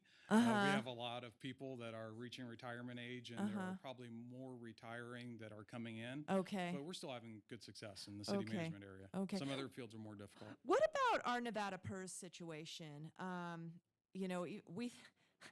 You're an example of someone who works in California but lives here. I mean, we're a border community, and but we're not within the CalPERS. Exactly. And so I would imagine that makes it hard for there's a slew of CalPERS people over there who would be looking. Do you think that is a hardship for us? Do you ever see cities? I understand the average life of a city manager is about 5 years, which is also the vesting life. Do you see cities sometimes package compensation packages that can put you out of PERS and compensate around that? Usually if a city is member of PERS, the manager is also. We Yeah. do see that, some city managers, because the profession does involve people moving from city to city, state to state, sometimes they do look at other retirement vehicles such as deferred compensation. Okay. Okay. So that's something we would want to discuss. Okay. and see Okay. if there's a fit for that. Just wondering. And then I guess the last question really is we want to put our best foot forward. Exactly. Because we think we're a great community. We think we're doing the right things. We have a lot of potential, but we have some hiccups. We're carrying some debt, which we've done a great job restructuring. We've had an unfortunate scenario with our existing city manager that we're still working through. But we're, starting our budget next month and, earlier than we ever have, or actually next week. So what do you think about, is there anything we should be doing to look extra good to candidates and attractive to candidates? Well, I think what you're doing, what happened. You're responding to it in an appropriate way by making sure it's thoroughly investigated and that this is a transparent process. I think that you just continue to be a professional governing body that's making good, solid policy decisions for the city, and you are doing the right things in that Okay. regard. Okay. Thank you. Sure. Madam Mayor? Councilwoman Jordan. Thank you very much. So in your experience, when it comes down to applicants choosing to relocate, Yes. in that process, what are you finding is their top 3 reasons or desires in the criteria of the relocation with regards to the region? Pay, pay, and pay. Well, Honestly, except- number one desire, I'll tell you, number one desire. I'm going through this, you forget. I No, think I'm the just number kidding. one desire, honestly, is career growth and challenge. Okay. The city managers seem to be very motivated by the challenge of the opportunity. And I think, that's what we really speak to them most about. When we have conversations with candidates, most of the conversation centers on the challenge. Compensation clearly is part of it. It is a market. As much as it's people, it is a market. And so people oftentimes do move for better compensation. But I think career challenge and growth is number one. And schools, I would imagine? School, absolutely. If there are, it's a family package moving in, and usually it is, then schools are a consideration. The attractions of the region, which you are very blessed in that area, are a consideration. Climate's a consideration. Different people have different reasons, but career challenge, I think, is number one, compensation number 2. We got the best place going for us do? with the Absolutely. mountains and all the outdoor activities. But the reason I brought up the school issue is because clearly, I'm sure you're aware, the issues that we are challenged with in our community with regards to the infrastructure and the needs in our community Right. with regards to schools. So I am hopeful that some of those issues will be remedied on Election Day. Can I say that while I'm sitting up here? I just did. You just did it. You just did it. So you ready Any for a further motion? discussion? Motion. I'll motion to I don't have the. Well, she'll vote on it. Okay. She needs to be on. Well, good. So, let me ask you something. Sure. Reno's not a full-service city, right? Sorry? Have you looked at our city? And we're not a full-service city. Not a full-service city in which way? We don't have the water purveyor. We're very so. I think in some ways you can say, well, we're not as sophisticated. We don't have as much full service, so it's not as complex. But I actually find it a more complex job because we have this fragmented regional environment. Do you have you looked at us that closely to understand the complexity of the regional setup? Oh, or- absolutely. Yeah. Again, I live in the region, so Okay. I'm very familiar. Okay. And I do think that while you may not have a certain enterprise, water, for Yeah. example, Yeah. you are a full-service city, really, in terms Oh, of... you would describe us as full Yeah, service? You have your own Absolutely. police department, you have your own fire Mhm. service, you Okay. provide a Okay. wide variety of Okay. city services, and the university environment really makes it very complex and interesting to candidates. Okay. Okay. Thank you. You ready for a motion, Madam Mayor? Only one more question. You bet. Unless Councilwoman Jordan, did you have a question? Nope. Oh, okay. What cities have you put in their city managers? Just most recently, South Padre Island, Texas, one I just finished last week. Very interesting. Previously, McKinney, Texas, really interesting, fast-growing suburb of northeast of Dallas. Sanger, California, small agricultural community just east of Fresno. And then our firm has done dozens and dozens. And I've done several other department director level positions. But those are the three recent city manager searches that I I personally didn't mean done. you necessarily, but your Oh, our firm. firm, Yeah. Carson City, Nevada. We placed Mr. Nick Morano there. Henderson, Nevada, just recently in Nevada. And I say Nevada, I want to emphasize those because it's very complex to do a chief executive search in Nevada. We're also currently working on the Sacramento city manager search, although that's on hold because of the elections. Charlotte, North Carolina is in progress right now, and long list, but those are some of the more recent ones, All higher right. profile. Okay, good. All right. All right. So, may I get a motion? I think Councilwoman Breckus, were you starting to motion? Okay.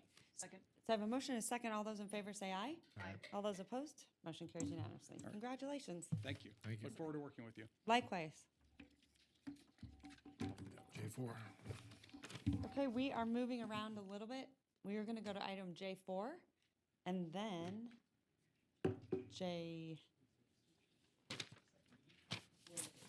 then we're going to move around again. Start the beginning, do proclamations. We're not doing, we're Wanna going to, go? oh, I think we are going to, for staff that's here, I think we're going to put the proclamations on to the next council meeting. Good, because they're not here. But it's a monthly.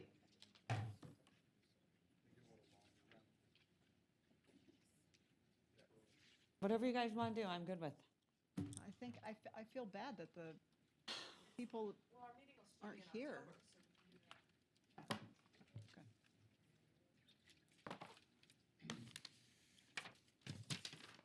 That was the recommendation of Bill Thomas. Okay.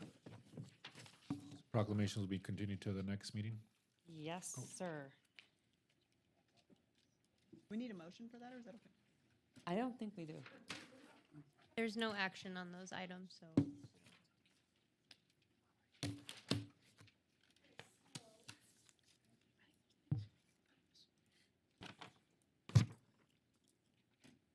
J4. Yes, so we are going to go to J4, and then after that, Madam Clerk, After that, we should go to J5, pending.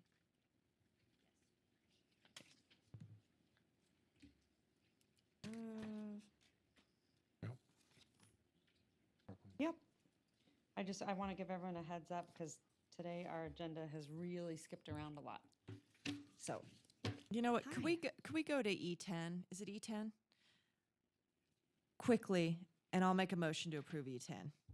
That's the All E right. I pulled off. I'll ask my questions offline. okay, that would be nice. Motion? All right. So I have a motion. I have a second. All those in favor say aye. Aye. All those opposed? Motion carries unanimously. I'll be bringing those questions up next week at budget. All right, thank you very much, Councilwoman Breckus. Okay. So let's do item J4 before you begin. Madam Clerk, do you have any public comment on this item? Madam Mayor, we have none. All right, go ahead, take it away, Mr. Gillis. All right, thank you. For the record, Scott Gillis. As we've been doing the last handful of meetings, we're doing a weekly update on the Washoe County Lands Bill and its progress. This week will be more of a hands-on substantive presentation by Mr. Jensen discussing the maps that have been developed to date, and we'll get feedback from council on, provide information on how the map is developed, and we'll get feedback from council on what this board would potentially like to see in a federal lands bill. Kind of my portion, the legislative portion, I don't have a lot of updates at this time as to timing of a potential introduction of this legislation. Congress is currently in recess until after the election.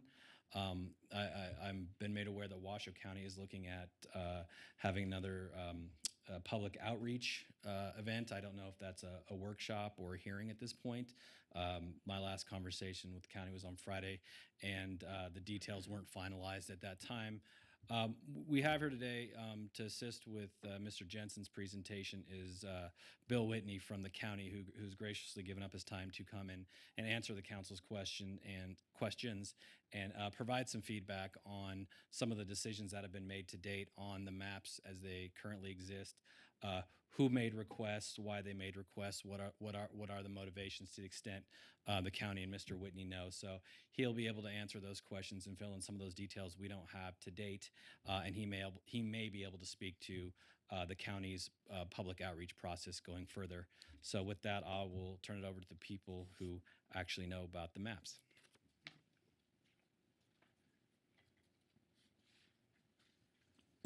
Thank you, Scott. Appreciate that. For the record, Eric Jensen, Community Development Director. Madam Mayor, members of the council, great to be with you today. I know this is just a scintillating topic and that you are going to all be awake through the whole presentation, so thank you in advance. I'm going to go through this really fast because this is really some basic planning things that I know that the council is familiar with already, but it's important that we establish this at the beginning of the process, and I'm hoping that this will make the slides change. Oh, wonderful. So a couple meetings ago, I spoke briefly on the topic of the Washington County Land Bill, why it was such a success. This is in southwestern Utah, not too far from Vegas. These are the criteria that came out of the visioning process that they held. It was conducted by Envision Utah, a nonprofit organization that specializes in planning and in particular in very difficult issues involving regions and local government. So these are the criteria that came out of their process. Based on that, I made a series of criteria, 7 points that I thought were important that we should consider. I know you can't read that. I just put it there in case anyone wanted to print out the PowerPoint at a future date. So here's the first one. And all of these principles are basically saying that if you're gonna take land and either out of the federal government realm and put it into local government, to the private sector, whatever, you need to follow the plans that you've adopted. It's really basic, simple things like that. And so you can see this one here that says if you're converting it from federal government to any other ownership, it's got to follow the objectives of the community, the values of the community. So again, these here basically are very basic principles. If you're a policy wonk like I am on occasion, you can go back and read the Federalist Papers. John Adams, his work on what level of government is best and when and why. But basically, it just says there are multiple levels of government, and each one has a function, and each one has certain strengths and weaknesses. Again, it just says that if lands are going to be transferred away from the federal government, either to the state, to the county, to a regional government, to a local government, to a private property owner, that you should look at the work that you've done, your master plans, everything else that you have when you're making those considerations. Again, same thing here. It just says that, that we value our public lands, that if we're going to make a transfer to the private sector, we need to make sure that we look at important criteria such as 1.6, it should be a logical extension of the community based on the topography and contiguity, physical access, utilities, history, self-identification. And then the last point basically just says that the idea is we shouldn't be taking land out of the public sector. Rather, we should be doing trades if possible on a value basis. That doesn't mean it's always that way, but that's the ideal situation. A couple weeks ago, I left you some 24 by 36 copies of the map. This is the county's lands, the draft map to date, with some additions that we put on there, specifically the ward boundaries and a couple other things. I know it's not legible on the screen, but this is the same map that we provided to you in a much larger format. So that's all that I have in general. I really want to turn the time over to Bill Whitney to answer your questions.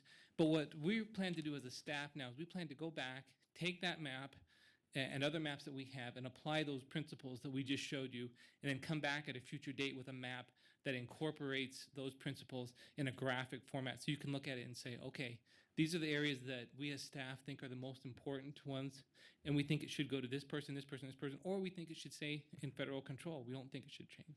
So that's what we plan to come back and do. Madam Mayor, may I just Right, make go a, right ahead. I think also a third category is, you know what?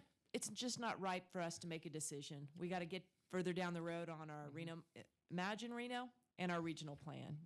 Yeah. Could you think, would that make could be too. That Yeah. could be one of the outcomes. Okay. Could be, you know what, now is just not a good time to we comment don't- on this piece of ground. Yeah, we don't want to go, we don't want to go in the wrong direction. We're just going to pause on that. Yep, sure. Thank you. I think Okay. I appreciate the approach. I appreciate the case study. I appreciated, the principles because I looked at the staff report. So good job. Thank you. Okay, well, thank you. I appreciate it. With that, I'm going to turn it over to Mr. Whitney to address any questions that you may have.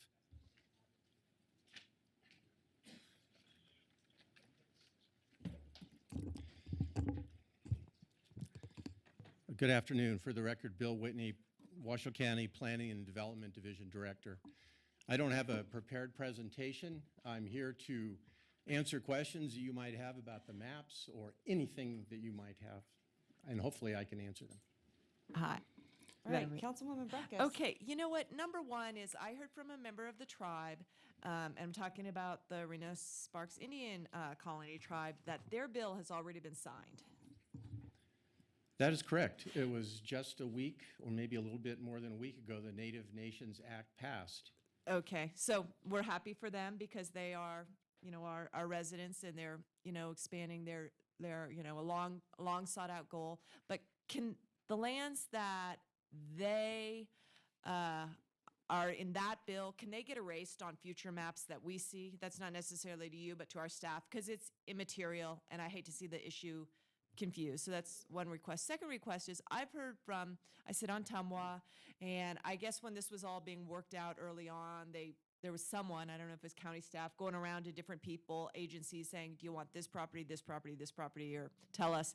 And I understand there was some difficulty in the mapping because when you say, well, we'd like this, and well, this might be a section of land or a quarter section, but really the agency was just thinking about 2 acres or something like that. And I don't know.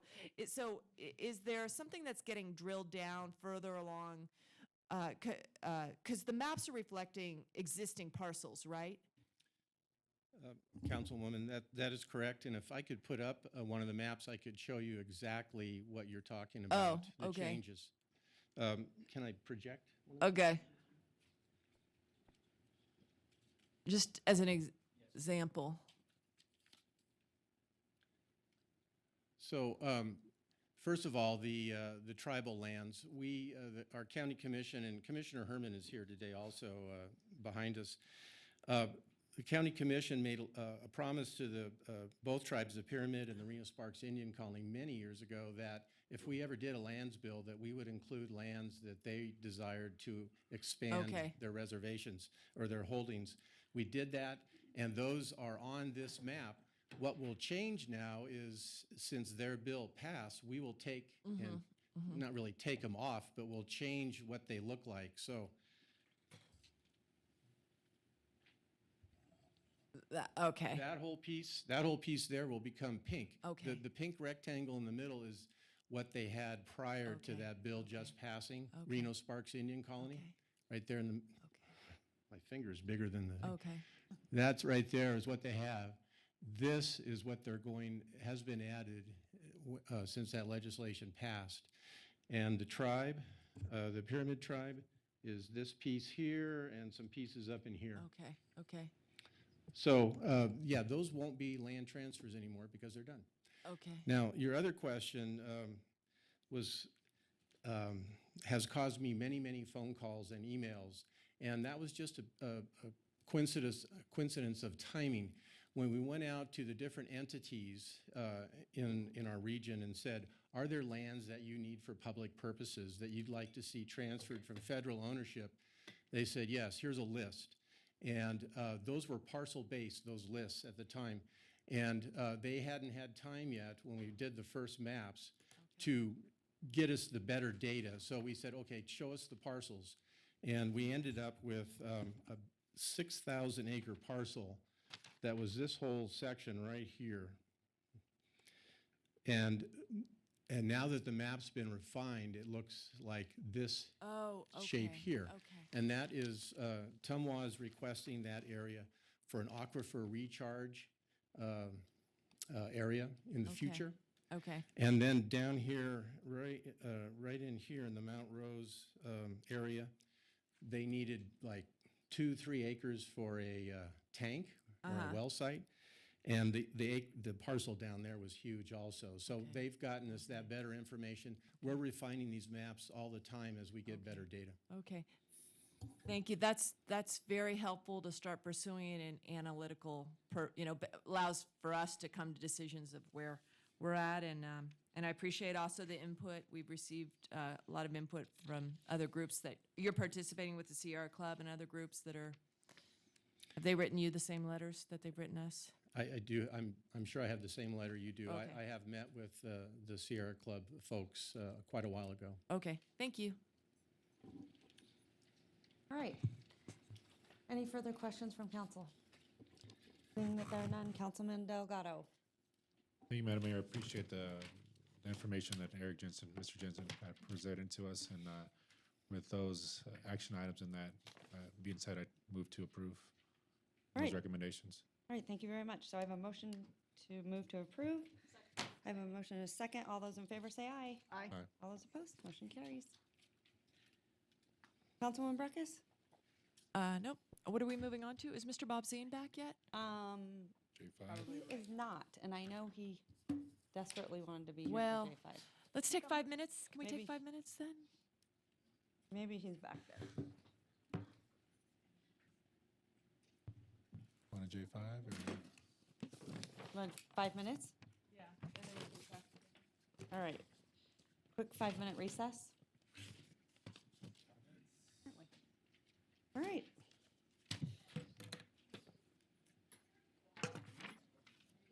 Sounds like she found him. He's been sitting back there eating. Like, you don't want to ride this fast, and then be elected.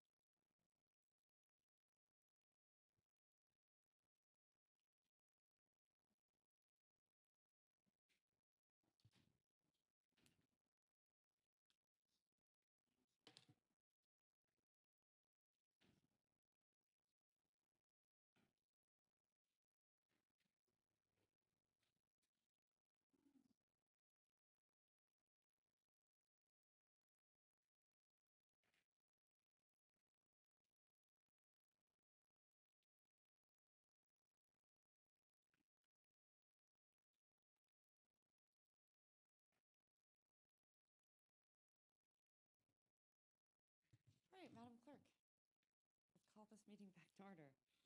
All right, we are moving around, and I apologize, but we want to make sure that we are hearing the items sort of in order. So item J5. Madam Clerk, do you have any public comment on this item?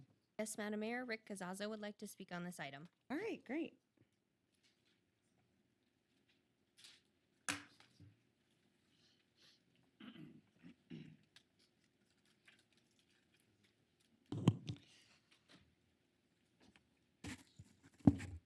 So good afternoon.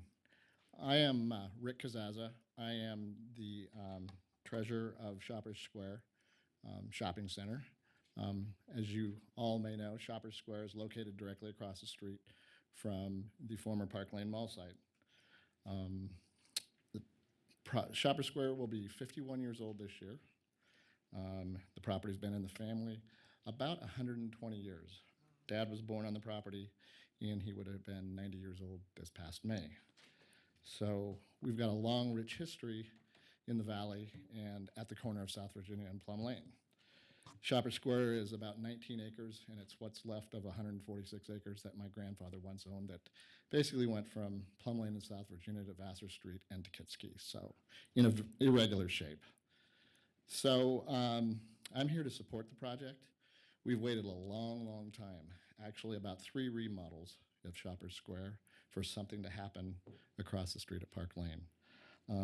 Full disclosure, I will also tell you that I am with Colliers International, and my partner and I, Ted Stover, represented the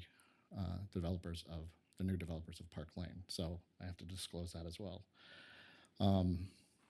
We are extremely excited of seeing what's happened. We're so excited that we will be coming in front of you within the next few months for our remodel, about a $15 million remodel of Shoppers Square, total remodel.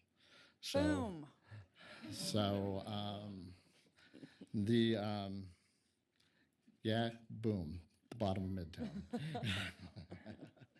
So I just wanted to speak in favor of the project, and lots of neat things have happened in that area. I will tell you that if you can see what we have done in Shoppers Square, we've kind of gone over and above, and we will continue to do that. But with all the street trees we did back on Kazaza Drive, we did the entire street lighting of almost a 2-block on Kazaza Drive, all in our dime. So just wanted to support the project, and excited to see it coming. Thank you. Wow, very cool. That's very exciting. Congratulations. So Mike Higdon probably already has that tweeted out. Or you show, okay, there you go. Ann Jeanette gets over on him. Well, congratulations. And anyone that knows Shoppers Square knows it's definitely an iconic piece of certainly the city of Reno. So I'm excited for that. And full disclosure, I grew up with Rick. So we're longtime childhood friends, his whole entire family.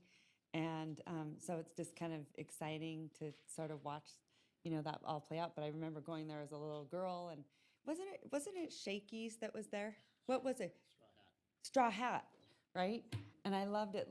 But so that's super cool. And I just I believe that those properties are the crown jewel of right in the middle of in our city. So congratulations.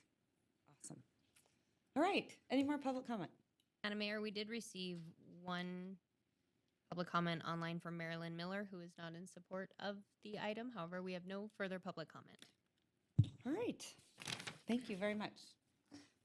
Okay, staff presentation.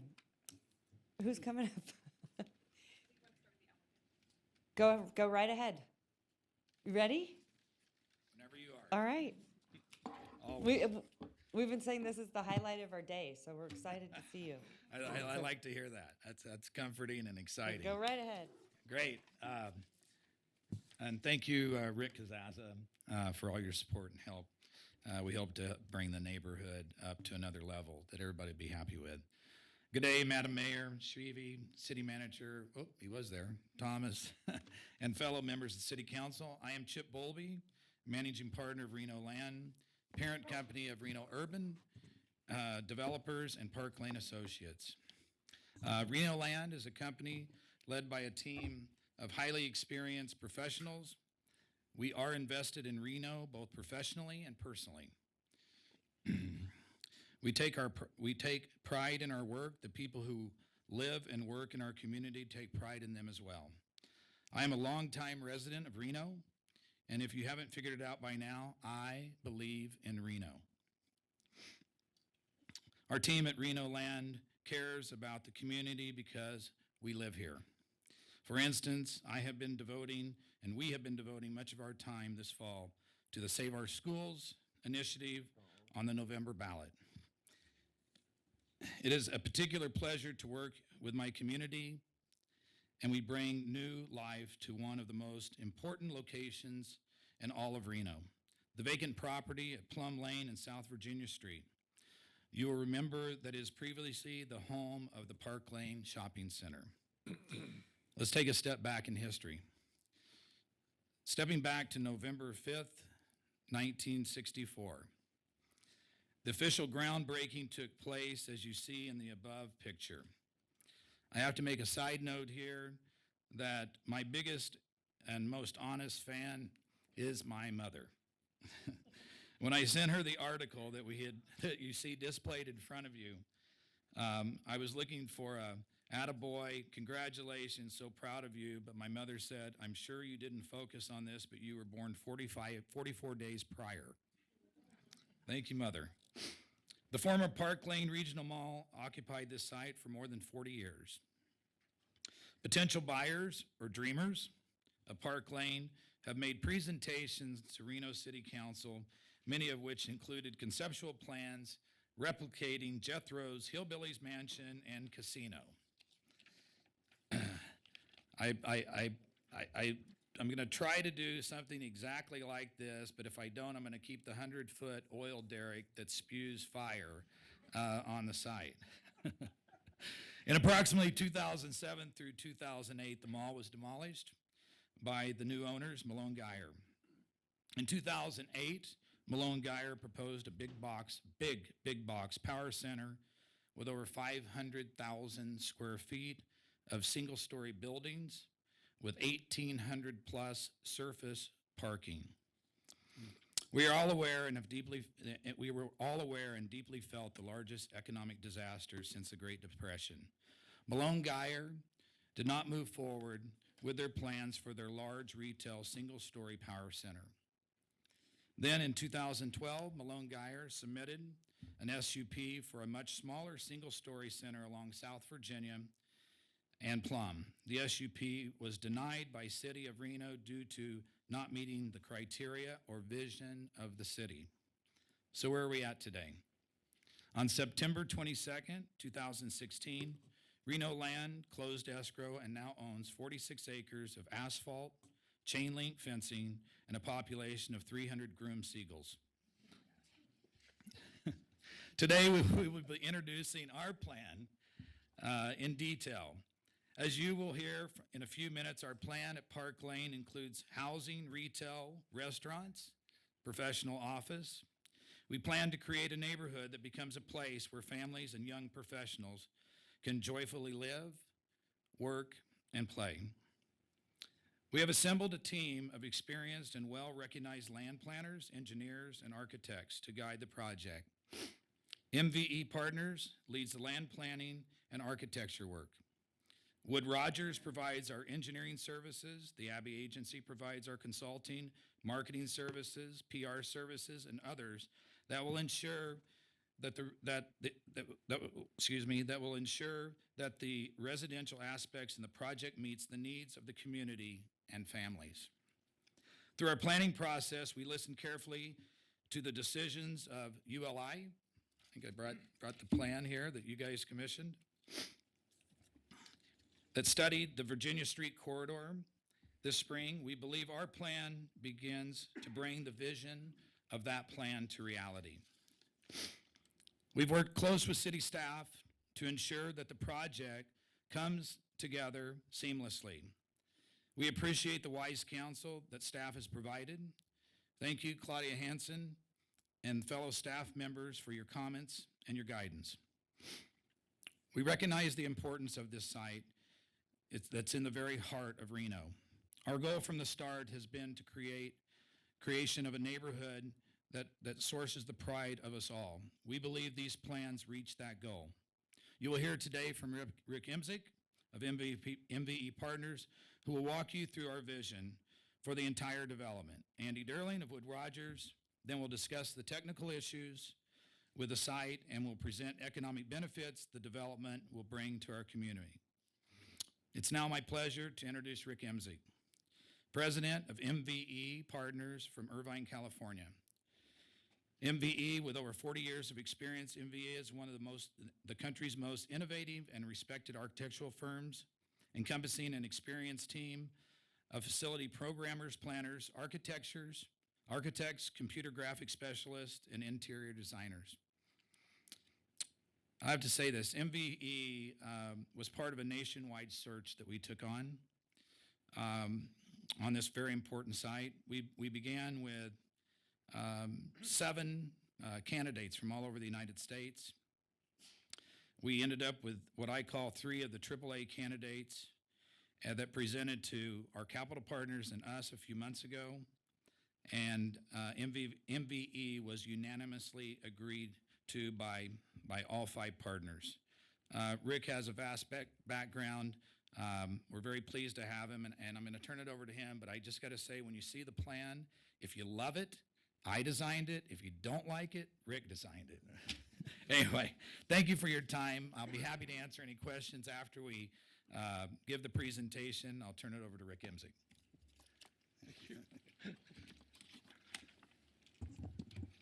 Had I known we were 1 of 7, I'm not sure I would have taken the call, Chip.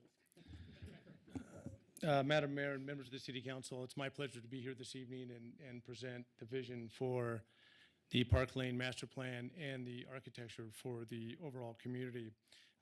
You probably won't hear me use the word project a lot. You'll hear me use the word community and place, which we strongly believe in our firm that's what we should truly be creating here.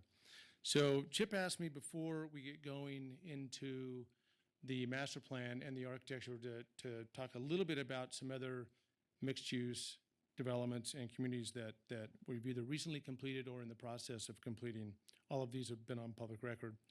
And so the reason we want to do this is there are some basic tenets and concepts at Park Lane that we believe should be present in every successful, vibrant, walkable, sustainable, mixed-use community. And if any of these tenets or concepts are lost or not included in it, those developments tend to struggle in a mighty way.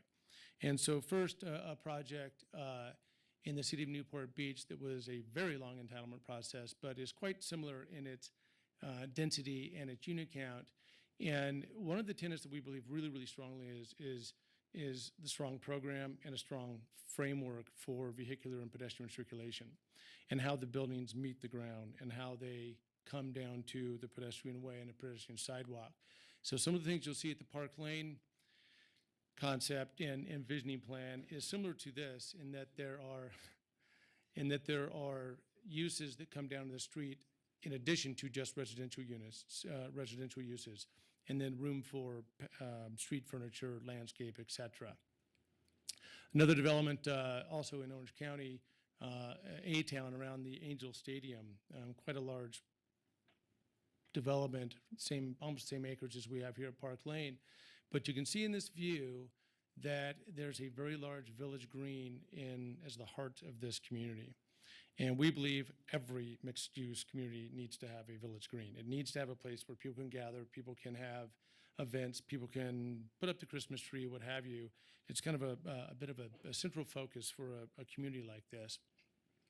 And so there's another view of that village green. Now, in this view, you'll also see how the building in the background comes down to grade. And there isn't enough retail program typically in these communities to have the first floor of every building be retail. And so one of the things that we strongly advocate is bringing all those necessary uses that are in an apartment project, apartment development, to bring those out to the street level, bring those out to the sidewalk, bring those out to the public way. And so people have to use the function of their mailbox, their leasing office, resident service operations, all of those functions. And so we just want to get them out of their car, out of the building, and onto the sidewalk to use those spaces. And it tends to work out in a very, very successful way. This is a development that's built in, it's also quite large. It's 3,000 apartments and on 60 acres of land in 2 separate communities. But one of the things that I'll be talking about at Park Lane is the street framework and the street fabric. And even at this view, you can see the deliberate orientation of streets within this development. And the reason for that is that as a resident at this type of density, we want to give that resident every opportunity for orienteering and wayfinding in those communities. And while a very different idea, it's still a very clean, very legible circulation pattern for both vehicular and pedestrian ways. And so I mentioned that we don't have retail at every first floor space. And so what you see here is not a retail space, but it functions like a retail space. So it's a community room that is active and open from 8 a.m. till midnight every night of the week. And it's used constantly. And so you can't access this space, though, from the internal parts of the community. You have to come out to the public way to use it. Very pedestrian things like mailboxes and where we pick up parcels and so forth. In many years past, those would be buried deep into a project, usually in a garage. And so one would come out of their car, go right to the mail drop-off and pick up their mail. And to us, that seems like a bad idea. Let's put it out on the street. Let's put it where residents will see each other and have impromptu gatherings and conversations, et cetera.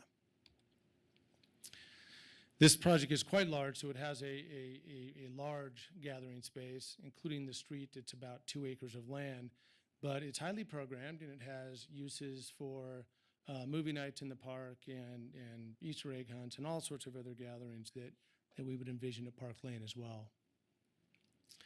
And I have just 2 more here. So here's a development that is currently, some components of it are under construction, some are already built, but it's similar to Park Lane in that it's a combination of horizontal and vertically mixed use development. So at the far left-hand side is retail.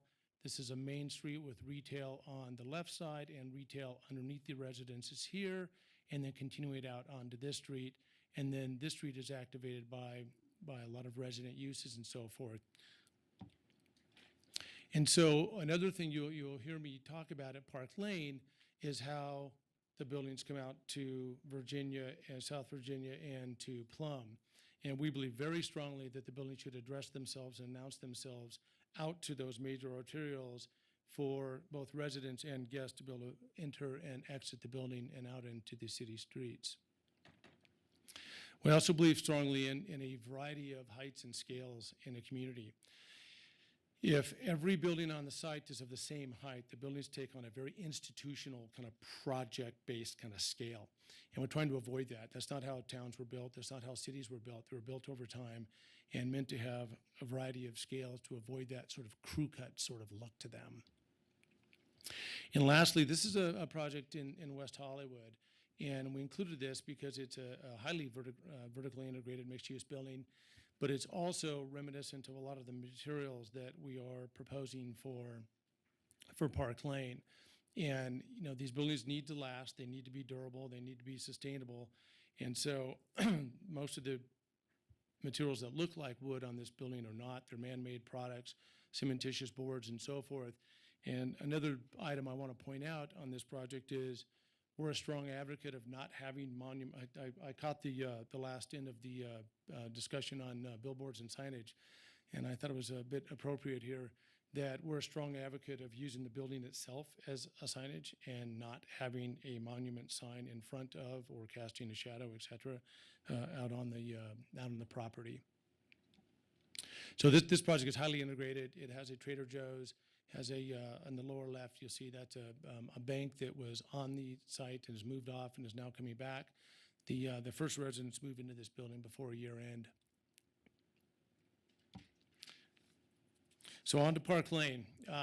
When we met as a team, there were several basic concepts that we all really, really believed in. And we believe strongly that you don't import architecture or a place from one jurisdiction or one locale to another. There are also climatic concerns. There's all sorts of reasons for it, but it's just really not right. If a style of architecture is indigenous to or specific to a given locale, I don't believe it's appropriate to import it arbitrarily to another locale. And so we came up with a series of images that serve as a precedent. They're not meant to be a rule book or a playbook, but really meant to be inspiration or a go-by for materials and form and so forth. And so this is indicative of some of the ideas we're going to put forth in the more dense, higher density residential buildings. And these are indicative of the buildings that are the garden level apartment community, And then for the retail elements on the site, the use of wood or man-made wood products, metal detailing, things are just fresher, more modern, and quite frankly representative of what is taking place in Midtown as we speak. So here's our site plan. Excuse me, I think I went one too far. Here's our site plan. So behind the necessity to have the appropriate uses to create a true sustainable mixed-use community, then you have a framework plan and ultimately architecture. So the uses here are really appropriate to create this kind of a master plan. We have retail, we have grocery, we have restaurants, we have both vertically and horizontally mixed use, retail and office, and we have two very different types of residential uses on the property. And so when you come into the site, you come off Virginia on several different portals, two on Virginia, one on Plum, one on East Grove. And the reason for that is we're trying to break down the scale of the community. We're trying to break the 45 acres down into much smaller communities within the overall community. And so you come in off Virginia and down what we'll call a main street, and you terminate into the Village Green, which is anchored by a mixed-use building immediately behind it. And that's about a half-acre Village Green. And then you would turn right, come south down to the garden apartments, and then you would turn left, go north up to the higher density communities with additional retail and restaurant uses on the western side of that edge. And so when we talk about the architecture, to us, the architecture should be related and it should have a relationship between each other, but it shouldn't be like brothers or sisters or twins. It should be more like distant cousins. So we like the idea very much that there's a thread of continuity architecturally through the development, but we don't want it to look the same. It's not meant to be, I'm probably the only one here that remembers Pruitt-Igoe. It's not meant to be Pruitt-Igoe or Levittown or a place like that. It's meant to be much more organic and much more natural than that. So here we are, we're on Virginia, we're heading north, we're gonna be turning right into and head east down the start of the main street. And what you see immediately in front of us is the grocer, and most of the grocers now, as you well know, have prepared foods. A lot of the like Nob Hill and Jimbo's and those are having little brew pubs in them and wine bars and so forth. And so we will have glazing out to Virginia for that part of the market. And then for certain months of the year, we'll be having outdoor seating as we see in that view. And then we're starting to see just to the right of that, the start of the retail starting to line that main street. Now we've actually turned around. We're close to the Village Green, looking west back towards the mountains now, but you can start to see where we've introduced diagonal parking. We believe strongly in diagonal parking. It's an easy stall to maneuver in and out of. It doesn't really block up traffic like parallel parking does, and it gets landscape out to the curb edge or the driving edge, as you can see in that tree. So we very much like the idea of that. It typically widens up the pedestrian way a bit as well. And now we're back facing east. We're further down the main street. You're starting to see the diagonal parking, seeing light office, retail on the first floors of both sides of Main Street here. And then we're seeing the Village Green at the terminus of this in a vertical mixed-use building that anchors that Village Green to the east. And so here we are, we're close to the garden communities, now looking north up that promenade, and you see the Village Green, see that vertically integrated mixed-use building to the right, and then we took a little license with your Believe sign, and we relocated here to the Village Green. But Chip said that was okay, so we did that. And then you're starting to see the higher density residential buildings in the background there.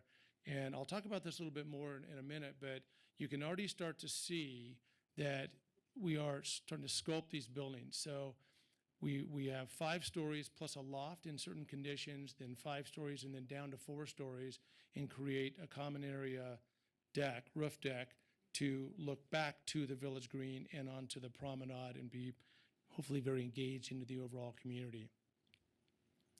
So this is a diagram, side diagram of the higher density residential. And one of the things I think is really important is I showed earlier how the first floor of these buildings, if they're not treated with a great deal of care, they can be very foreboding and very unwelcoming.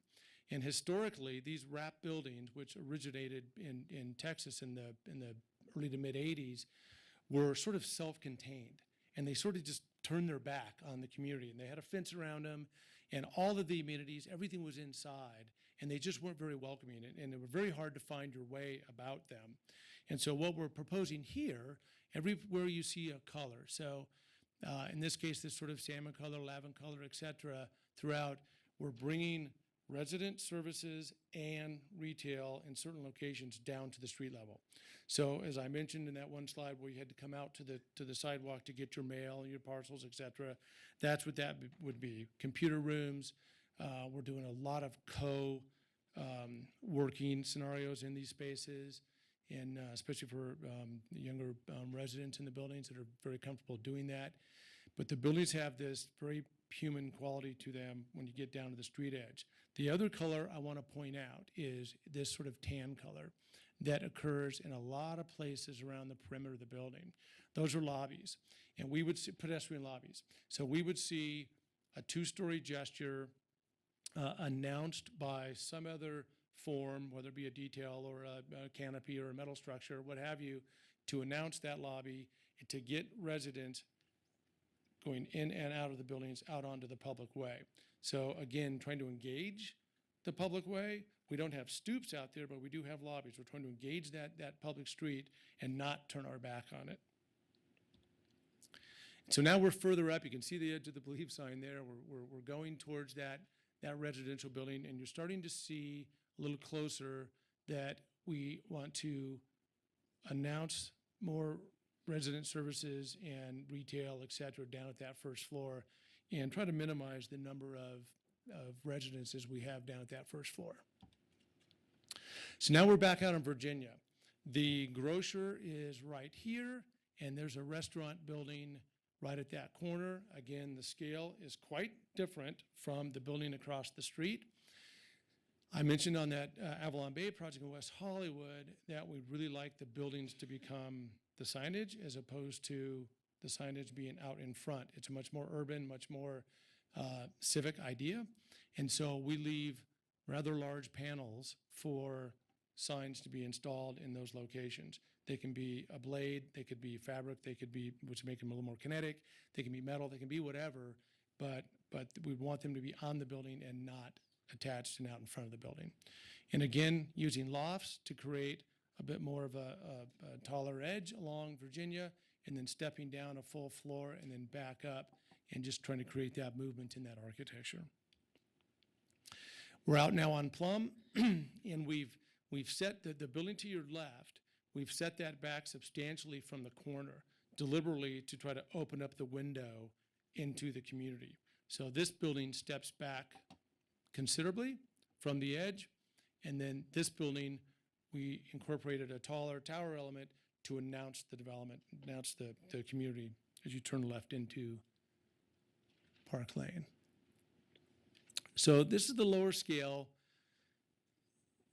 residential component, and typically these communities are gated, they're surrounded by gates, you've got to go through a gate to get to a leasing office, or maybe the only thing that's outside the gate is leasing, but everything else is just really, really fortified. And what we're trying to do is now we're at the end of Main Street. The Village Green is off to our left.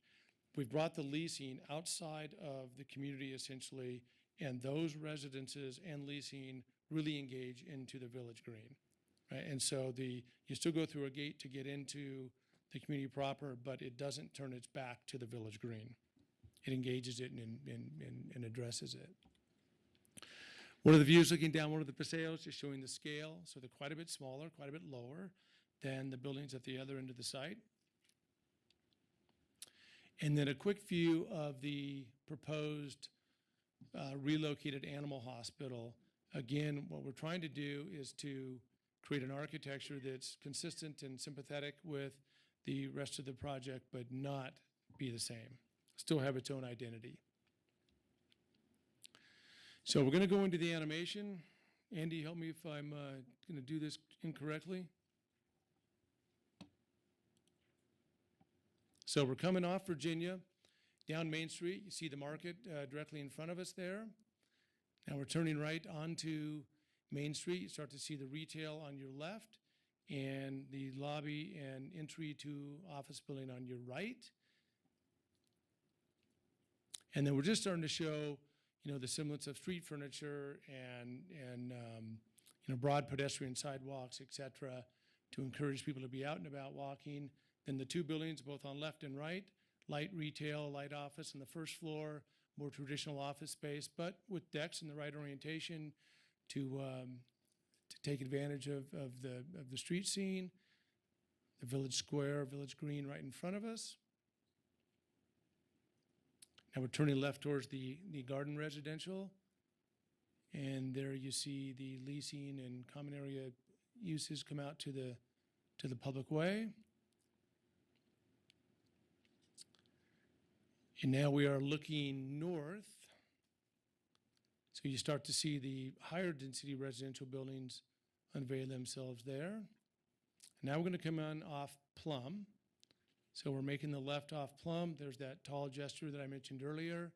And then you start to see the introduction of stoops, which we think is the appropriate place to do them, perhaps not out on Plum in Virginia, but more internal on this kind of promenade street.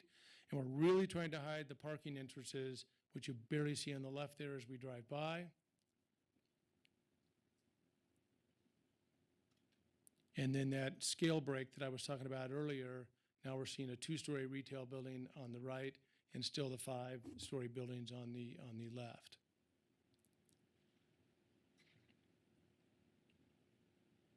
And historically, these buildings, the parking was always exposed on one edge, sometimes two edges. And here, the only exposure we're suggesting for the parking is only the entrance, and it's one story and just the required width for 2 cars to pass. So now we're seeing a couple of restaurant uses on the right, flanked by some office buildings behind, and then back to the village green here on your left in the foreground.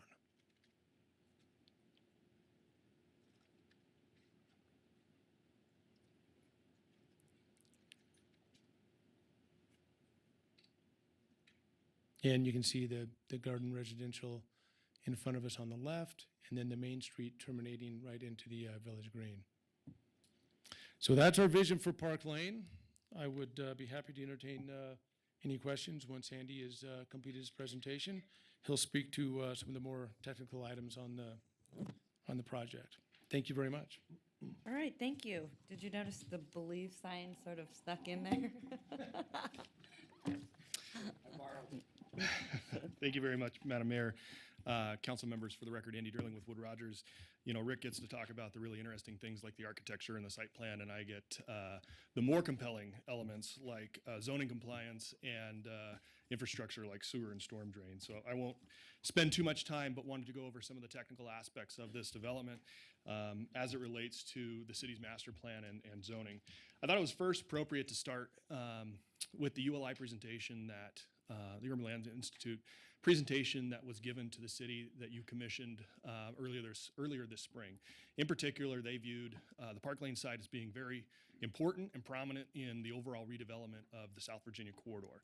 And this is an excerpt from their presentation, and as you can see, and from Rick's presentation, The items that they recommended, mixed use, central gathering green, buildings fronting on the street, interior parking, and block patterns, we're able to check all those boxes and be able to see that vision that the ULI had come to fruition on this site. Looking at some of the technical aspects of the master plan and zoning for this, it is in South Virginia Transit Corridor. It's a 46-acre infill redevelopment site, and at that scale, I believe it's probably one of the largest infill redevelopments that's ever been taken on in the city of Reno.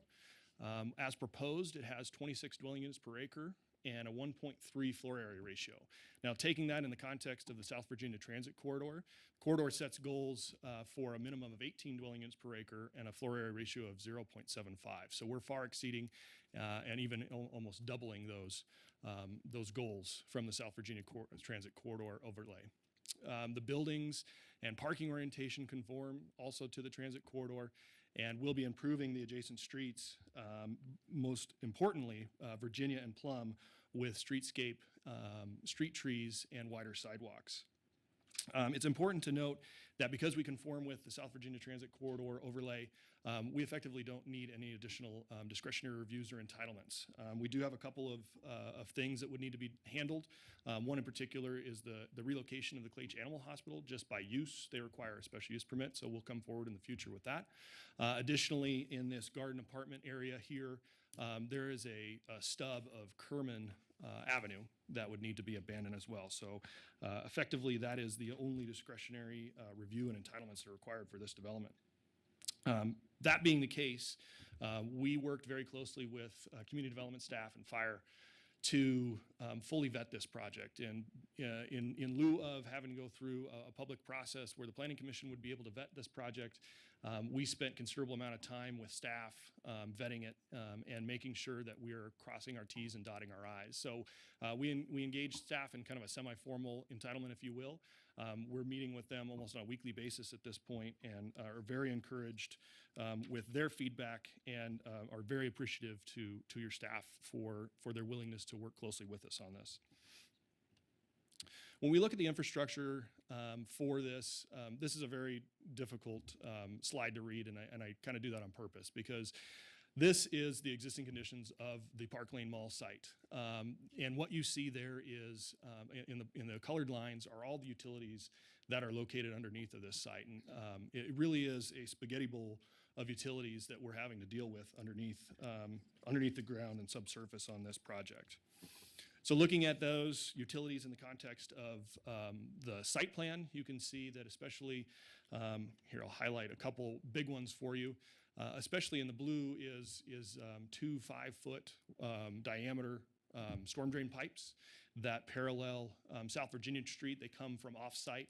They drain a large portion of actually southwest Reno. So it's a big off-site encumbrance that crosses this site. And as you can see, it's only less than 100 feet off the Virginia Street right-of-way, which makes it very difficult to appropriately locate buildings along that frontage. And I think what you saw from Chip's presentation, the past plans had large parking fields and other large uses in those areas, including the old Park Lane Mall, and which was appropriate for the utilities to go through the parking fields, but really to meet the goals of, the ULI and the South Virginia Transit Corridor, it makes it very difficult.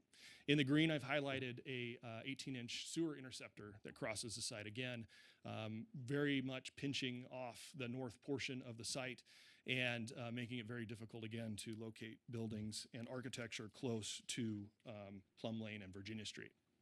So what we've proposed is a relocation of those major utilities. In particular, the storm drain would be relocated to parallel Plum Lane, and then it would be located within the backbone roadway that we will be constructing. And the sewer would have a similar relocation into the roadways and a small open space corridor here to connect into Kerman Avenue. As I mentioned, their location significantly encumbers the site and preclude us from having that fronting architecture that looks so nice in Rick's presentation. By relocating these utilities, I think I mentioned, but it will allow us to meet the goals that ULI had presented to the city, as well as the goals that are identified in the city's master plan and zoning ordinance for the South Virginia Transit Corridor. Those relocations are part of what we're calling our initial phase, phase 1 of this project, which is highlighted here in the red. Phase 1 will include the relocation of the utilities, as well as construction of the backbone roadways and construction of the sidewalk and streetscape improvements along Plum and Virginia Street. We're looking at a total construction cost for the overall Park Lane development of somewhere around $500 million. This backbone initial project infrastructure phase, we're looking at approximately $11 million. This initial phase will really set up the site for the initial phase of residential development, which will include the 235 urban garden apartments on the south side here on Grove, and the first 2 wrap buildings, 490 units on the corner of Virginia and Plum, for a total of 795 residential units in the first phase of vertical construction. We engaged Eugenia Larmore with EK Economic Consultants to get an idea and provide you with a picture of what the economic impacts of this project will be. Just pulled out some snapshot elements and highlights from her report and wanted to share them with you. When we're looking at the real property tax revenue that'll be generated by this project over the 20-year period and the study period that she looked at, we're looking at close to $78 million of property tax revenue. And what's really the highlight in there is that third bullet point, that this site is located in redevelopment district 2, and we will see an increase, a significant increase in the increment in that area, and looking at over $63 million over that 20-year period, which will provide the city with a lot of flexibility to take on some redevelopment and beautification projects over time as this project adds to the overall increment and raise everything up really in this area and redevelopment district. Sales tax revenue, we're looking at just over $25 million in sales tax revenue generated, both during construction and operation of all the commercial activities. And then job creation, looking at a little over 3,200 construction jobs and then 700 permanent jobs that'll be generated by this development. On the other side of the revenue ledger, for the city and other entities is the development fees that will be generated by this project. And I won't go through them individually, but just the bottom line that there's over $16 million in development fees that will be required to be paid as part of this development.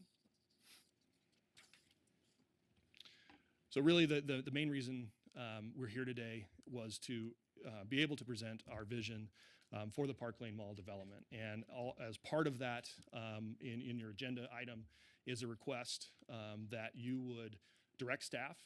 We've been working closely with, obviously I said community development staff, and also Bill Thomas in his office.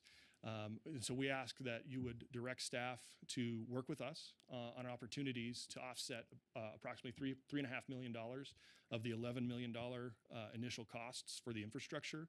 And really that's to relocate those major community utilities, the major storm drain and sewer interceptors that impact the site. And with that, that concludes our presentation. We greatly appreciate you allowing us all this time to present to you, and we would be happy to answer any questions. All right, thank you very much. I actually, Mr. Bill Thomas, I'm going to send it to you.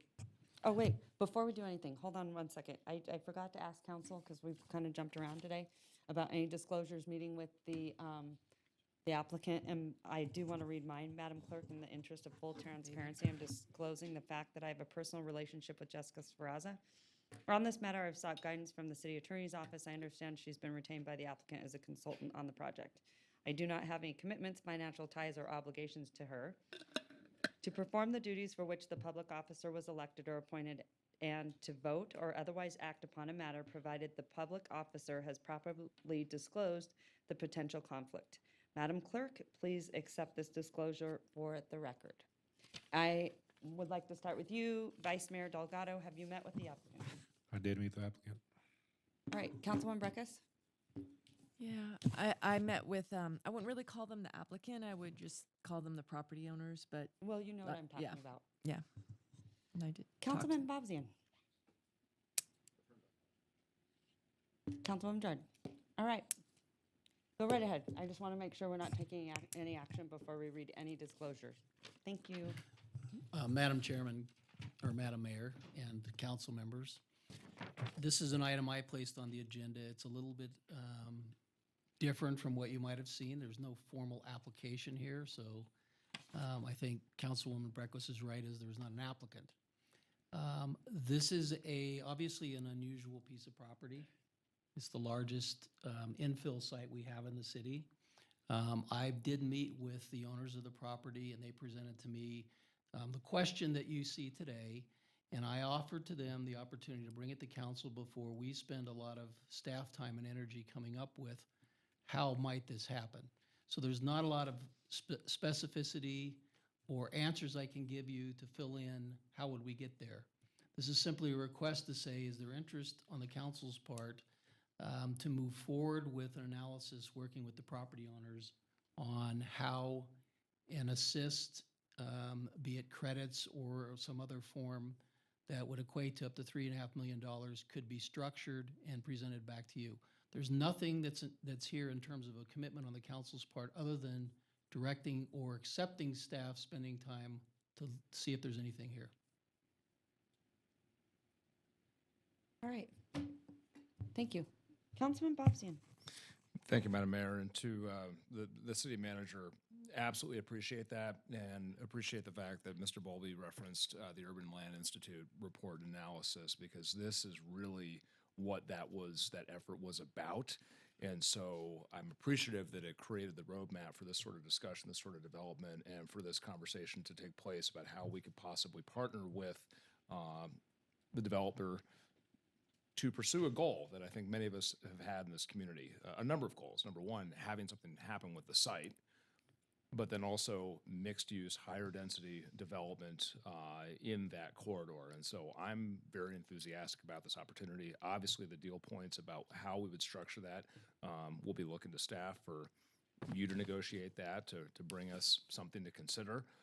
But I think it's very appropriate for us to start down that path and see how we can partner up on a project that is this big and this important and could have tremendous impact on our community, if for no other reason than to generate a higher tax increment.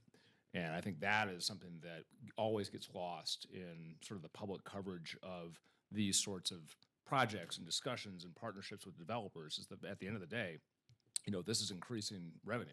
And that's important at a time when we're looking to fund services. We're going into our next budget cycle. So I'm very appreciative that you're bringing this forward, and happy to support you at this step. Right.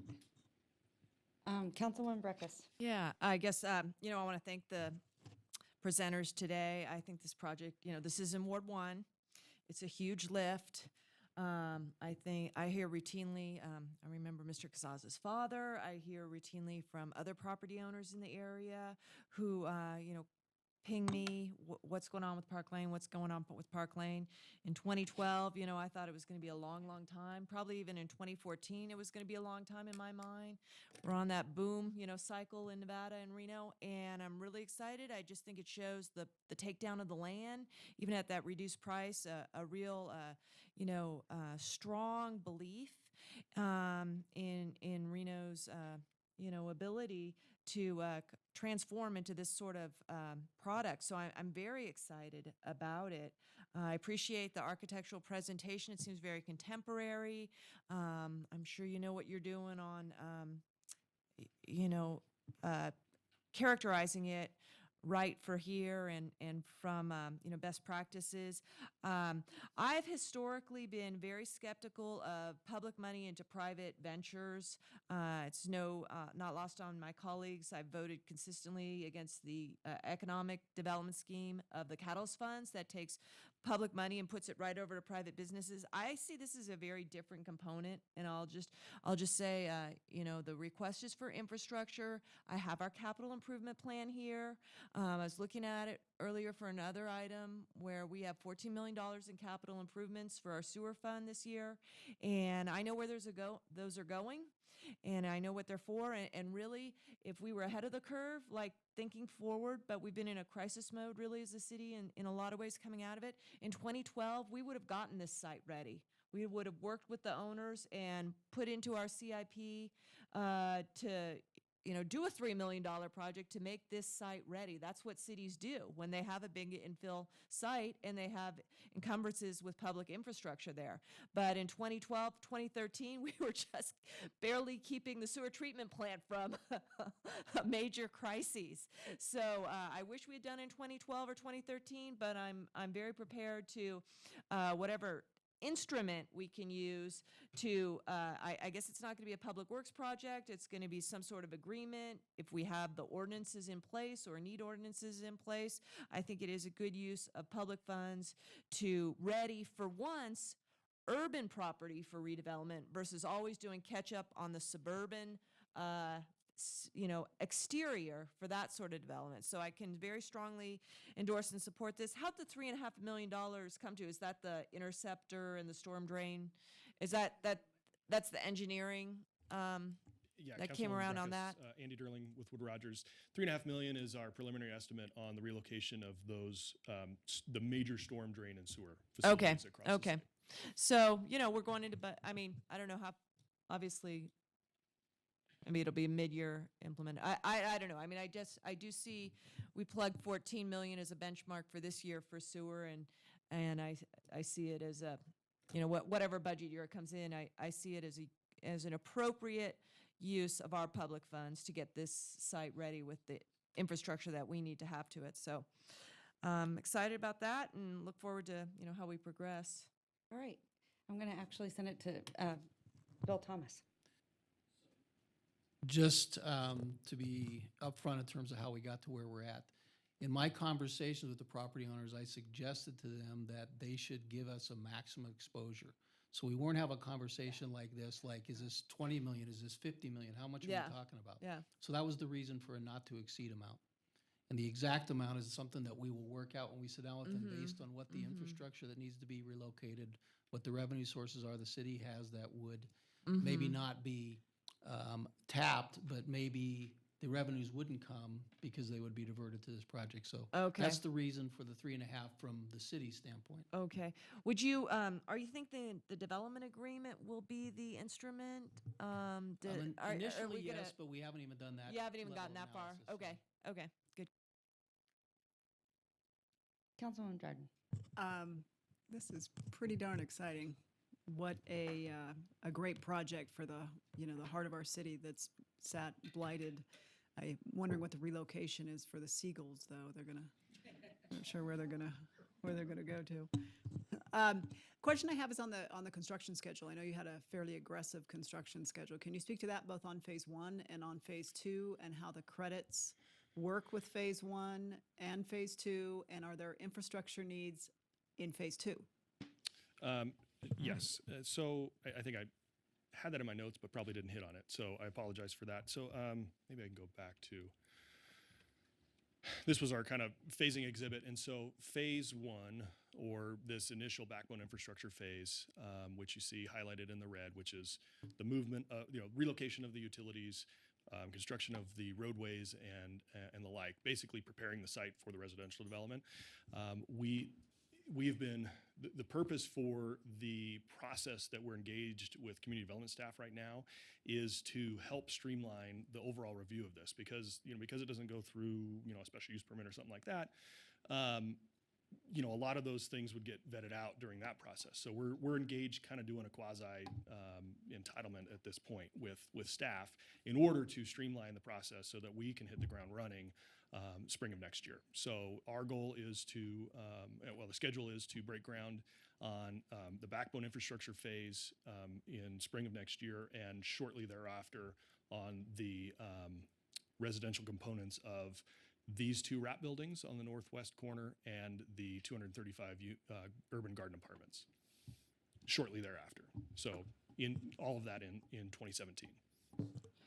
Okay, so what is your, assuming everything goes well with phase 1 and the infrastructure improvements, what do you anticipate the construction timeline for phase 1 for the residential to be completed? 18 months? Yeah. About 18 months, 12 to 18 months for the infrastructure and phase 1 of the residential. And there's how many units again? 795.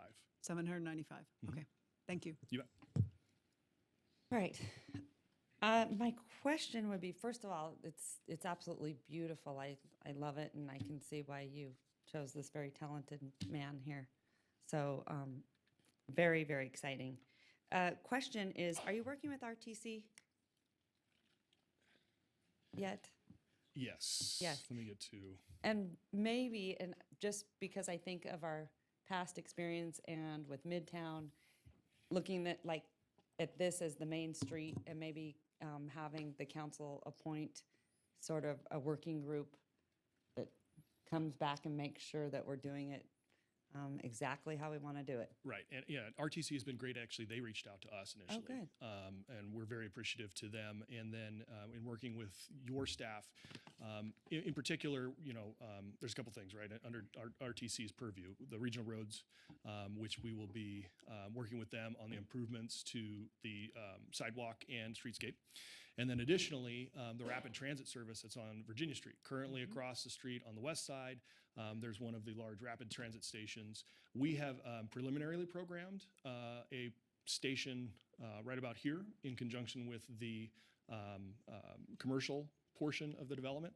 The location of that, we'll be meeting with them actually in the next week, I believe, to discuss that architectural style of it and the like. So no, definitely running parallel tracks with RTC as we are with City of Reno staff. All right, great. The other thing that I want to stress here, because I know it's all on our minds when it comes to putting in new developments in the city.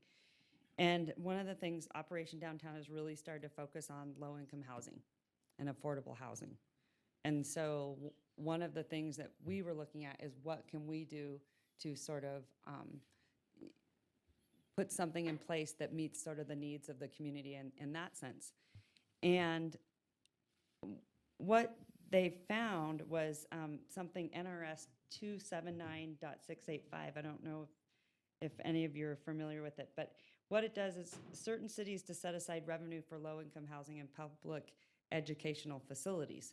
So basically, except as otherwise provided in this section of subsequent 6 and 7, NRS 279.676, an agency of a city whose population is 500,000 or more that receives revenue from tax pursuant to paragraph subsequent blah blah. 4, increase, improve, preserve, or enhance the operating viability of dwelling units in a community for low-income households. 2, improve existing public educational facilities located within a redevelopment area or within 1 mile of the redevelopment area. So the question is, I know that that's not our population, but how would the developer feel about doing something to help us with affordable housing in that retrospect? Sure. You want me to? Okay.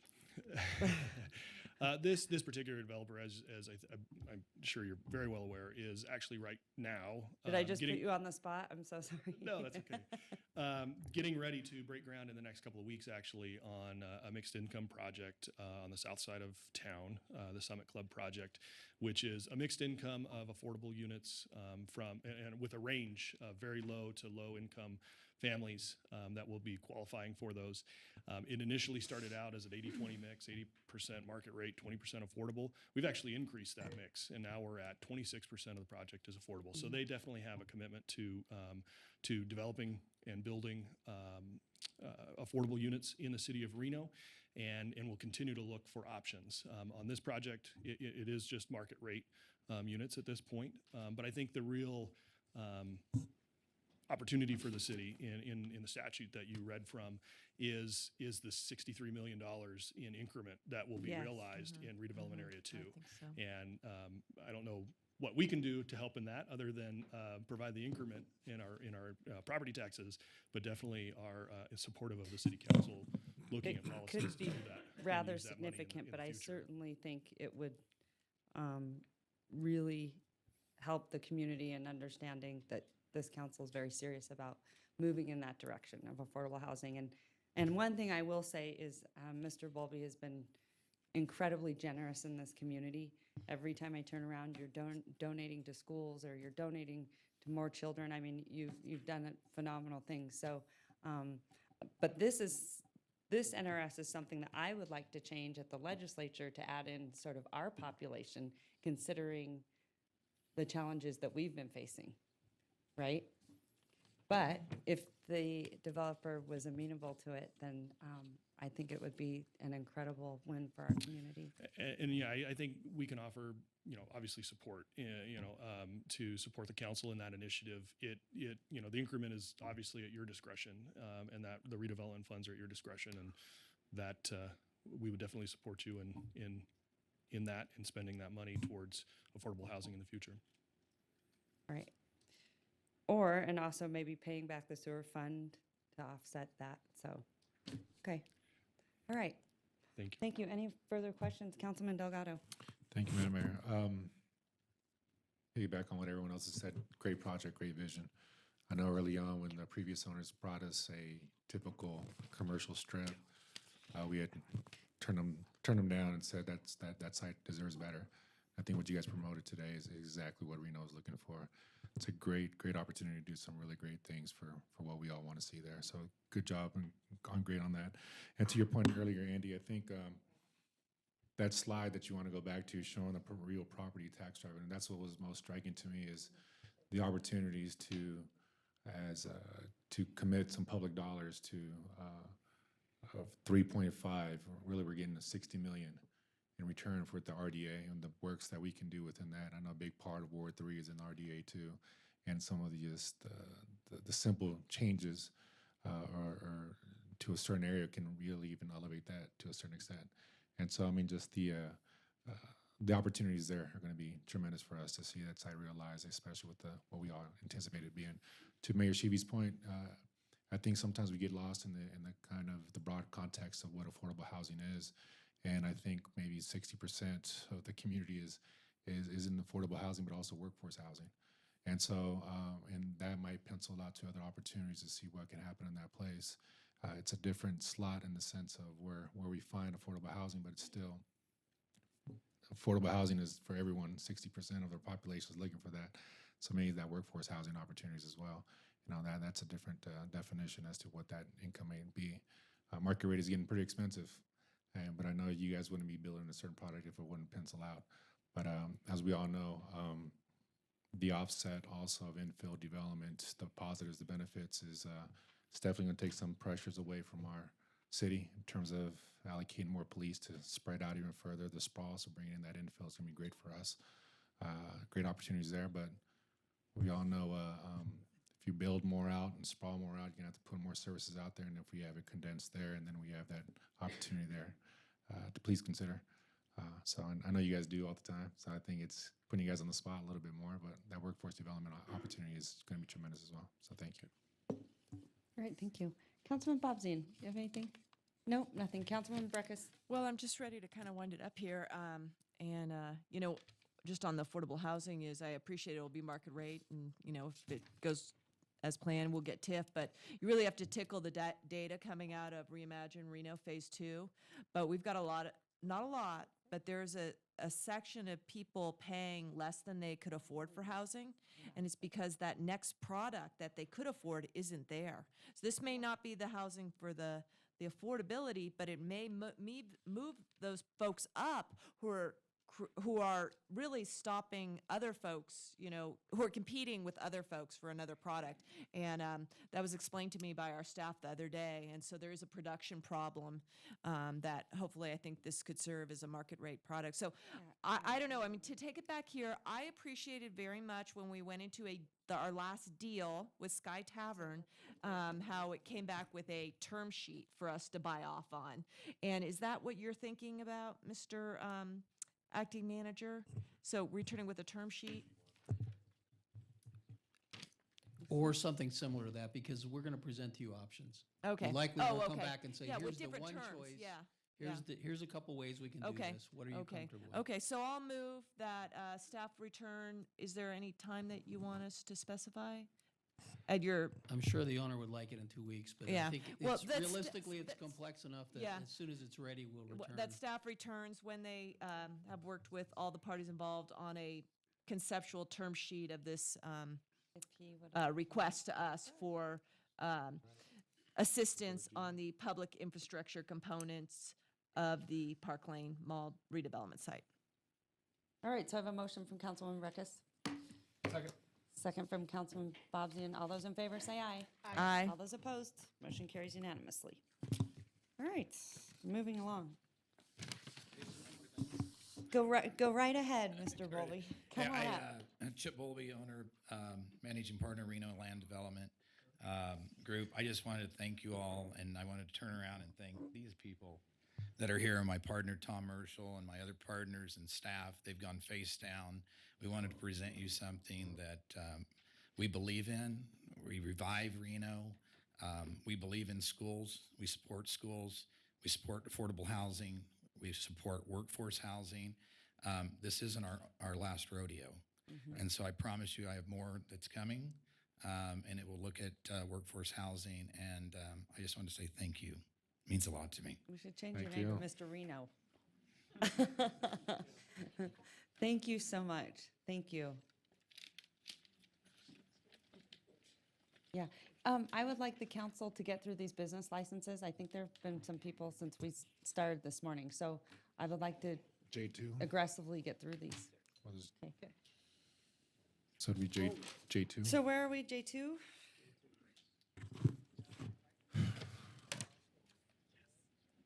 In J2, we can also view E1, A6 in conjunction both.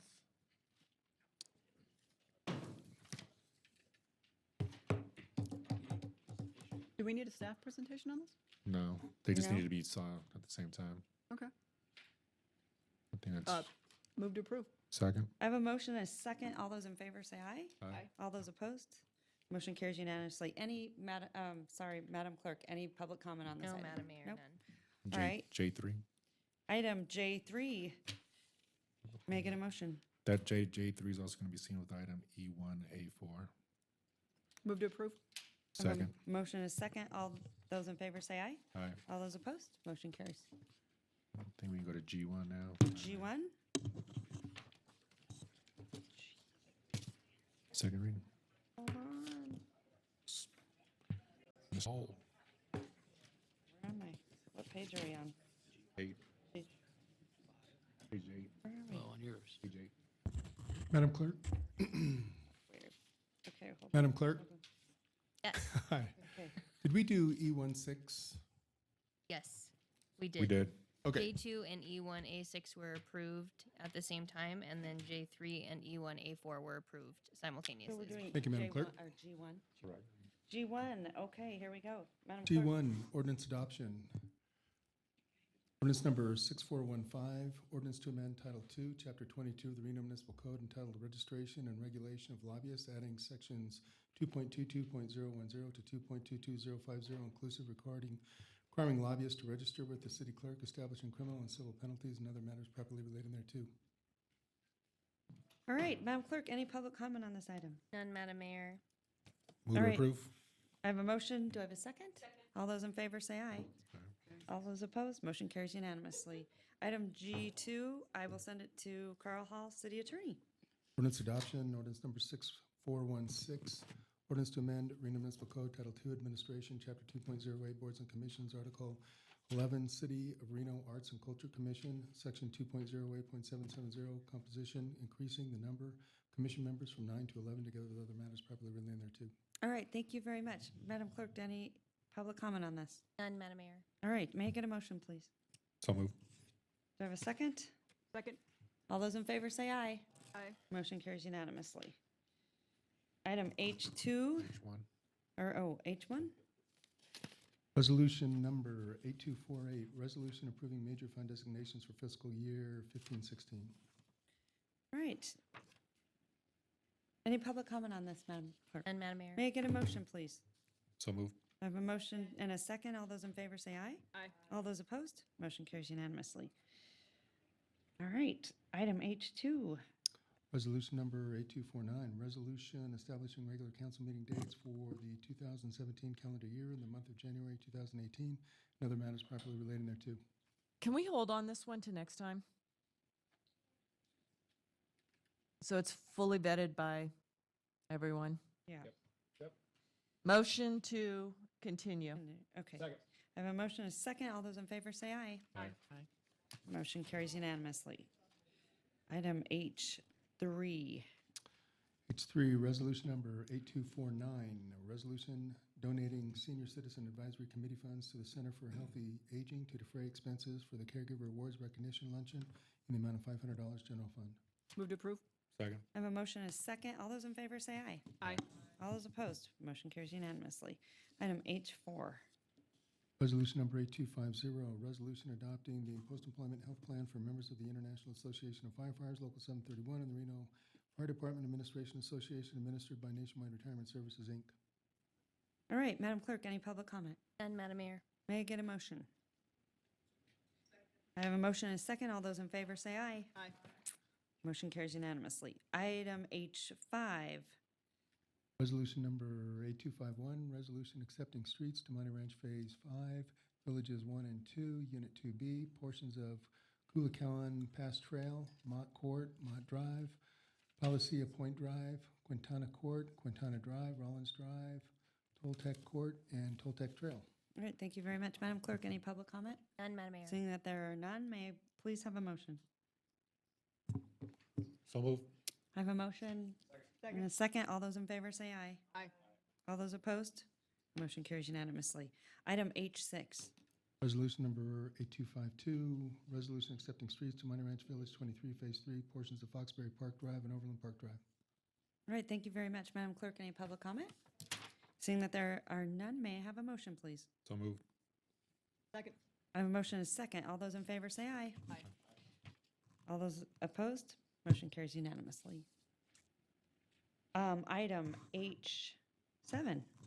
Resolution number 8253, resolution accepting streets to Monty Ranch Village 23, Phase 2, portions of Blue Oaks Drive, Brittany Park Drive, Foxbury Park Court, Foxbury Park Drive, Valley Glen Drive, Washington Park Court, and Washington Park Drive. All right, Madam Clerk, any public comment on this item? None, Madam Mayor. All right, may I please have a motion? So moved. We have a motion and a second. All those in favor say aye. Aye. All those opposed? Motion carries unanimously. All right. Item I, H8. where are we? H8. H8. Resolution number 8254, resolution accepting streets to Monty Ranch Mine's Village gone. AD, Okay, Well- just, never mind. Go ahead. portions of Olivia Way, Caitlin Court, McKenna Drive, and Runner Way. So moved. All right, so I have a motion. Do I have a second? All those in favor say aye. Aye. All those opposed? Motion carries unanimously.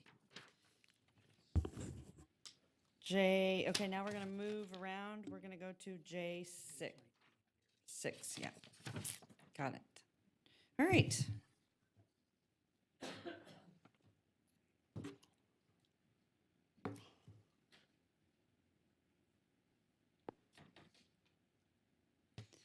All right, Madam Secretary, any public comment on this item? We have none, Madam Mayor. All right, would staff like a presentation? I think not. I mean, a council like a staff presentation? I don't need one. I'd just like to talk about the budget implications of it because I think it's great. I think it's exciting. I think it's something we should be doing. But I am concerned about a commitment, a budgetary commitment, even though it's small, you know. So how's it framed?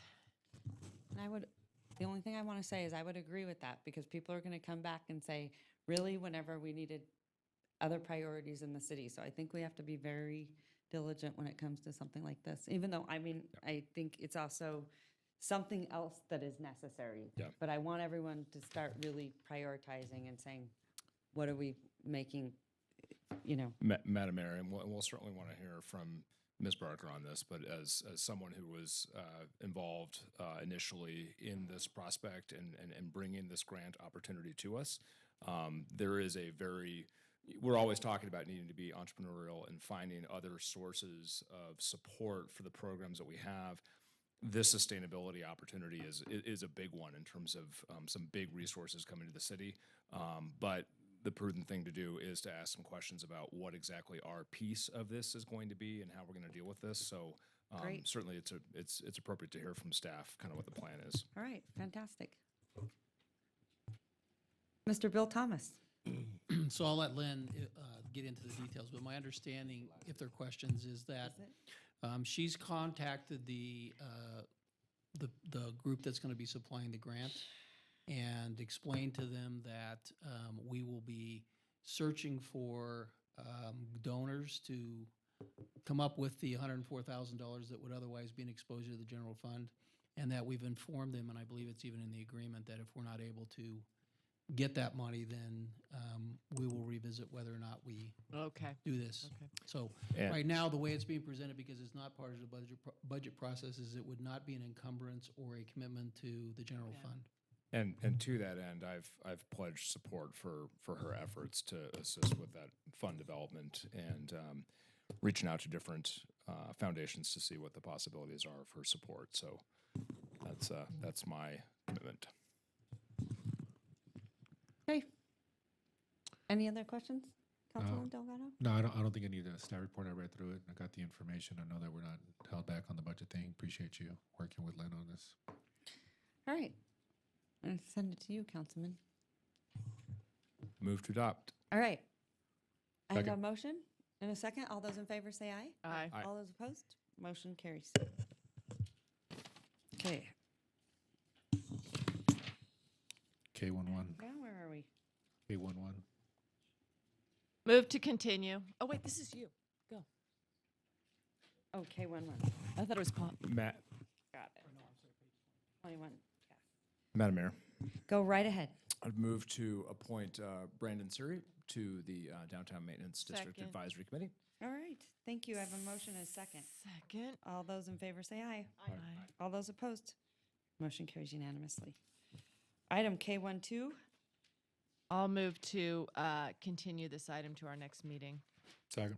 I have a motion and a second. All those in favor say aye. Aye. All those opposed?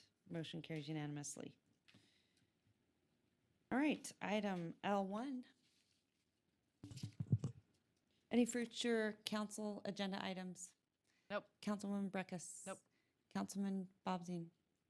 Councilwoman Jordan? Yes, I have two items. They are loosely or directly related. The first is a presentation on the complaints, incidents, and status reports surrounding the One Up bar and club in downtown.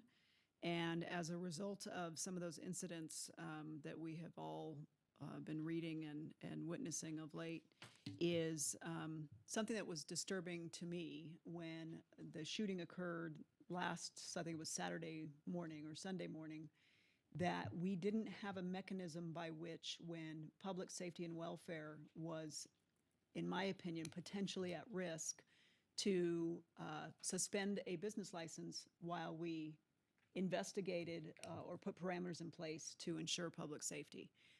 We are looking into all of the other things in which we can do from a code standpoint and a licensing review standpoint, but as far as a nimble and responsive action, there doesn't currently appear, from the feedback I've got from you, Mr.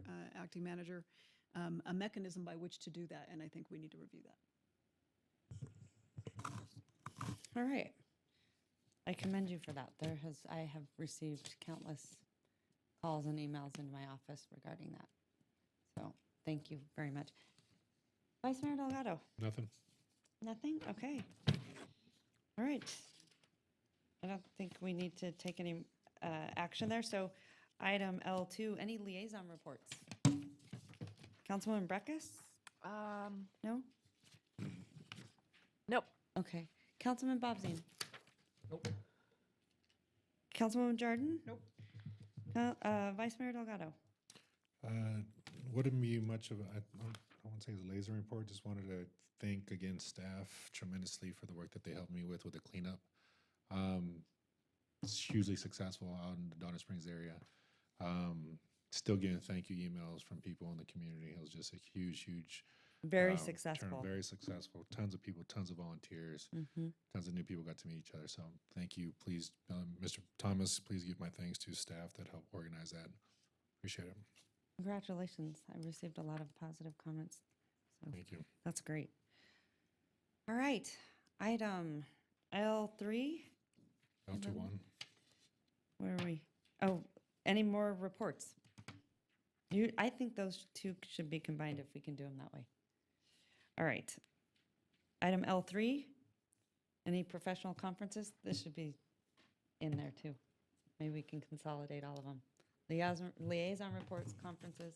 Go ahead, Real Councilman quick, Bobzien. League of Cities happening this week. We're missing this one, but hope I to see you all know. there tomorrow and Friday. Good, that would be great. Please give us an update when you get back.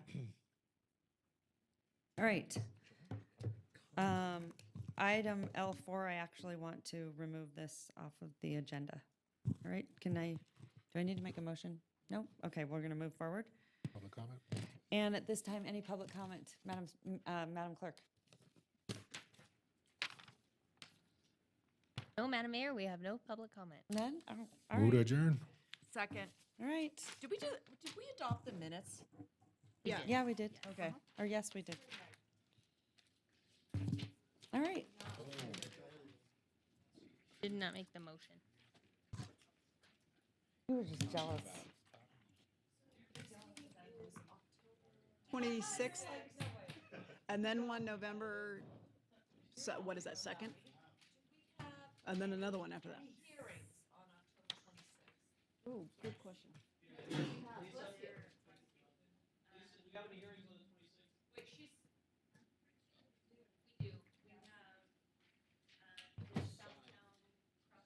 Oh, the sign? She said that with such pain.